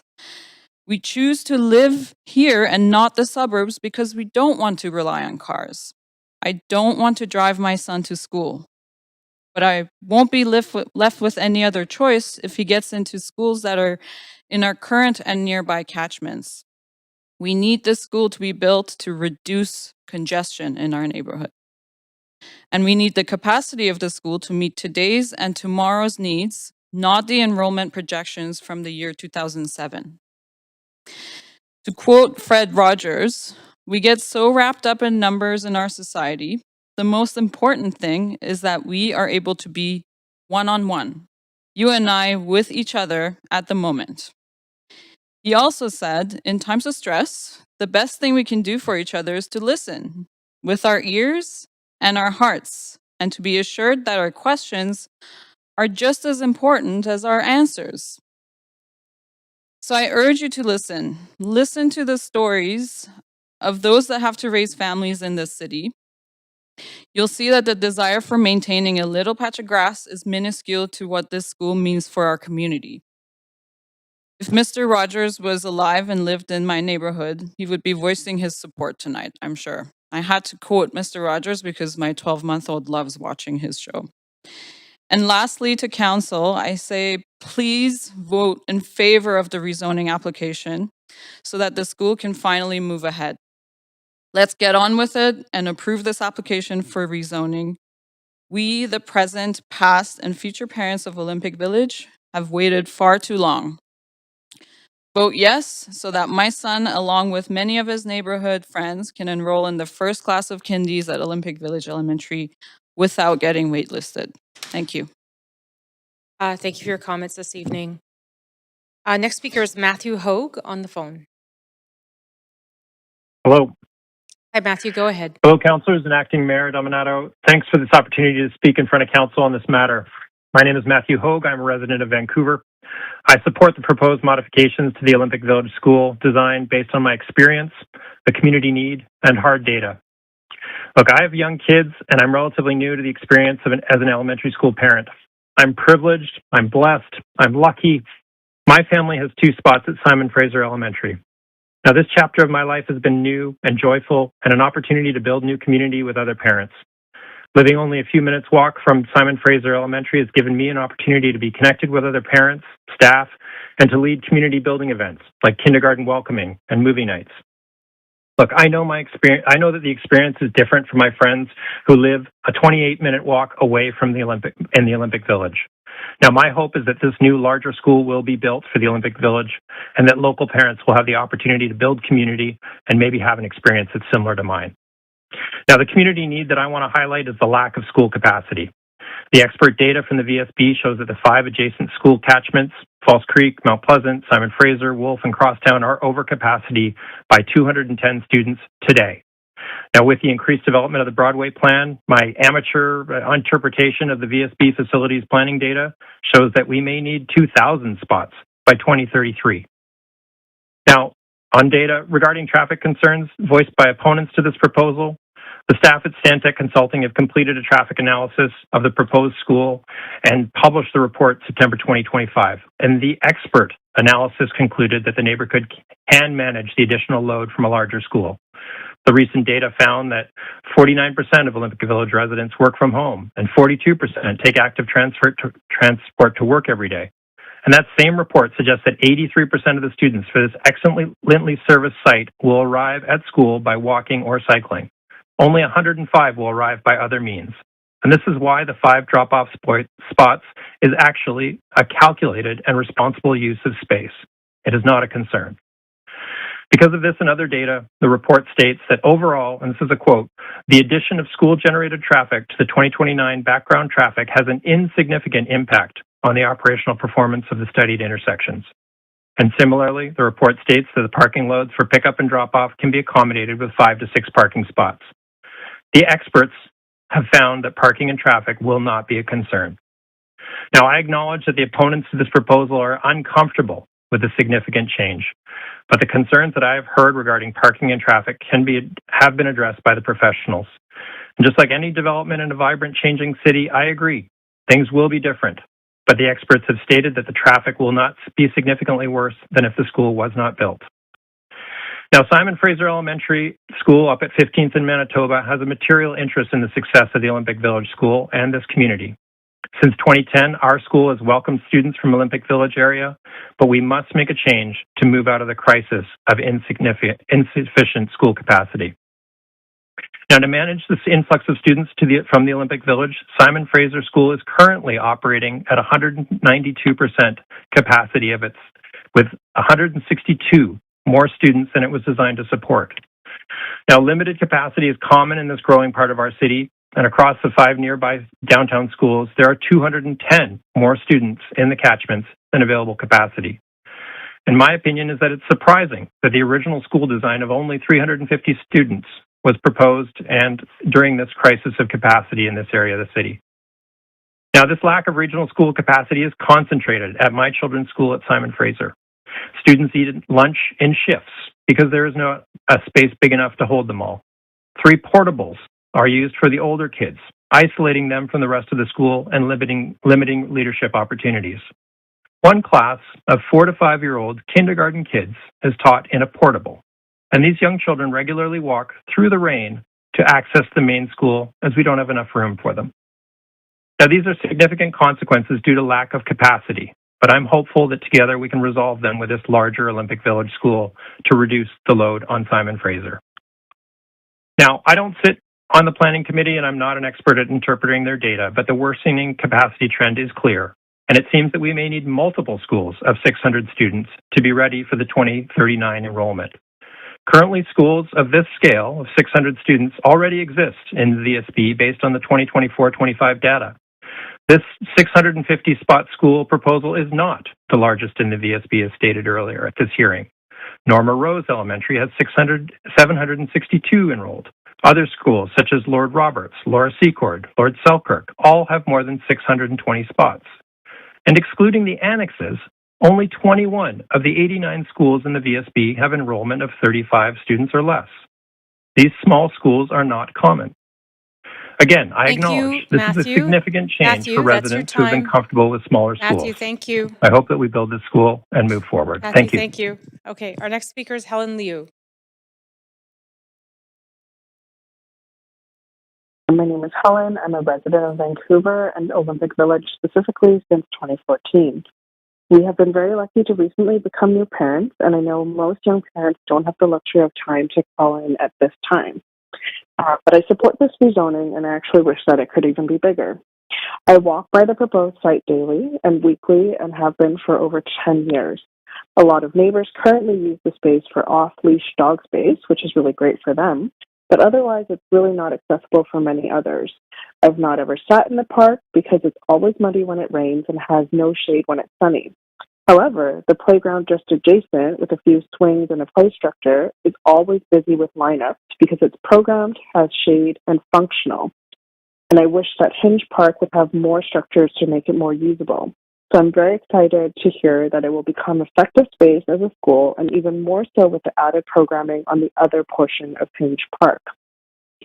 Now, while I appreciate concerns for a larger school on students and operations, I think that it would be worse off not having the ability to go to school in one's own neighborhood. Surely that would have more detriment to a child, to a family. And for us specifically, it would mean that my child's existing connections to the community, the neighbors we go on walks with, the daycare that we hope to secure, will all be thrown into instability again due to the unknown future with overcapacity schools as presented in the VSB presentation earlier today. We are a one-car household, and I've met many new parents in the neighborhood who are from one or no-car households. So the reality is, if we can't get into the school, we'll have to get a second car, add to the traffic by driving our children from this neighborhood to Simon Fraser or even further, given previous commenters' overcapacity experience. The 2021 census, which is 5 years old now, has totaled over 700 children aged 0 to 14 in Olympic Village. So I can only garner to guess how many more children there are here now. And so while I really don't mind losing sleep over a waking infant, I really wish I didn't have to be losing sleep in order to watch public hearings and beg our council to approve a school to ensure that our child has a spot. So I really hope that council will approve this rezoning and furthermore support the Vancouver School Board in reconciling the gap between the planning projections and the population reality where our schools are systemically over capacity. And I really hope that council considers the impact on not just theoretical or general children with small legs, but the impacts of parents with real children who are here, who are now, living with the consequences of whether they will have a school spot in their own neighborhood. And as a previous speaker alluded to, the ability for kids to walk to their own school shouldn't be just for those who win the lottery at a limited capacity school. All families in Olympic Village and in our city deserve a walkable neighborhood. Thank you. Thanks, Helen, for calling in this evening. Our next speaker is Diane McCurdy. Welcome, Diane. Good evening, Acting Mayor and members of Council. Thank you for the opportunity to speak tonight and for your service to our city. Before I moved into my home 13 years ago, I was careful to investigate development plans for the general area. I was pleased to confirm that a 3-story neighborhood school for 350 students was planned for Columbia Street. Also, that the small triangular green space area adjacent to Canada House would not be affected. I want to be clear, I strongly support moving forward with the original version for the school. This is a critical community asset that reflects Vancouver's vision for a healthy and child-friendly city. My concern is with the proposed doubling of density to 630 students, with 62 teachers and staff, on a small site with limited street access and narrow roads. Also, with the loss of the small but well-loved and heavily used triangular green space. That is the only green space in the area that could be preserved for community use. I am deeply concerned about vehicle circulation and traffic congestion that will surely block emergency vehicles, disrupt waste removal, servicing, and deliveries, limit access for residents, especially at peak drop-off and pickup times, back up traffic along 1st and 2nd Avenue, lead to illegal stopping, double parking, and block sightlines at crossings, cause conflicts with cars, cyclists, and pedestrians, and not even to mention that the west side is going to be even more development. I also question the assumption that only 20% of parents will drive their children to school. This may be a nice idea, but it does not reflect reality. In fact, analysis by Government of Canada Transportation Report indicates the opposite, that 80% of parents are most likely to drive. A Science Direct report from 2023 states 53% of children that live 5 minutes from school use motorized transportation. Parents are dropping their kids on the way to work. We must design for real behavior, not ideal behavior. What is most troubling is that this process feels like a fait accompli, that major decisions appear to have already been made. We hear reports of officials confirming there's no interest in reconsidering the proposed increase in density and its impact. Personally, I do not believe that's true. I believe in the opportunity we all have as citizens to influence the outcomes for our neighborhoods, not only through the public hearing process, but also through ongoing community consultation that engages a broad range of views. I take seriously my responsibility to contribute my thoughts and ideas, to welcome the ideas of others, and to collaborate in finding the best solutions for issues that may challenge us. Acting Mayor and members of Council, I urge you to uphold the original vision of this 3-story neighborhood school for 300 children in a safe and walkable community, and establish a community advisory committee comprising residents, parents, and local businesses for consultation to move this process forward quickly. By working together, listening to each other, and learning from each other, we can realize the best possible vision for our community school. Thank you again for the opportunity to speak and for your service to Vancouver. Thanks very much for your comments this evening. Our next speaker by phone, Hakan Kayot.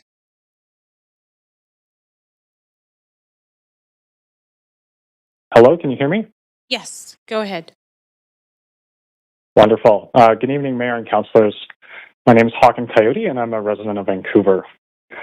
I'm calling to express my strong support for the Olympic Village School rezoning proposal, but I'm a little perplexed that this text amendment is required for the site at all. Shouldn't we trust our school districts to build the schools they need? Why is the city putting the school district or the province through additional processes when a school was originally planned for this site? All of this for one additional story so we can teach more kids and deliver more education. Isn't that what we want for the future and the next generation? The city has waited 19 years for this school to be built. And unfortunately, it's basically the city's fault that we're waiting an additional year. The last year has been waiting for this rezoning process to be gone through. And all of this because we've waited for so long, and now we need a larger school to satisfy the community needs. And I think these delays are really important because they've added additional time and cost onto the construction, and that extra time and money is going to be paid for by all of you councillors as well as me as a taxpayer. All of us taxpayers. I want my tax dollars to go towards actually building the schools, not paying for rezoning processes. And so I urge you to do something new this evening.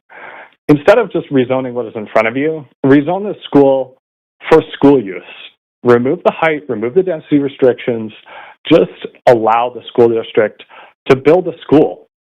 Let's trust the other institutions, other government institutions, school districts, hospitals, to actually get out of the way and allow them to do what they need to do for our community.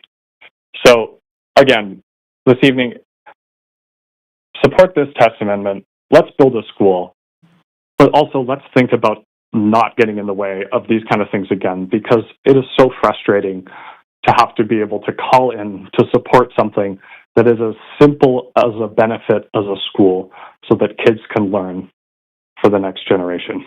Thank you. Thanks for your comments. Our next speaker is Bobo Irish. Oh, wrong one. Sorry. We've changed it. Okay. No problem. Go ahead. Hello, Vancouver City Council and fellow residents. My name is Bobo Irick. I'm a resident of Mount Pleasant.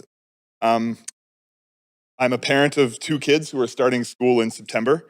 I had originally called in to speak on the phone, but after listening to my fellow residents complain about the size of a school, I got irrationally upset, and so I have come in to make my voice be heard.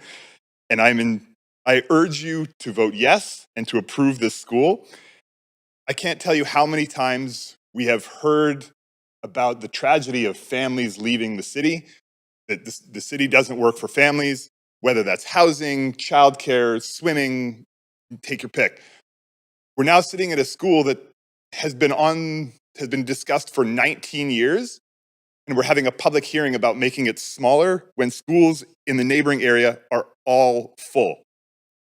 It's really with shock and dismay that I hear so many residents tonight, and with these petitions that are flying around, opposing schools.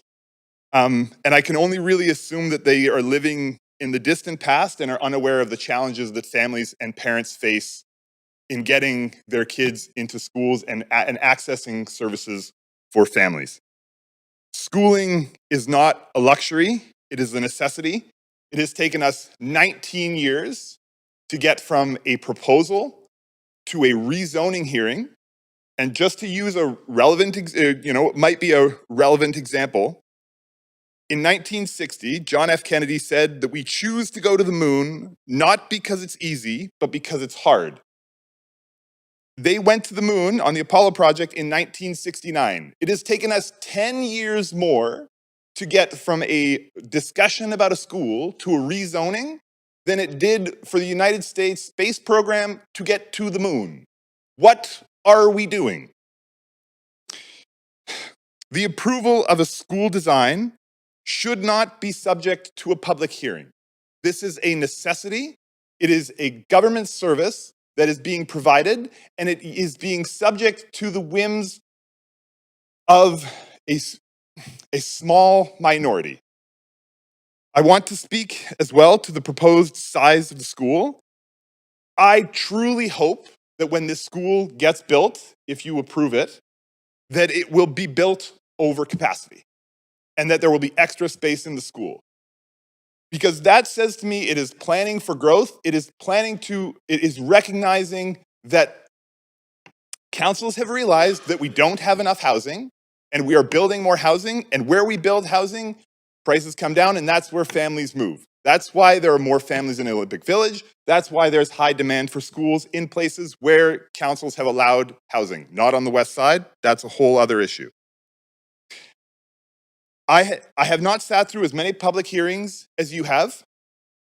But in all of those public hearings around the Broadway plan and around rental buildings, I hear complaint after complaint after complaint that we do not have the public and social infrastructure to accommodate new housing. Schools are over capacity. And yet here tonight, we are discussing a school that is going from 350 kids to 650 kids to meet the capacity increases. And yet we still have residents who are standing up saying, no, this school is too small or it is too big. We should build a smaller one, which means that when we don't have capacity, kids are going to be forced to move elsewhere to go to school, or we have to build another second school. That is absurd. I lost my point. I have to reload my phone. Give me a second here. On the funding issue, the funding for the school comes from our taxes. The delay in getting this school built has not just cost us in the increased tax costs that it costs to build the school because infrastructure has increased faster than inflation. It has also cost families a worsened quality of life for the last 19 years when kids who were in Olympic Village have since aged out of the school system before this school is built. This is intolerable. And I can't stress that enough. And I know most of you feel it, but I need to say it. So, in closing, I cannot believe that I felt the need to come today to speak in support of a school. And I really hope that you will do the right thing and approve the larger school because we desperately, desperately need it. Thank you. Thank you. Thank you, Bobo. Bang on time. Love your passion. Next speaker, Lynn Gray.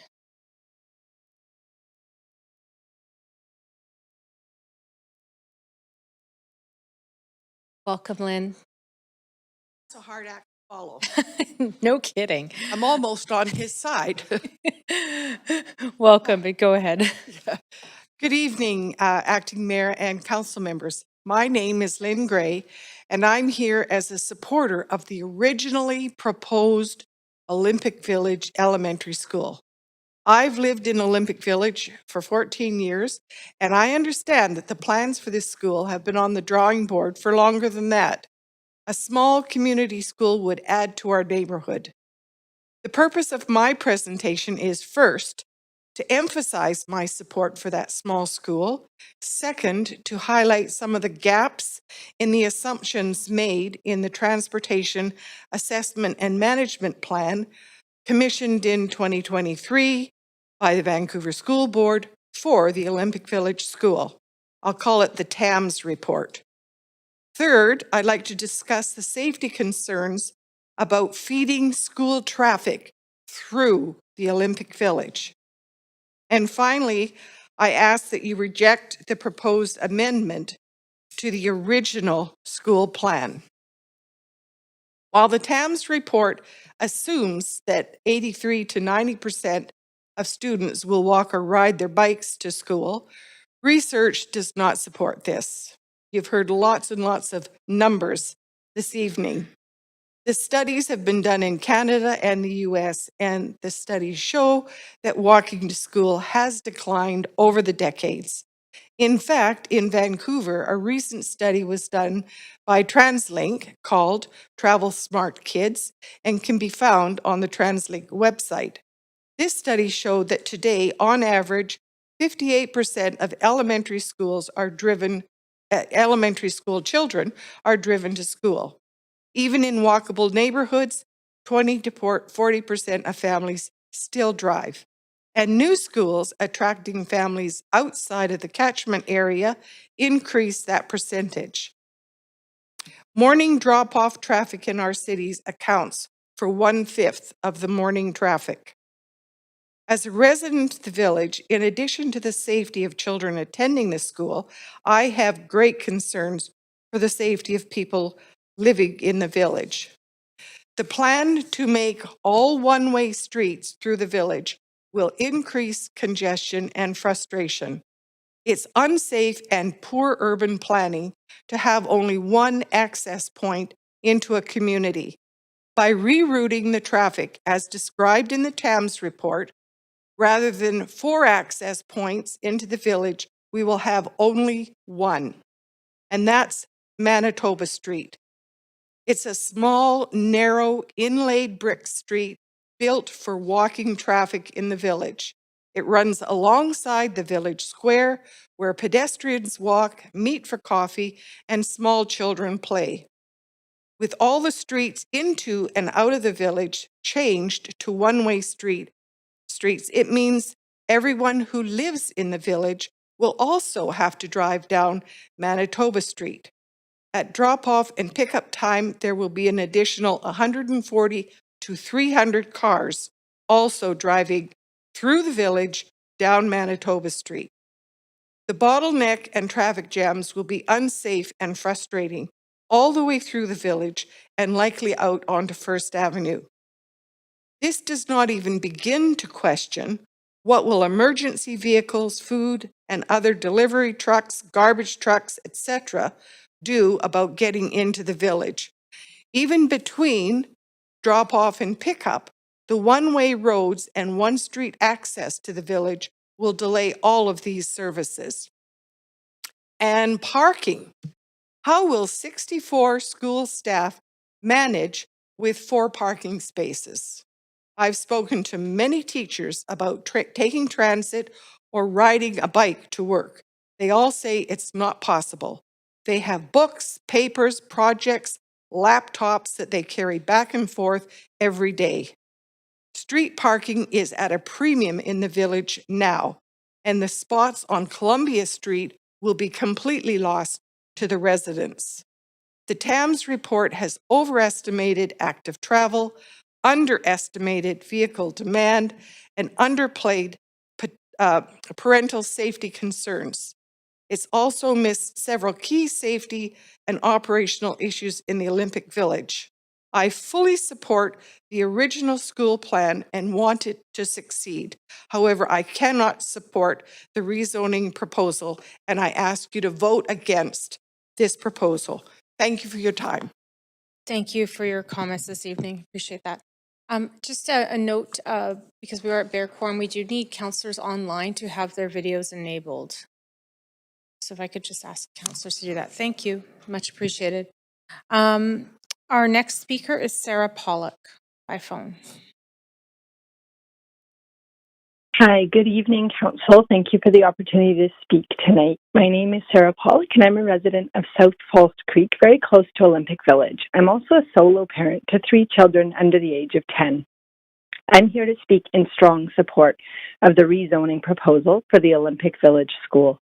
Although my address falls in the False Creek Elementary School catchment, a new, large school would benefit those of us west of the Cambie Bridge too.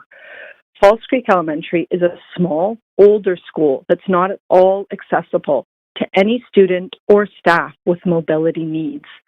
Moreover, each year, False Creek receives 80 or more applications for only 20 to 40 kindergarten spaces.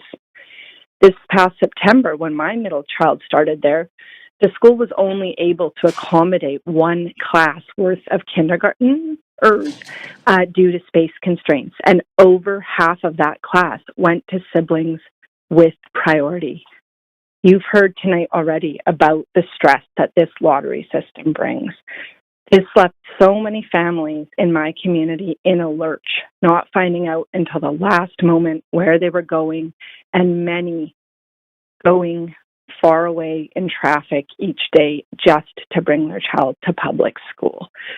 This goes against city efforts to encourage green transport and reduce harmful vehicle exhaust. Had there been a new school in Olympic Village, this would have been a much more walkable and bikeable option for families to overflow from False Creek. I urge you to approve the Olympic Village School with the additional height and the rooftop play area. I applaud the initiative to build a school now that will serve the needs of a growing city to come. The current lack of school and kindergarten lottery system is unsustainable, and it is unfair to children and their families. I've seen so many families simply move away rather than deal with the stress and unknowns of the lottery. Others struggle every day to drop off younger children in one direction to a daycare and then rush to try to make it to kindergarten all the way up at Simon Fraser, or even General Wolfe, which is even further. My children are very frequent users of Hinge Park, and I hear directly from parents every year how stressful this is and how crazy it is to have to go through this for a public school space, a basic right for children. I urge the city to take this into consideration as other major developments are master planned, such as the Heatherlands and the Jericho lands, to not make these mistakes in the future. A village is not a village without a school. The school should have been built from day one in Olympic Village. And the opposition you have heard tonight does not represent the families who live here, who are up so late, who are going to be waking up before 6 a.m. with little people. This really matters to us, and thank you for listening tonight. Thank you, Sarah, for calling in. Christopher Lee, speaker number 20. Christopher Lee here. Hello there. Yes, I am. Thank you. Go ahead. Hello, Mayor and Council. My name is Christopher Lee. I'm a resident, and I am fully in favor of this zoning amendment. I'll say it again and again. Schools are the lifeline of livability in a community. They are community hubs, childcare spaces, and centers of learning all in one. That's exactly why when schools are strong and rooted in their neighborhoods, it's communities that thrive. When they're overcrowded and under-resourced, everyone feels it, especially our students. Right now, Olympic Village families are feeling it. Their school is Simon Fraser Elementary, which is at 190% over capacity. What that means is staff are stretched thin. Parents are forced to scramble for classroom space, and students carry these consequences of decisions made in backroom boardrooms. Our kids are the foundation of Vancouver, and they need enough space to thrive across our city, including Olympic Village, and I know that this 4-story plan will help fix that. And let me be very, very clear. Planning for 600 students isn't too much for this community. It's the bare minimum.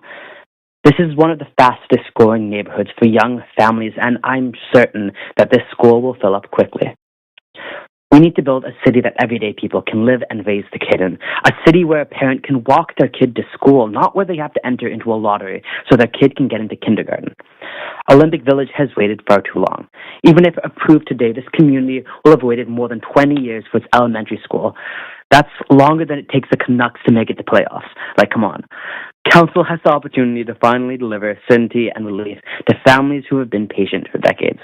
I urge Council to protect these plans for this livable, strong school and approve the zoning change, if not for the hundreds of parents who have written and spoke to you guys, but for the students and kids in Olympic Village who will succeed and thrive because of it.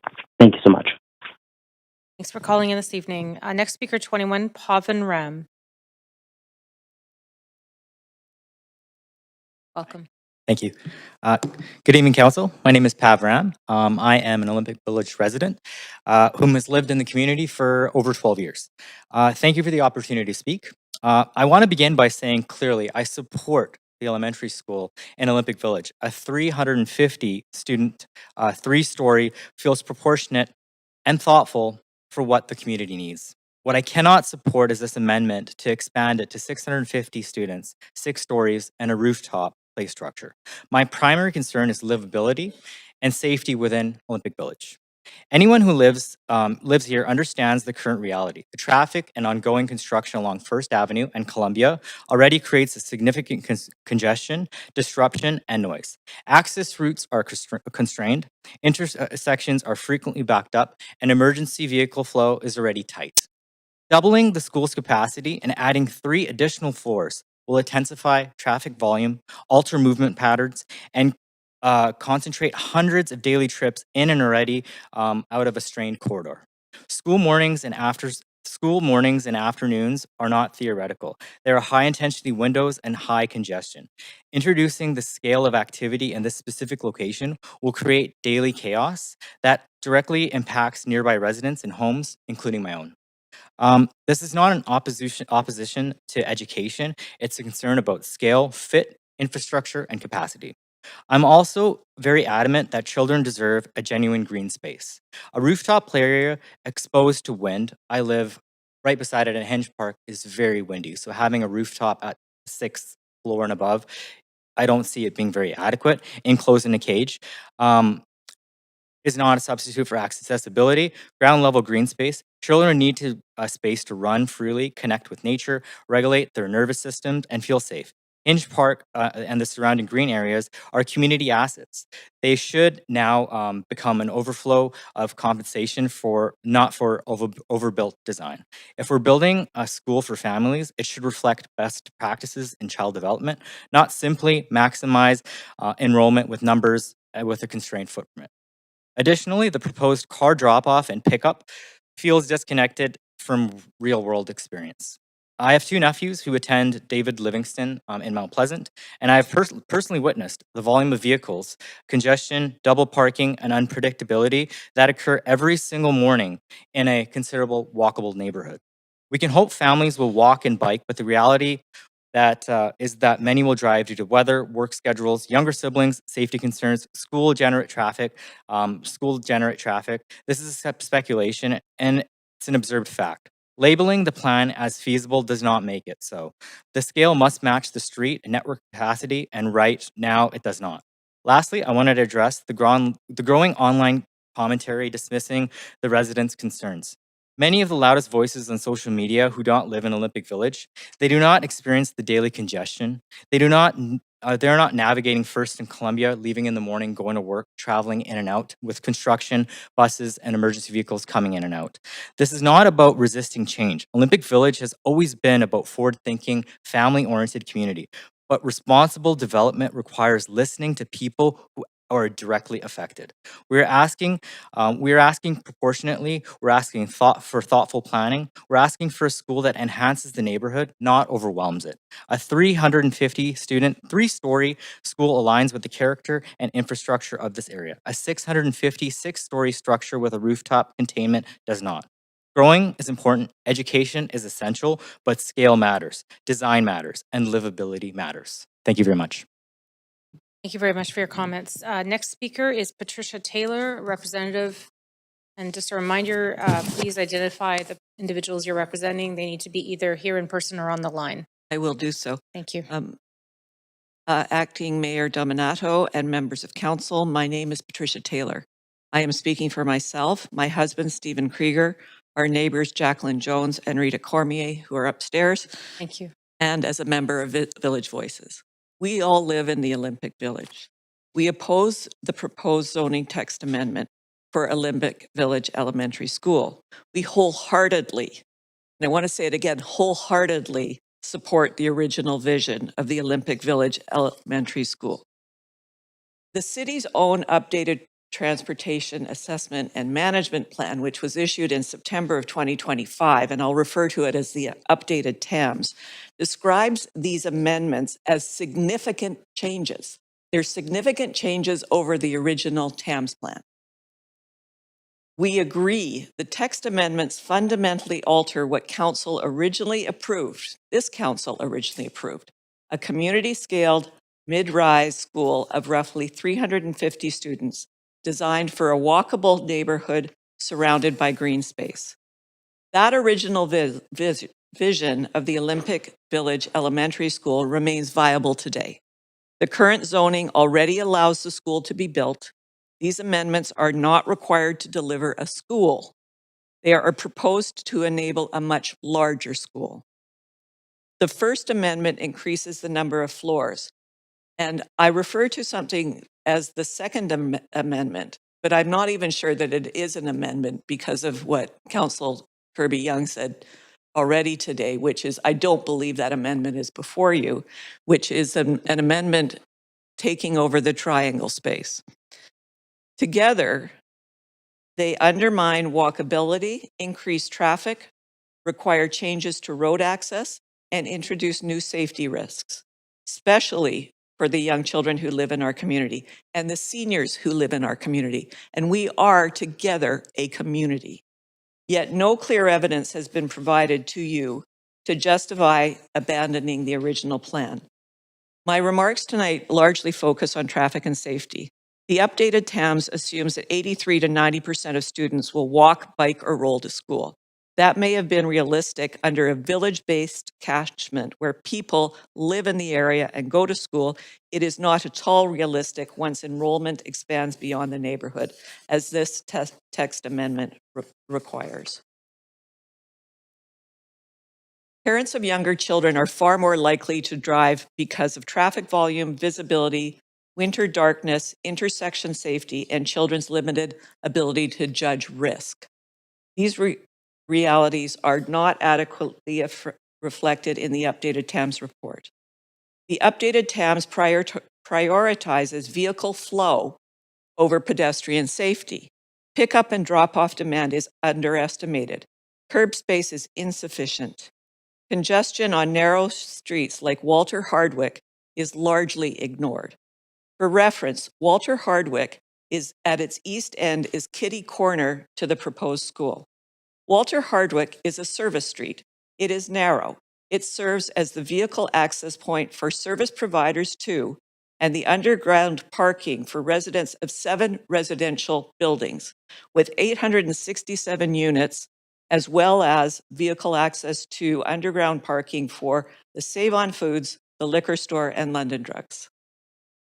Traffic calming is very difficult on one-way streets, as is proposed by this updated TAMS.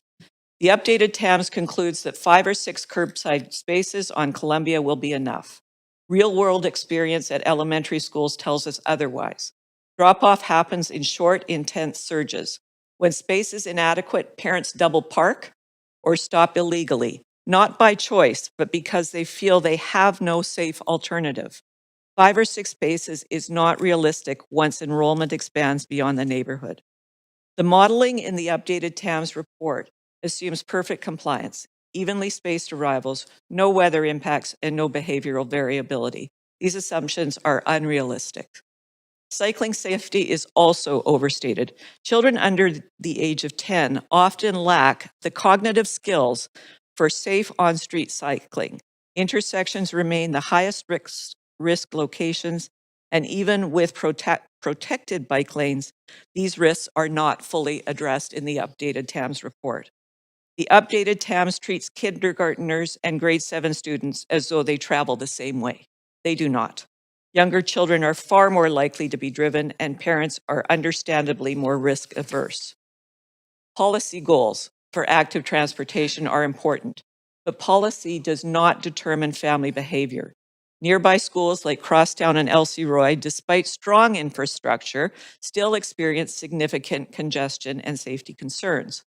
The updated TAMS report also fails to account for families with physical accessibility requirements, parents with mobility challenges, multiple school drop-offs, weather-related shifts, and ongoing construction impacts. All of these will increase driving.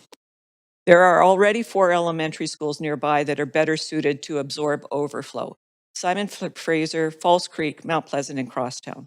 These schools have scale, access, and infrastructure to allow for increased enrollment. Olympic Village does not. Olympic Village Elementary was deliberately planned by council as a walk-to neighborhood school. Expanding it undermines walkability, increases traffic risk, and requires zoning changes and loss of public green space. Overflow should be managed through schools already designed for scale and enrollment flexibility.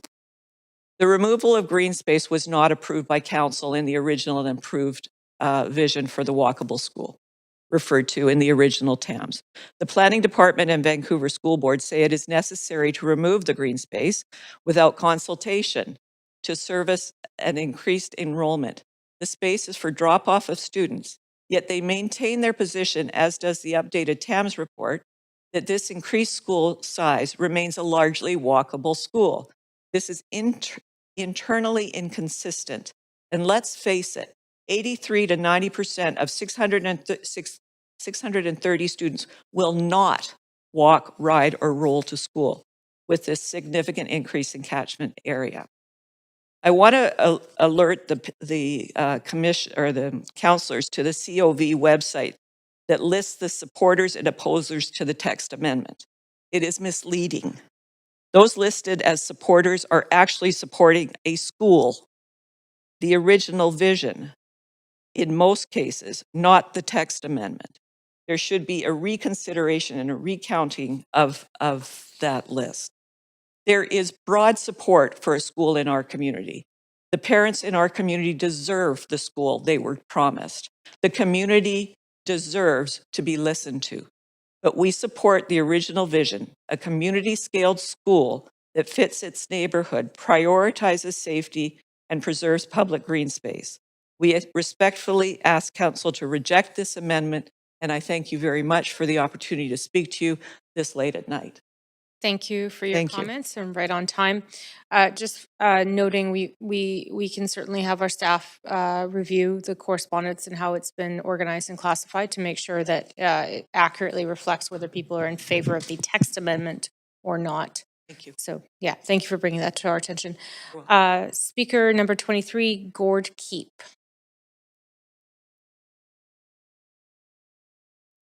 Good evening. So I just start? Yep, go right ahead. All right. Well, thank you all for staying so late. It's a very important subject and you're probably as tired as I am. My name is Gord Keep. I live in Olympic Village and I am opposed to the increase in the size of the school. To be clear, I'm not opposed to the school. The original school I'm in favor of. The proposed amendment to add a fourth floor and a 1.5-story high play area on top is a major significant change to what the original plans were. I understand the increase in student numbers will cause it to become one of the largest student numbers on the smallest site in the city. The large increase in the numbers, the large increase in the number of students and teachers and staff will overwhelm the limited space available in the proposed school's current location.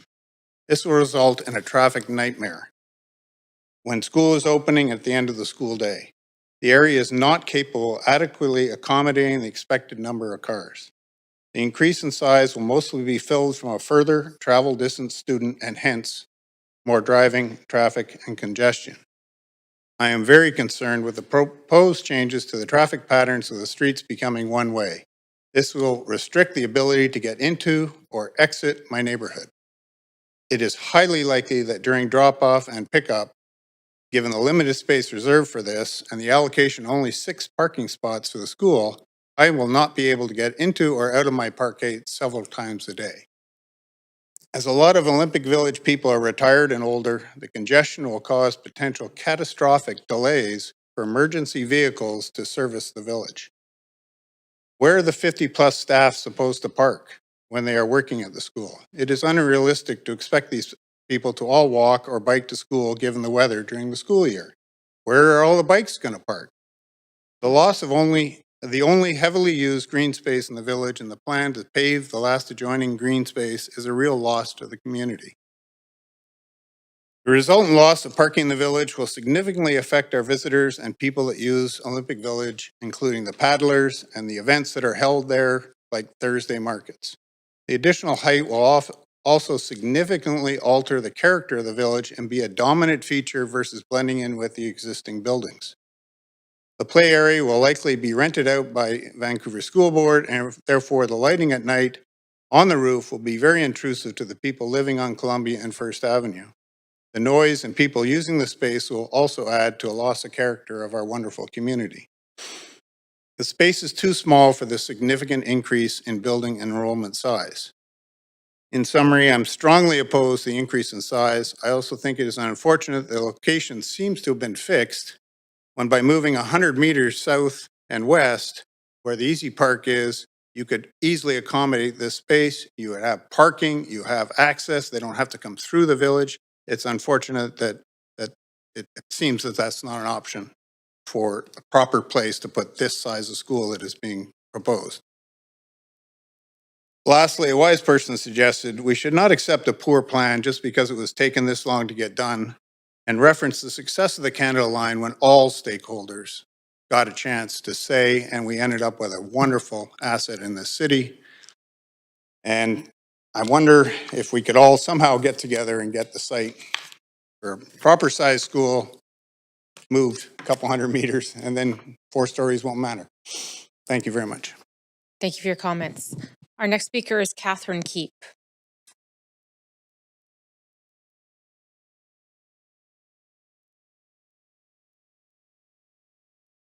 My name's Catherine Keep, and I live in Olympic Village, and I oppose this motion.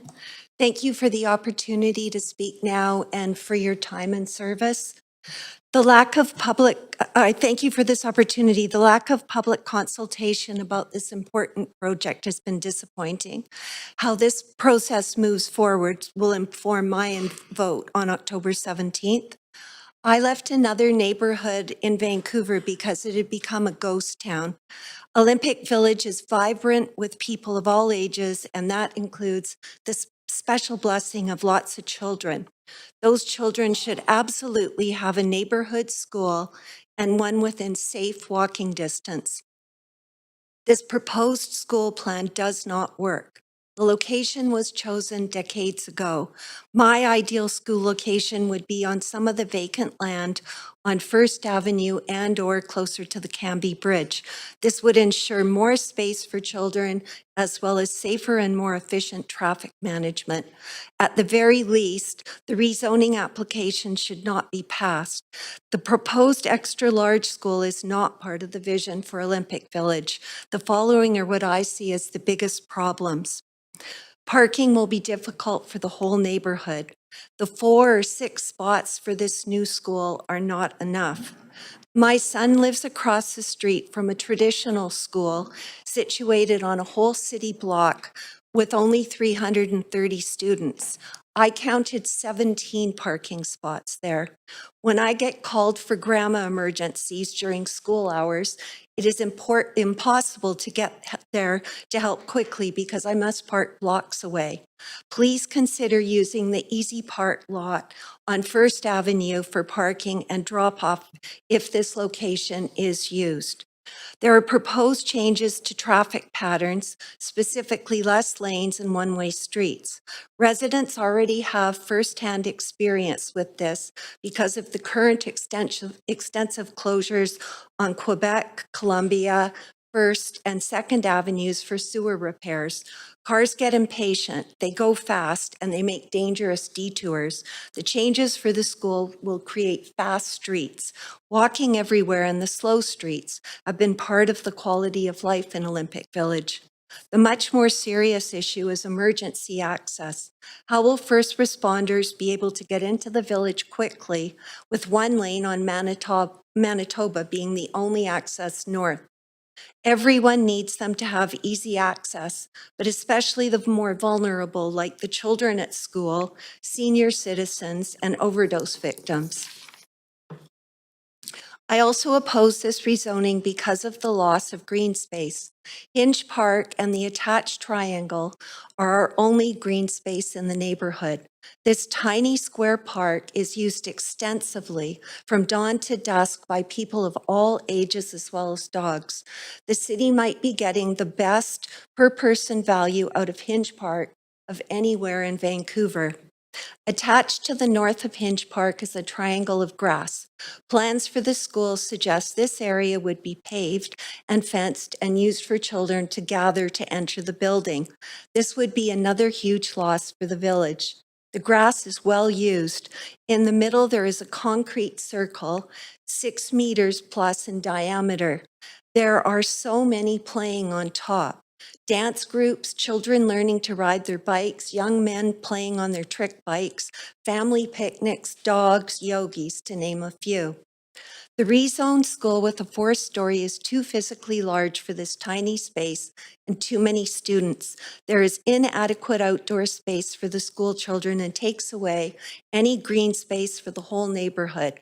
The proposed traffic pattern changes make it too dangerous for the children and the entire village. Families have waited a long time to have a school, but please take a little more time to build the right school for Olympic Village. Please vote against this proposed rezoning. Set up an advisory committee to create a better school plan for everyone, and ask the engineering department to create a safer traffic plan better suited to the neighborhood. Thank you for listening. Thank you for your comments this evening. Our next speaker is Robert Ross. Is Robert Ross in person or on the line? We'll come back. Speaker number 26, Nicholas Ray. Nope. Speaker number 27, Fiorella Pinilos. Yeah, can you hear me? Yes, go ahead. Yes. Okay. Hello, good evening, everyone, City Council and neighbors. My name is Fiorella Pinillos. I am a mother of 2 kids. I have lived in Falls Creek South for almost 9 years, and I am an advocate for the school. I am calling in strong support of the rezoning amendment for the land that has been provided for the Olympic Village School. And I want to start by sharing an audio with all of you. This is from 2019.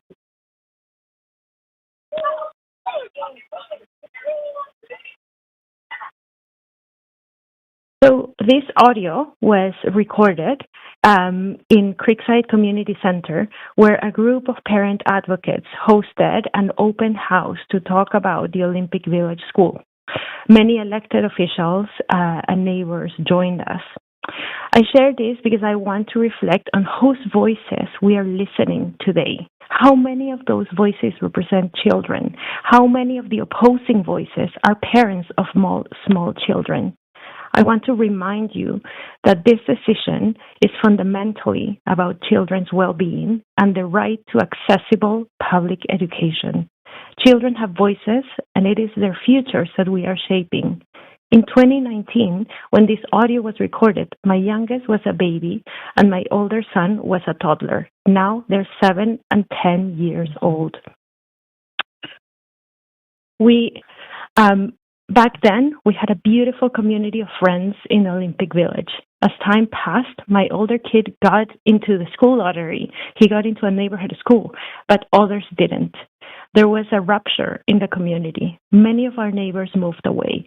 The same story happened with my daughter. Our story is not unique. This keeps happening in Olympic Village. The community is fractured again and again because of the lack of a neighborhood school. If the rezoning doesn't go forward, it would cause years of delays, which means more years of waiting for children's education. Parents are exhausted and don't have the luxury to continue to advocate for something that should be a given in every neighborhood. Schools are at the heart of communities. It is where bonds are formed between neighbors and friendships are built. Please listen to the voices of the children and parents in the neighborhood and go forward with this rezoning so we can finally have a school in our neighborhood. It is the children's future and the right to public education that we are talking about after all. Thank you so much.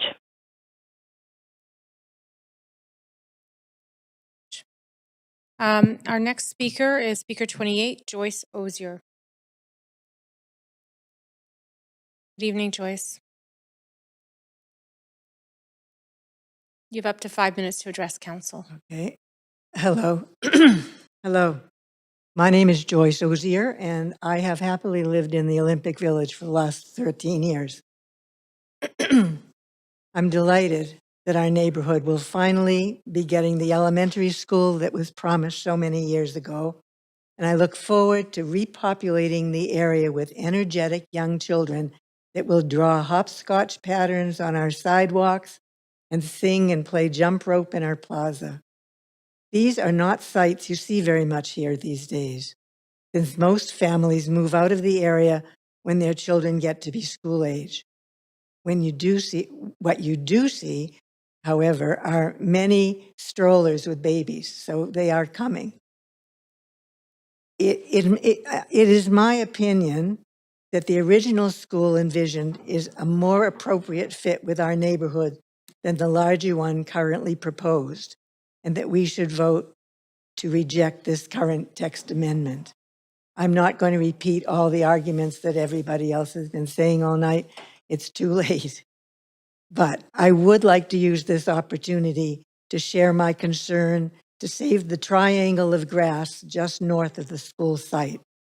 I think it's a mistake to use this small area of openness, light, fresh air, and green grass. It was not included for a reason in the original school plan, which put the school next to Hinge Park.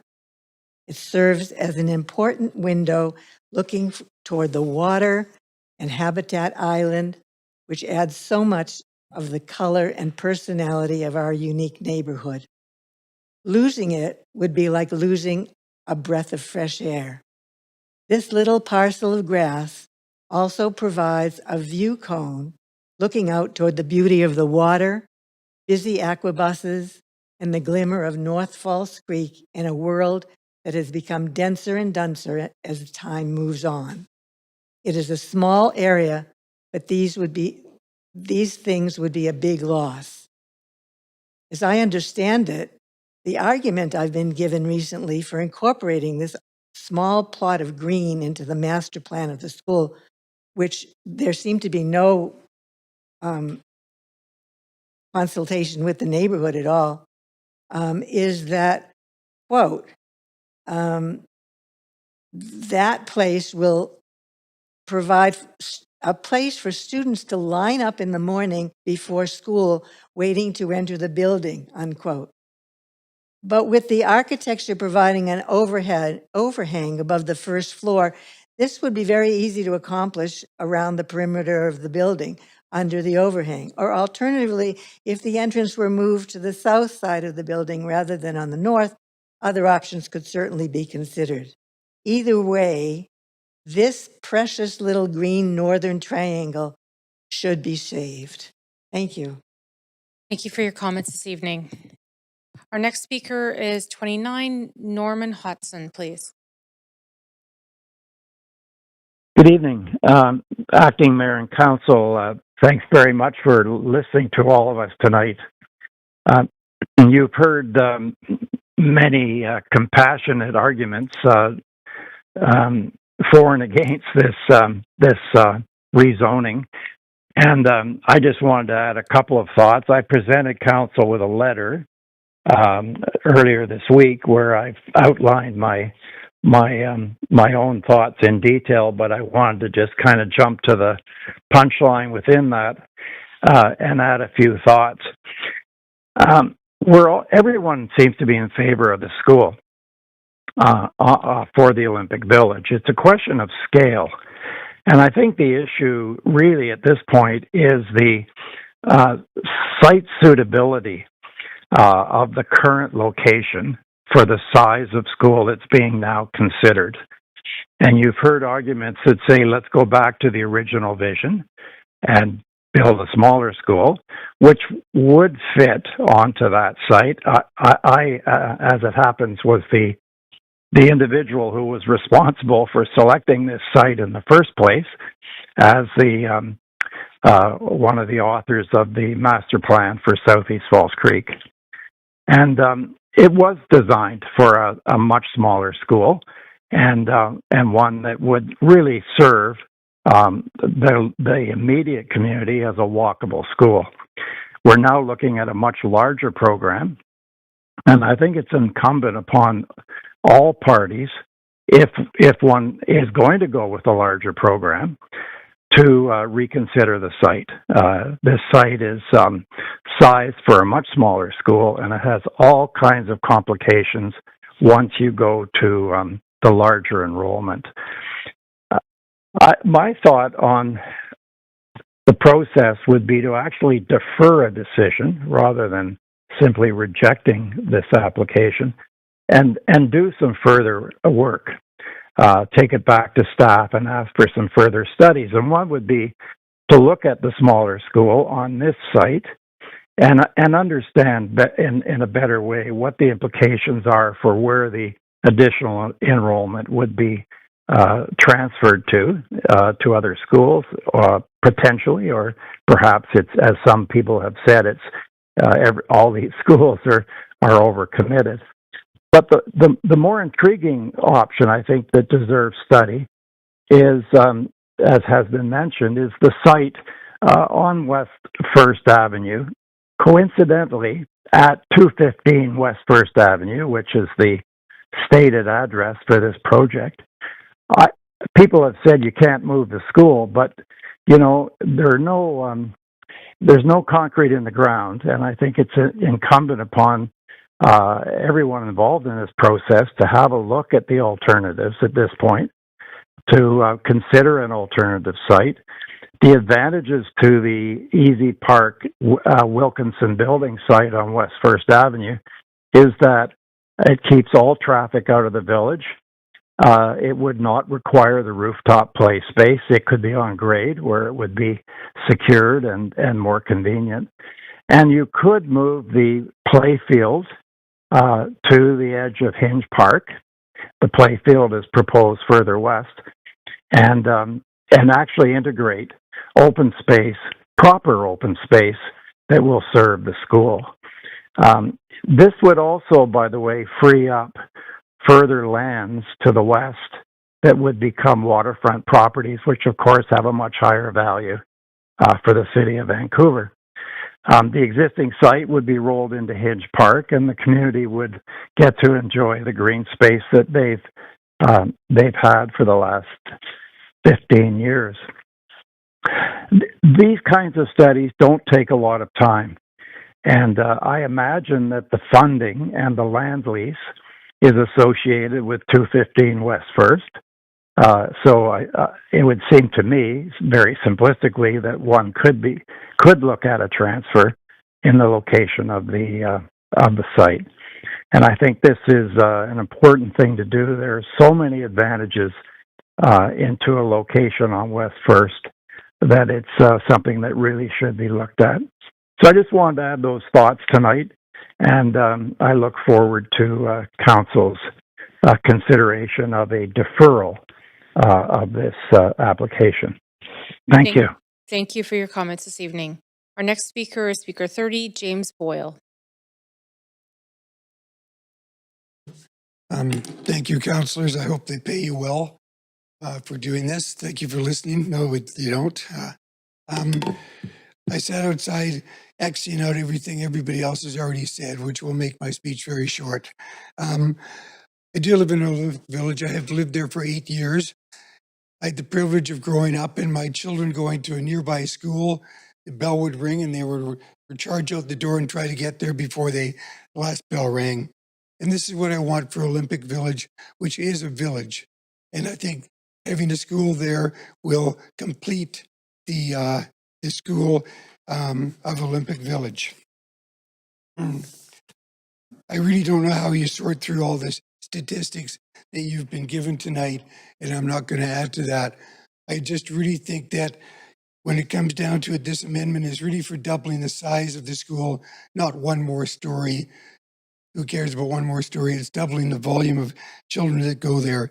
And bigger school means more driving, more traffic, more pollution, and more accidents. I really think that everybody here tonight wants a school. They want a school in Olympic Village. The question comes down, as Mr. Hodgson said, is what Olympic Village can, what the capacity is able to take in terms of the number of students and the traffic. I really think, I can't talk to the students, but I really think that the traffic would suffer immensely with that volume of traffic moving through there with the current design in the current location, the current design of the traffic. So on that basis, I kindly ask you that you reject this amendment. I just think it's too much for the village that we have. Thank you. Thank you very much for your comments this evening. Speaker number 31, Greg Morris. Good evening. My name is Greg Morris. I'm a resident of Vancouver, and I'm speaking to you tonight in favor of the proposal to expand the size of the Olympic Village School. I'm a father of 2 kids under the age of 4, and our family has been very lucky to be a resident of Olympic Village for the last 6 years. Our neighbors are great, and it's walkable to almost all of our daily needs.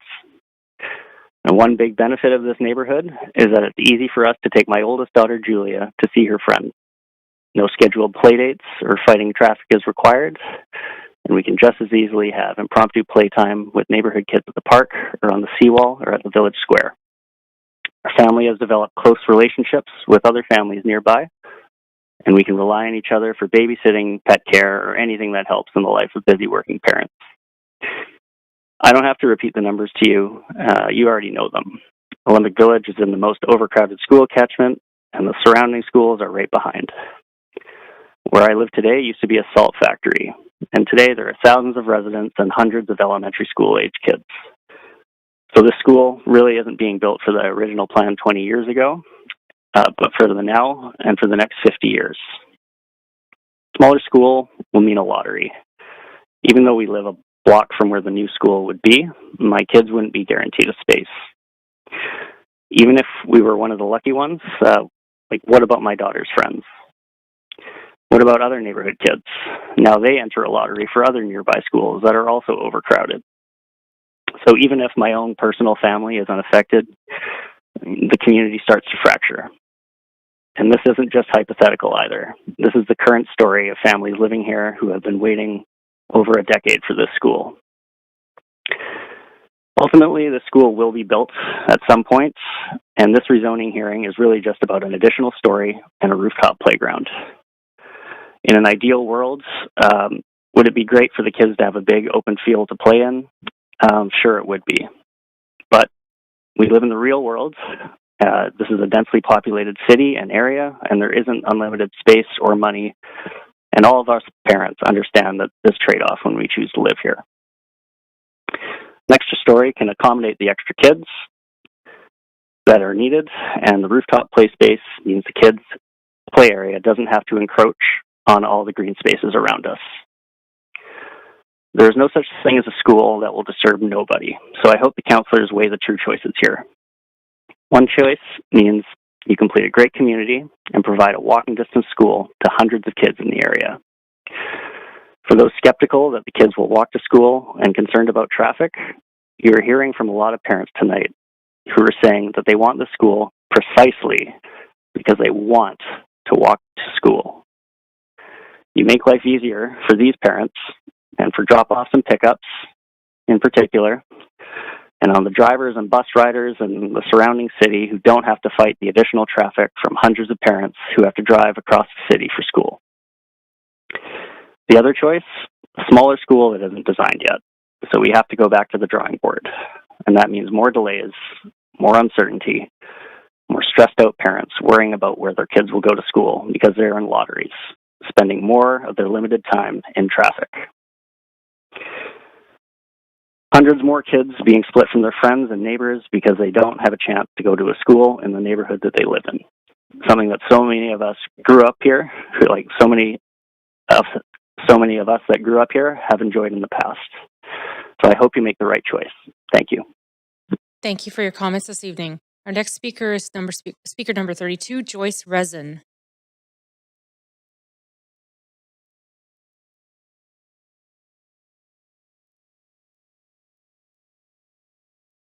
Good evening, Acting Mayor and Councillors. Thank you so much for staying this late to listen to us. I really appreciate the opportunity to share my views.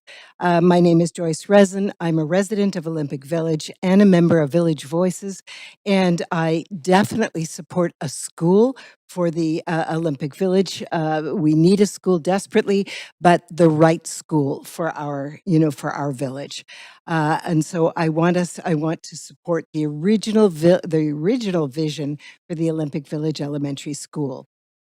I have 7 school-age grandchildren. I understand completely the need for an elementary school in the village, but it has to be a right-sized elementary school that meets the needs of the children and the village residents and also aligns with the city's own goals for a compact, walkable, and sustainable community.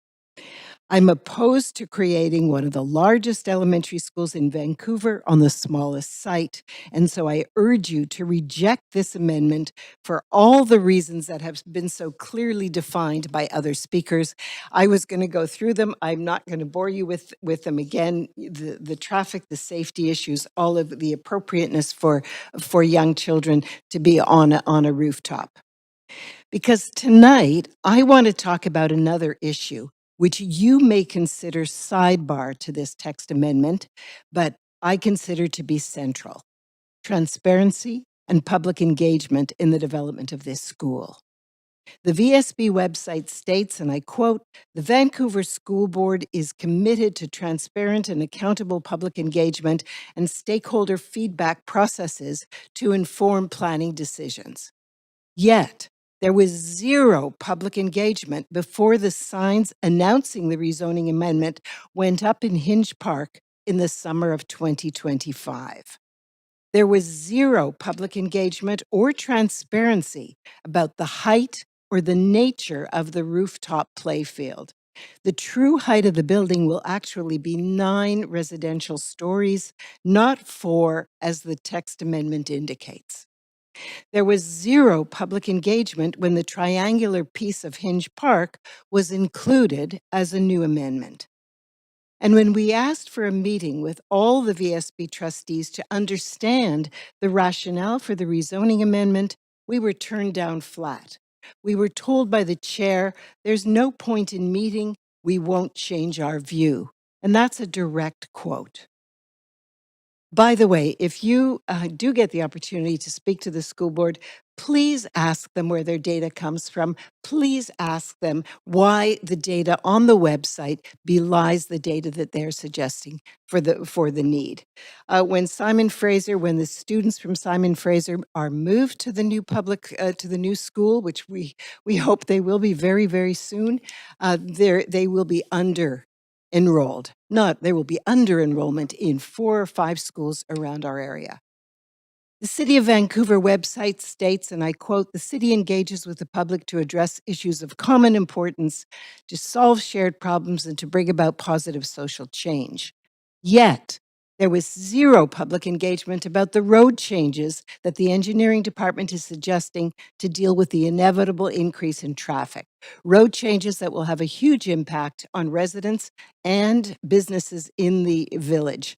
Yet the referral report recommends that the traffic report be accepted along with the text amendment. And perhaps most discouraging of all, and I want to be very truthful about this, many of us have been told by several knowledgeable sources that approval of this text amendment is a done deal. A done deal that was done way before the signs went up on Hinge Park in the summer of 2025. We really hope that that's not the case, but that's what we've been hearing. We hope you will give honest consideration to our concerns. Transparency, as you know, is vitally important. It's about trust. And I suggest that there's been a great deal of trust lost in this community by the way this issue has been handled. I believe that you sincerely want to make the best decision for the families, the children, and our community. That's why you're still here tonight. I submit that going back to the original vision of a 3-story neighborhood school is a win-win-win. Parents have a long-awaited school that they deserve. The well-being of the young children is taken into consideration, and the residents of Olympic Village will have a safe and livable community. I ask again that you defeat the rezoning amendment. Build the school now, cheaper, faster, better. You can do it tomorrow. But I ask you too to support the development of a community advisory council to work hand in hand with you, the province, and the VSB to build the best school possible, because you have the power. Thank you so much for staying up this late. Thank you for listening. Thank you for your time. Thank you for your comments. Your next speaker is 34, Robert Cornish.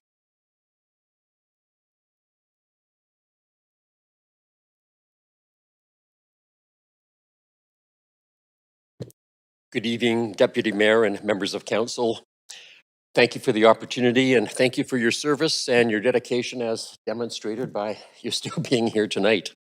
My name is Bob Cornish and I've been a resident in Olympic Village for over 13 years. I support a school.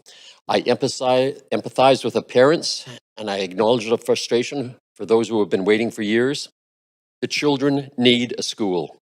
What we do not need is one of the largest schools in Vancouver, built on the smallest lot, in a village, and with all of the associated issues. I support the original vision and speak against the amendment that is before you. One of the vision statements from the Falls Creek Official Development Plan referring to the village includes a place where, and I quote, where people live, work, play, and learn in a neighborhood designed to maintain and balance the highest possible levels of social equity, livability, ecological health, economic prosperity, so as to support their choices to live in a sustainable manner. This is the vision that we were sold. This is the vision that we bought into. The village is a very successful experiment in urban living. It is pedestrian friendly, walkable, sustainable. We have narrow streets, limited parking. We have calmed traffic. It's a popular tourist destination. As council members, you've heard a lot tonight. You've heard statistics about declining enrollment, with the question, which question the need of such a large school. You have heard that the children's play area is 30% of the Ministry of Education standard, and yet somehow or other, this is acceptable. You've heard about the loss of green space and the appropriation of the triangle at Hinge Park.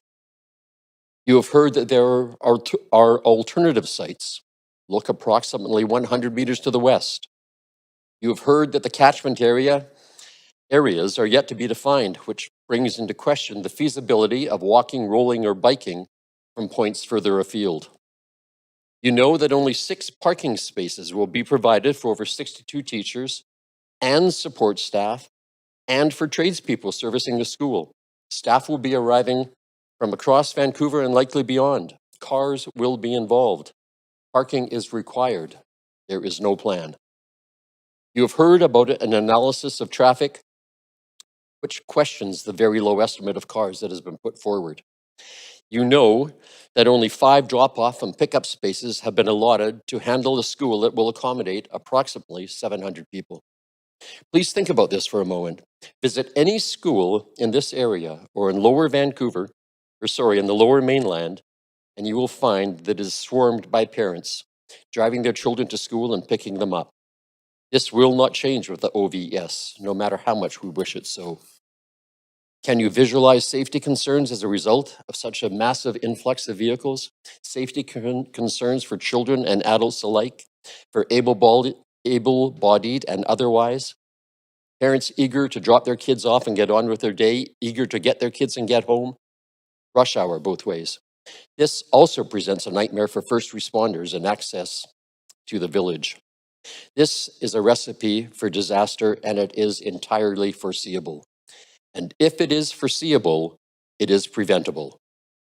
The livability and tranquility of our village will be no more. On the Shape Your City website, citizens asked why this particular location for a school that will accommodate 630 students, and why on the smallest of lots. The answer from city staff time and again was, City Council had not directed them to look at alternatives. Please consider alternatives. Rather than approving this amendment, ask the planning department to look at alternatives so that you don't have just a proposal before you, but you have the best proposal. The best school on the best lot with a minimum of disruption to the community. Engage with the community so that you can hear village voices. Strike an advisory committee. Let's have a school that will enhance the quality of life in the village and not detract from it. Keep the vision that was intended for the Olympic Village. Keep this monument to urban planning and living, and do not distract from it. Consider alternatives so that you just don't have any solution, you have the best solution. I'd like to think that this is how the village was conceived in the first place. I say again, I stand for a school. I stand with the parents for a school, but I stand for a better solution that is being proposed by this amendment. I stand for the original vision. Please defeat this amendment. Thank you for your time and consideration. Thank you for your comments this evening. Our next speaker is speaker number 35, Alan Farber.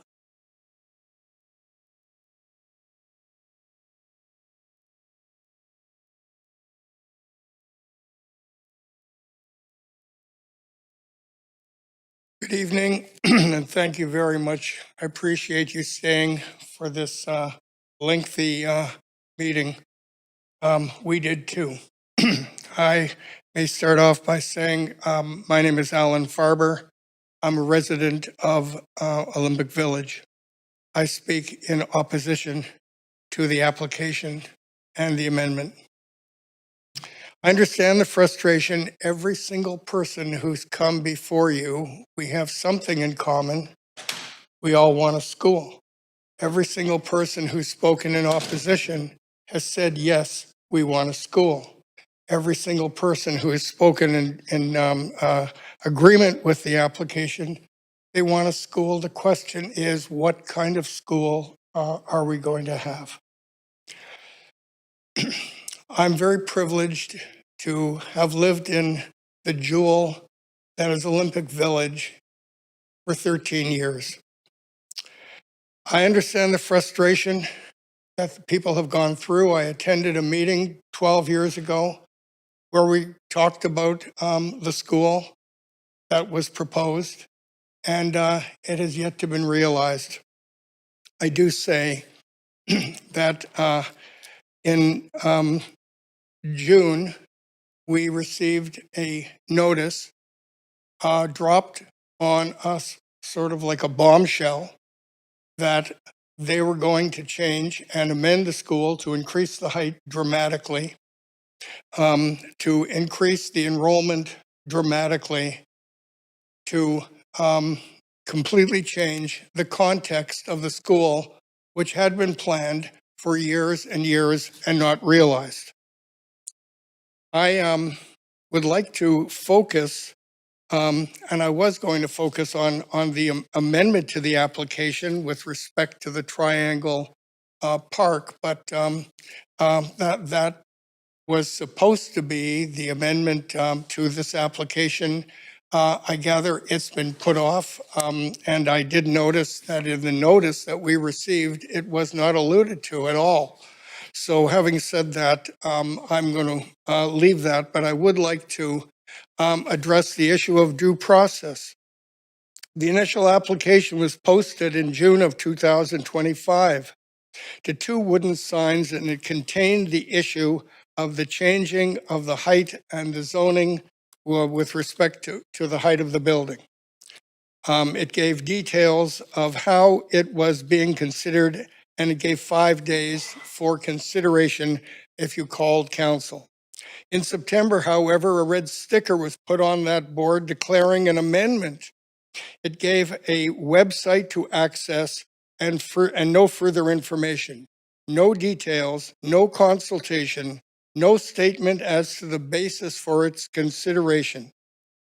If you didn't see the board and the amendment, you wouldn't have gone online and you wouldn't have any idea what the amendment was about. Having said that, there was no process that was delivered, and we don't know at this point why the amendment was left off the agenda, but the fact is that we're not discussing it tonight. The notice of public hearing dated January 21st does not say so that it deals only with the original application. Has the Parks Board been consulted with respect to what is their opinion with respect to the Triangle Park? It's hard to call it a park because it's really just a little spot of green, but it is the only green that is in existence in the village now for people to enjoy. So frankly, due process means fairness, it means transparency. We've seen none of that with regard to the amendment. And one other thing is that by doing this without any consultation in advance, they've only lengthened this process, because here we are discussing the amendment, which may have been resolved by virtue of some negotiation. People have referred to me as a NIMBY. Well, that means not in my backyard, and it's a negative concept, but I will accept the fact that, yes, I am a NIMBY because Alan, that's Triangle, your time, Alan. the That's 5 Triangle minutes. is my backyard and the backyard of everyone else in Olympic Village. Thank Don't you let for it go. addressing council this evening. Thank you. Our next speaker is speaker number 36, Sydney Hanson.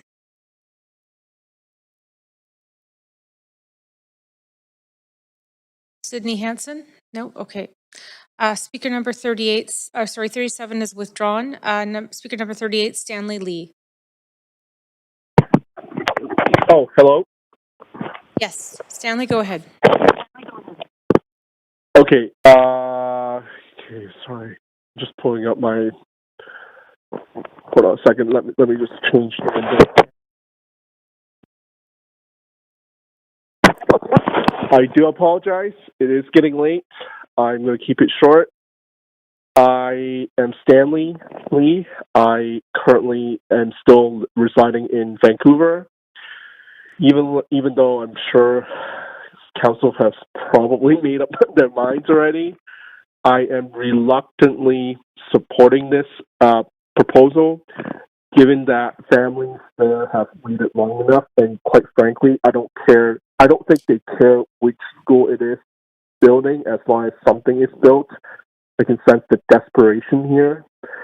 And as the YIMBY advocate said or implied, I think beggars can't be choosers, even though I personally don't like the traffic arrangements or the lack of green space, as previously mentioned. So, yeah, let's see if the provincial government can actually afford to pay up this time to get this school built. So, in the meantime, I'm personally going to make sure that I will stay the hell away from the area as I ride my bike in town. And perhaps this rezoning is a great opportunity to encourage those around who don't like this to sell their property, get the hell out so that other beggars who are eager to take their place can move in. Thank you. Thank you for calling in this evening. Our next speaker is Speaker 39, Susan Brooke.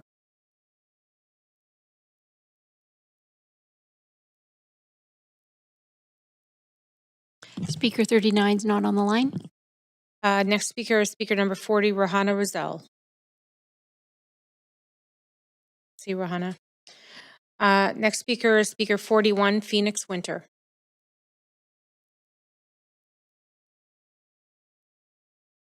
I see somebody walking this way, but I don't think, nope. Okay, speaker number 42, Alexandra Cheeson. This supposed to be, Alexandra's supposed to be on the phone. We have Alexandra on the phone.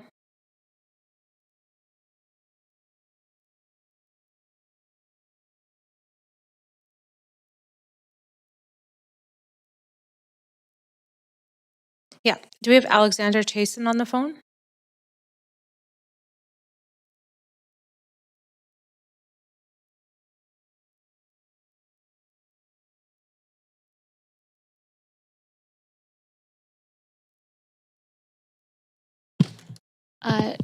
Not on the line. Okay, thank you. Michael Tan. Good evening. I'm not sure, but good evening. My name is Mike Tan. Not talking about Chinatown for once. My wife and I are residents in the Olympic Village neighborhood. We have a very direct interest, or soon to be, very direct interest in the completion of the new Olympic Village school, as we're expecting a child in the next month. Yeah, baby Tan due next month in March. I'm selfishly here asking for a council to vote in favor of the motion tonight so my wife and I can walk baby Tan to school together.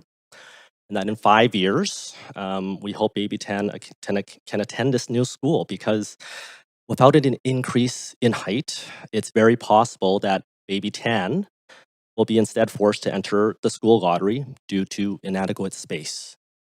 Can you imagine that? A brand new school 5 minutes away from you, and you're forced to take your child to school 5 kilometers away because the day construction is completed, the school is already overcrowded.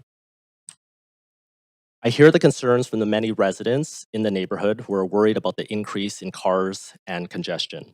However, I know that many residents of Olympic Village, many of my friends, moved into Olympic Village more than 10, 15, 20 years ago, and in anticipation of this school, counting on the fact that an elementary school was earmarked for the site to be built and to have their kids attend it. And as you've already heard, many children have been born and grown into adulthood and are even attending university, all while waiting for this elementary school to be built.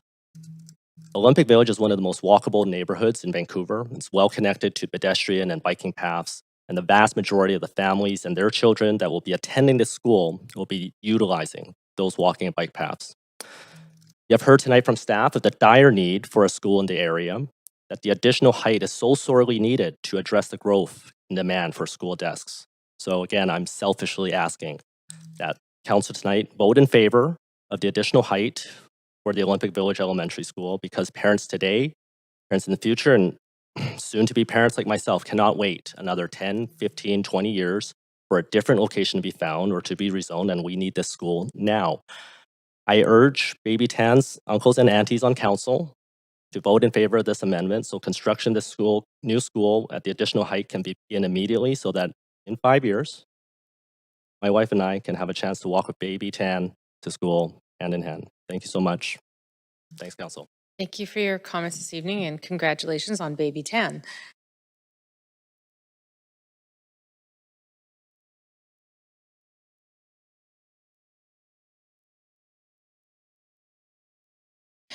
Council, we're just going to go back to Speaker 40, Rohanna Rizal. There was a technical glitch there. So, Rohanna, are you on the line? Yeah, can you hear me now? Yes, go ahead, Rohanna. Okay, nice. Yeah, good evening. Yeah, thank you so much for waiting so long, so late at night.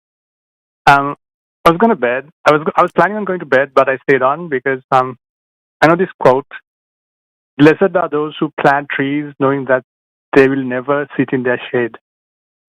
Unfortunately, it seems that a lot of people don't seem to get that. I'm here to voice my strong support for this amendment, for the school. It's not a complicated decision. This is a school. It's a school for children.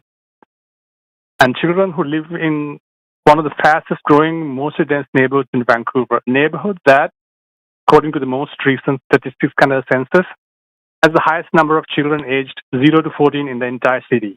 Over 800 kids. And not a single neighborhood school to walk to.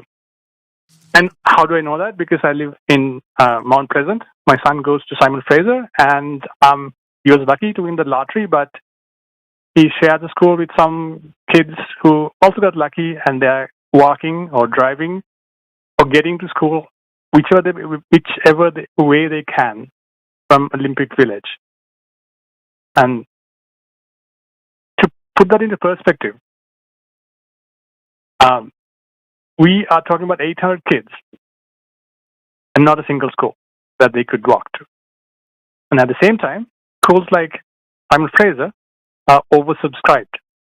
I know kids who live in front of Simon Fraser who go to other schools because Simon Fraser is full. Right? So why are we even debating this? This was promised 20 years ago. As part of the original Southeast Falls Creek official development plan. And a lot of families moved to Olympic Village because of they thought that a school was coming, right? And we keep hearing the same arguments about, oh, I support a school but not this school. I support a school but not at this location. I mean, you can find the excuses not to build a school. And that's what's been happening for the last 20 years. But, you know, a lot of kids who are born today would be able to go to that school if you pass this motion today, right? Because if you delay it for another 20 years, those kids are going to be at university before school is built. And you've heard from so many families, so many young parents who are worried because when my son was waiting for the lottery draw, we didn't know whether he would go to Simon Fraser. We didn't know whether we'd end up having to drive our son halfway across the city. And that's what hundreds of parents face every single year. You're adding all this new housing, you're increasing density, but if you're not building schools to keep up with that density, what's going to happen to all the kids? Kids need a place to study. I mean, that's not even something that we should be debating. So what it comes down to is this. Do you support the kids? Do you support their right to education? Or are you going to listen to people, the naysayers, who just, always find a reason to get this school not built for their own selfish reasons? And I'm sorry to use that word, it's selfish reasons. Yeah, it's late, so I'm going to end my speech there. Thank you for listening. Thank you, Rohanna. Our next speaker is Speaker 44, Peter Waldkirch. Speaker 44 is not on the line. Speaker 45 has withdrawn. Speaker 46, Jeffrey Holan. Good evening. Thank you so much for staying up this late. My name is Jeffrey Holan. I'm speaking on behalf of myself and my wife. And we are both against rezoning to expand the school, but we're very much for support of the original plan. I would first like to thank you on your time and patience letting me speak. It's one of the fundamental differences in our society. I can't speak to enough of the changes around us in our world. Not being able to talk. Really appreciate it. My wife and I have lived in the Olympic Village since 2013. We love it. I'm a father of 2 children.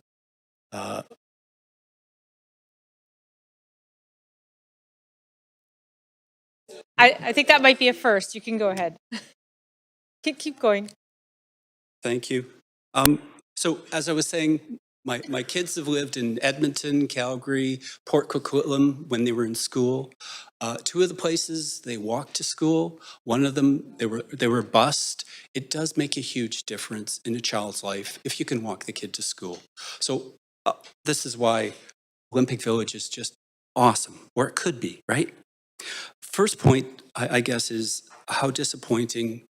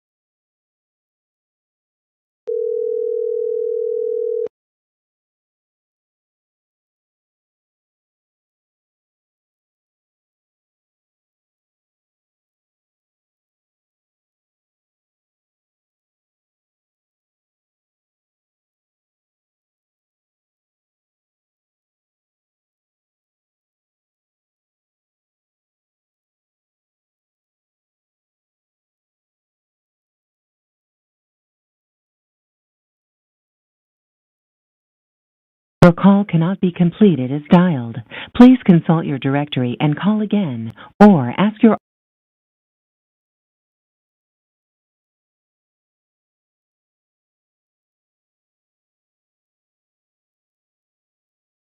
call cannot be completed as dialed. Please consult your directory Counselors and online, call we're just again, going to or need a ask couple your more operator minutes. for assistance. Thank you for hanging in there.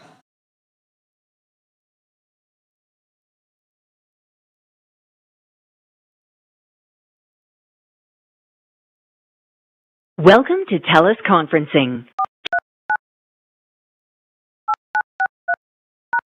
Your access code is not valid.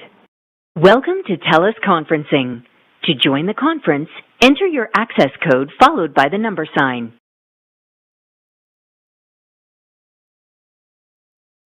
Welcome to TELUS Conferencing.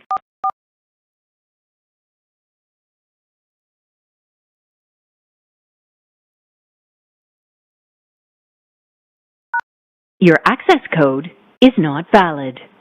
Welcome to TELUS Conferencing.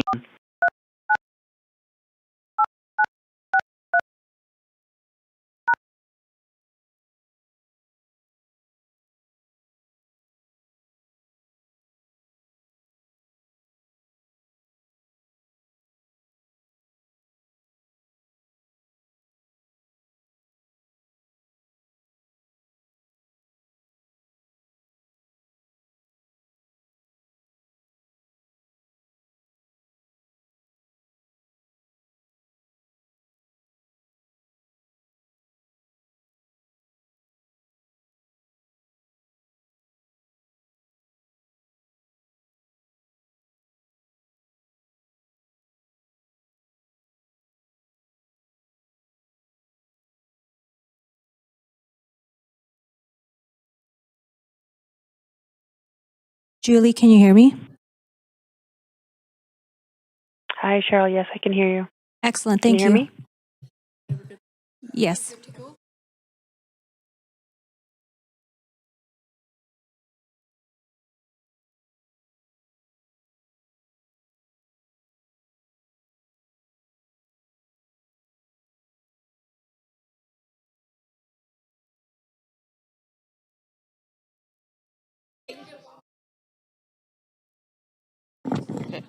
Council, I'm going to call everybody back. Thank you. We're going to resume with Speaker Jeffrey Holan. And sorry, Jeffrey, for the interruption. That's fine. Yeah. And so Thanks for your patience. please continue. Okay. I'll go back to my first point. You know, as everybody else has said, we should all be disappointed that an entire generation of kids missed out in a fundamental and pre-planned community service. Then pushing out further by rezoning is just more salt on the wound. Why the school wasn't built along with our community center is really confusing. I can only hope that other large community builds that are going on in Vancouver include schooling as a foundation, not an afterthought. This is just terrible. I'll leave that note out, it's late. Next is kind of the disjointed process I see in critical infrastructure. If I look at the planned new park to be built near Science World, east side of Olympic Village, it was reassuring, really nice to see how the improved cycling access from the Ontario bike route is being incorporated to connect to the seawall. That's awesome. Conversely, the proposal here expands the school size and traffic, changes the street, puts a bike lane beside. I don't know if you guys have carefully looked at where the parking drop-off bike lane on Columbia Street where I live. It's really not functional. Please review it. The other was the number of parking spaces for the school. If I'm correct, it's 4. I don't know, maybe 6. I hope everyone can remember our previous mayor, Mr. Sullivan, who kind of enlightened us on accessibility for all. I really want to make sure that this infrastructure is accessible to all. 4 parking spaces isn't enough if you've got a few teachers or people service, whether it's janitors, cooks, or somebody in the school. Like, that's going to fit into 4 stalls. It doesn't make sense, okay? Next point, of course, is the kindergarten, the kids' outdoor space. This isn't in downtown New York City. We have the room. We should really have proper space for those kids. I also want to point out, it's taken 20 plus years for the temporary park space on the northeast side of Science World to be built. So anybody thinks that we'll build the school and we'll get this park further by the bridge right away, their kids will be in university long before any park space will be built or spaces for kids. Having unstructured time and room for kids is fleeting in our society. We need to ensure that they do have the space to play freely. A rooftop deck with 600 kids, again, I don't understand that. I think if the school does proceed as depicted, we need to at least adjust the existing play space on the south side of the land so that students and their siblings can have some place to congregate prior to or after schools. The other part is the parking lot by where the old barn was taken down. Possibly, if we can't reduce the school size down, is to make that as a pickup drop-off area for buses and ensure there are additional parking spaces, again, for accessibility issues. I want to thank everybody for staying here. I also just want to check, because I've heard a lot of numbers about how overcapacity schools are. It's horrible for parents. I have two kids that are adult kids that are about to have kids. It's not great. But I did a quick query of how oversubscribed the schools are. It says approximately 15 to 20 elementary schools in Vancouver are considered oversubscribed for kindergarten, resulting in about 270 or more children waitlisted. Okay. If we build a school for 350, that's almost 100 more than that. That Thank you, almost Jeffrey. seems right. That's your time. I'm just Yeah. noting it. Anyways, thank you very much for your patience, for staying here tonight. Thank you for your patience with the technical glitches. Appreciate that. Our final registered speaker is Speaker 47, Stuart Reed. Speaker 47 is not on the line. Thank you, clerks. That brings us to the end of our registered speakers list. Are there any other individuals in chambers here who are wishing to speak to this item? Not seeing any. So I will do our third and final call for speakers. If you wish to speak to council about this item, please call toll-free 1-833-353-8610, followed by the participant code 1061445# before the close of the list. Phone number is posted on X and will be displayed during the recess. Council, we will now take a 2-minute recess for any additional speakers to call in or come forward to the podium. Thank you.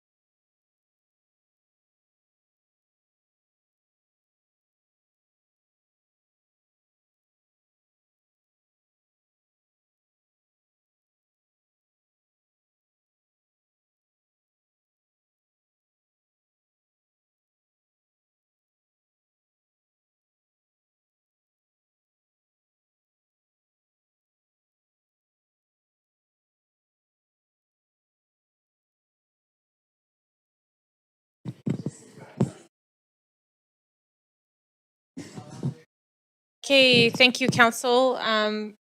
We're returning from our 2-minute recess. I'm going to check in with the clerks. Do we have any other speakers on the line?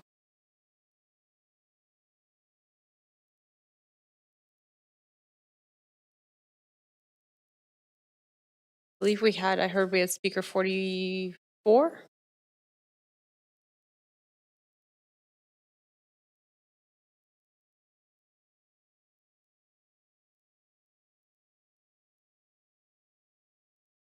Oh, wait. Well, okay, while we're sorting out the online speakers, can I just check in again? Is there anyone else in chambers or in lobby that is here to speak to this item in person? Okay. Everything's been covered, yeah. Okay, so we're just gonna wait to get the lineup of callers.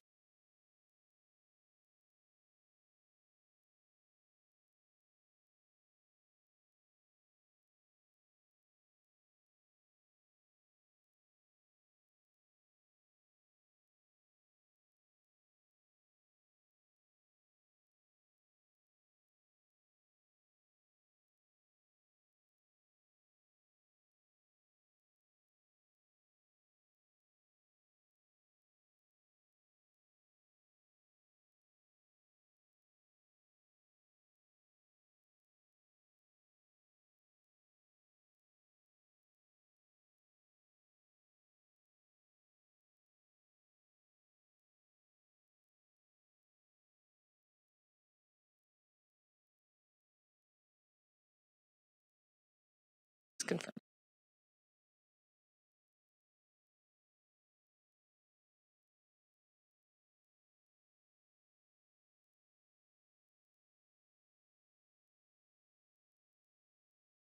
How are we doing, clerks? Okay.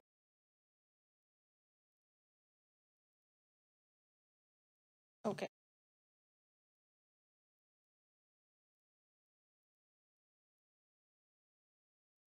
Hey, Councillor, our next speaker, we have a speaker, Lisa Zhang, on the line. Lisa? Hello, Council. Council. Can you hear me? Yes, go ahead. Perfect. I guess I'll start off by saying good morning and thank you very much for your time. My name is Lisa. I am a resident of Olympic Village and I am a parent of a child, and I will specify a child of an age that will be affected by whether or not this school and the amendment gets built or not. I want to first start off by saying thank you to the Council for tonight, but also to the VSB and the City for proposing this bright vision for a school that's very much needed. Firstly, we need a school, and not just any school, but one with capacity. The demographic is changing. There are hundreds of families there, 800 people who need this space. You have heard that neighboring schools are over capacity. And lastly, you have heard that from 2 other applications earlier tonight that highlighted that there are going to be more kids coming in and childcare spaces which will have school-age kids. We need to be ready. Secondly, let's not let perfect be the enemy of great. Let's not let the wants of a few outweigh the actual needs of many. Many tonight who oppose this amendment have claimed that they care about the quality of supporting a school, supporting the right school, and wanting a win-win-win situation. But what about those 300 plus families who will lose an education spot for their kids? Furthermore, talking about green space, Olympic Village is blessed to be by the seawall, the Falls Creek, Hinge Park, East Park, and the park by the Science Center. There is plenty of green space. Furthermore, we talk about a large school on a small site. That sounds like elegant urban efficiency. Lastly, with this whole talk about further amendments, this is delayed. This is now 2 decades past. Parents do not need shared frustration and empathy. They need guaranteed spots of education for their kids. There is a need for many spots, and this proposal and the amendment alleviates that issue. Do not make finding education for their children another battle for young working families. Please don't do that. We need a school. We need the extra spots. It is 1 more floor. It is 800 kids who need this spot. Don't make perfect the enemy of great. Please don't let the wants of a few outweigh the actual needs of many. Thank you. Thank you for calling in. Our next speaker is Jordan Hong. Go ahead, Hi, Jordan. everyone. Can you hear me? Yes, go ahead, Perfect. Jordan. Thank you so much for staying so late for this discussion. So for me, I'm here tonight to give my unequivocal support for the new elementary school and to really strongly urge you to approve the amendment to ensure it's built to a full necessary capacity of 630 seats. This project has gone through 19 years of consultations, studies, and community engagement. And I hear a lot of people saying there hasn't been consultation, but there has been. It's 19 years of professional analysis by city planners, traffic engineers, architects. The data is clear. The need is urgent, and a smaller school just doesn't work. And there's a few things I want to address in terms of the arguments that were raised tonight, and there's a lot of misunderstanding. Number one, where the argument of saying the school would create traffic congestion. That's factually incorrect. The school is a solution for the existing traffic, not a cause for new traffic. Right now, because of the absence of a local school, hundreds of families are forced into their cars every day to commute to distant, overcrowded schools. This is creating chaotic, unpredictable, significant volume of traffic. So this actually solves it. This replaces it with people walking, biking to school that's nearby. So in short, to vote against the school on the basis of traffic, it's to vote for continuation of this current worst traffic problem. The second argument we're saying is, I heard a lot of people say it's the largest school in a small lot. That's misleading, and that's just incorrect. Olympic Village is a dense urban environment. It is not a sprawling suburb. The design of the school, a 4-story vertical building with a rooftop play area, is a modern, innovative, and appropriate solution for this context. It's the same design principle that allows for dense housing and commercial space in the same neighborhood. And this site was designated for a school in the original plan. It's a designated location. It is adapted to fit the site, not the other way around. And the 60-30 student capacity is not arbitrary. It's a number required to solve the current overcrowding crisis and plan for the future. So a lot of the arguments that were said today were either not informed or just simply incorrect. And then in terms of an argument of you saying it'll ruin the views of, views of water, etc. That's a luxury over kids that just don't have school. I have a young child, and having these arguments, hearing people that favor over these luxury over kids just simply not having the right education, it's quite frankly very disheartening and very disappointing.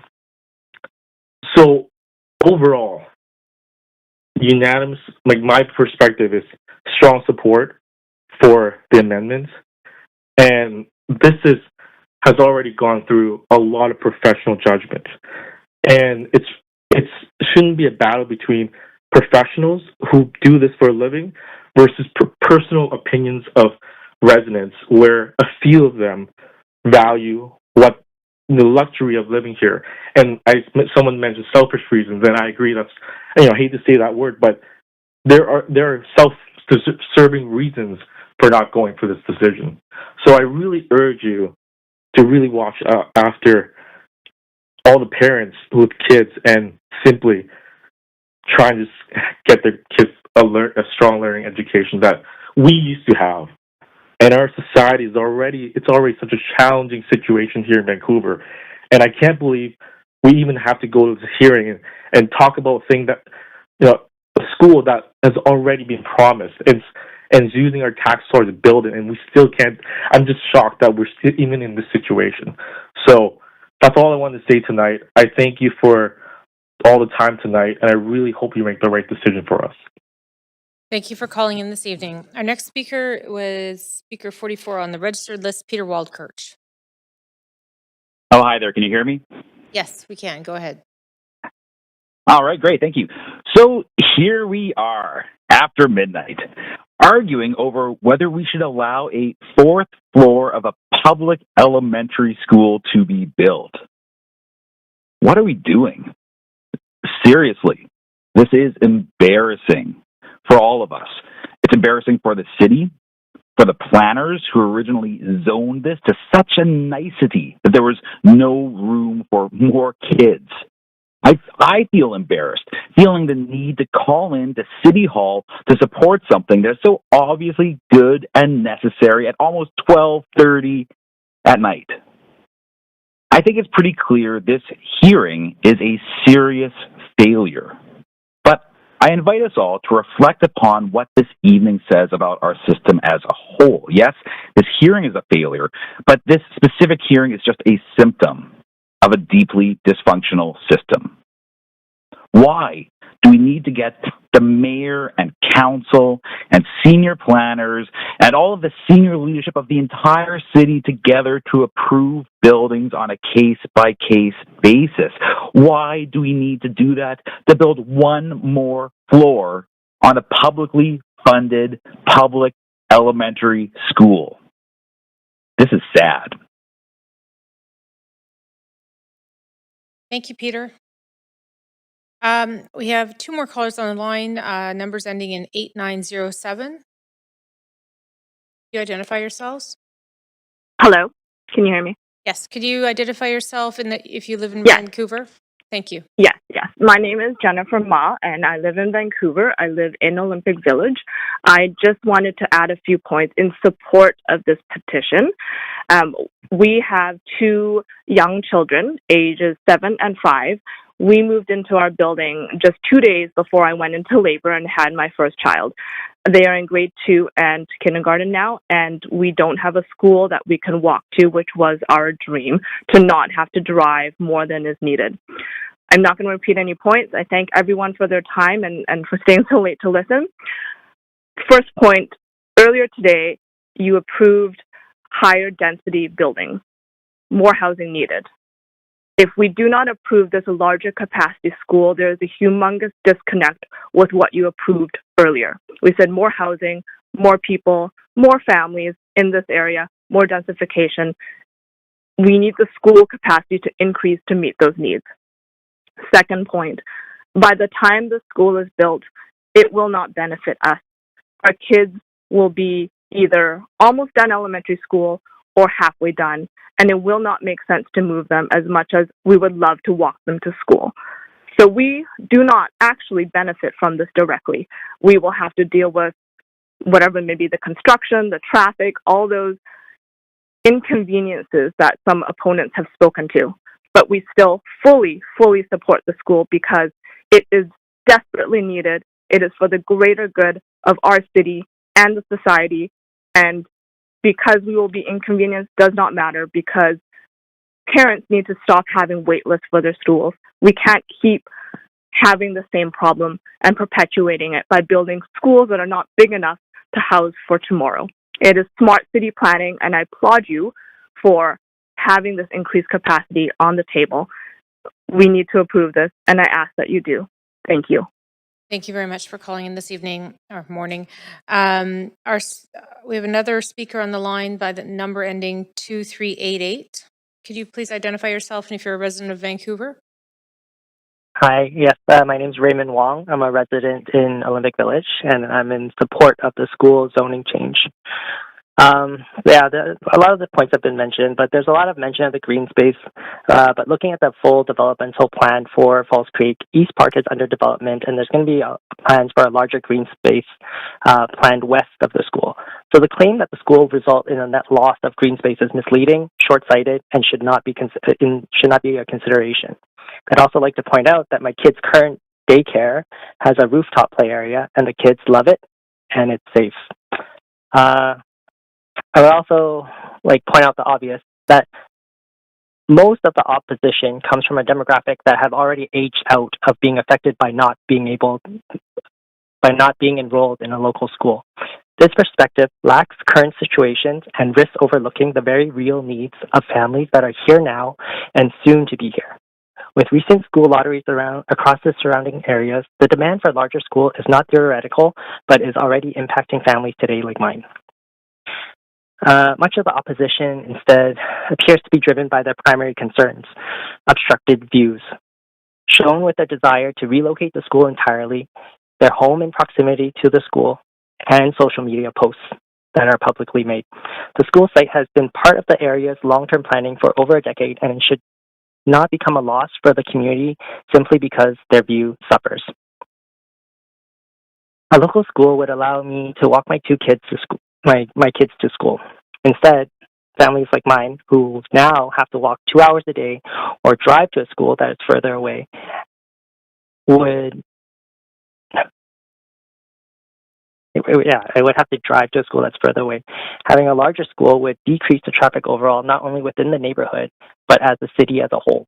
Lastly, provided by the opposition research that they posted on Facebook, they conveniently left out a list of benefits of having a larger populated school, such as a wider curriculum with specialized courses and expert teachers, broader social opportunities, making it easier to find like-minded peers, and a diverse range of extracurriculars allowing students to explore new interests. Thank you for listening. Thank you very much for calling in. Clerk's just confirming we have no further speakers on the line. There are no other speakers on the line. Thank you for that. In that case, speakers list is now closed for this item. Clerk, has there been a large volume of public comments received since 5 p.m.?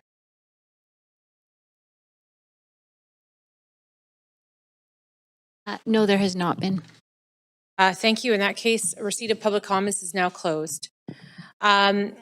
And just as a reminder to council, we did refer the further business of this application. So that means asking questions of staff, debate, and decision to February 26th at 3 p.m. So this meeting is recessed until Thursday, February 26th at 3 p.m. here in council chamber and also electronically.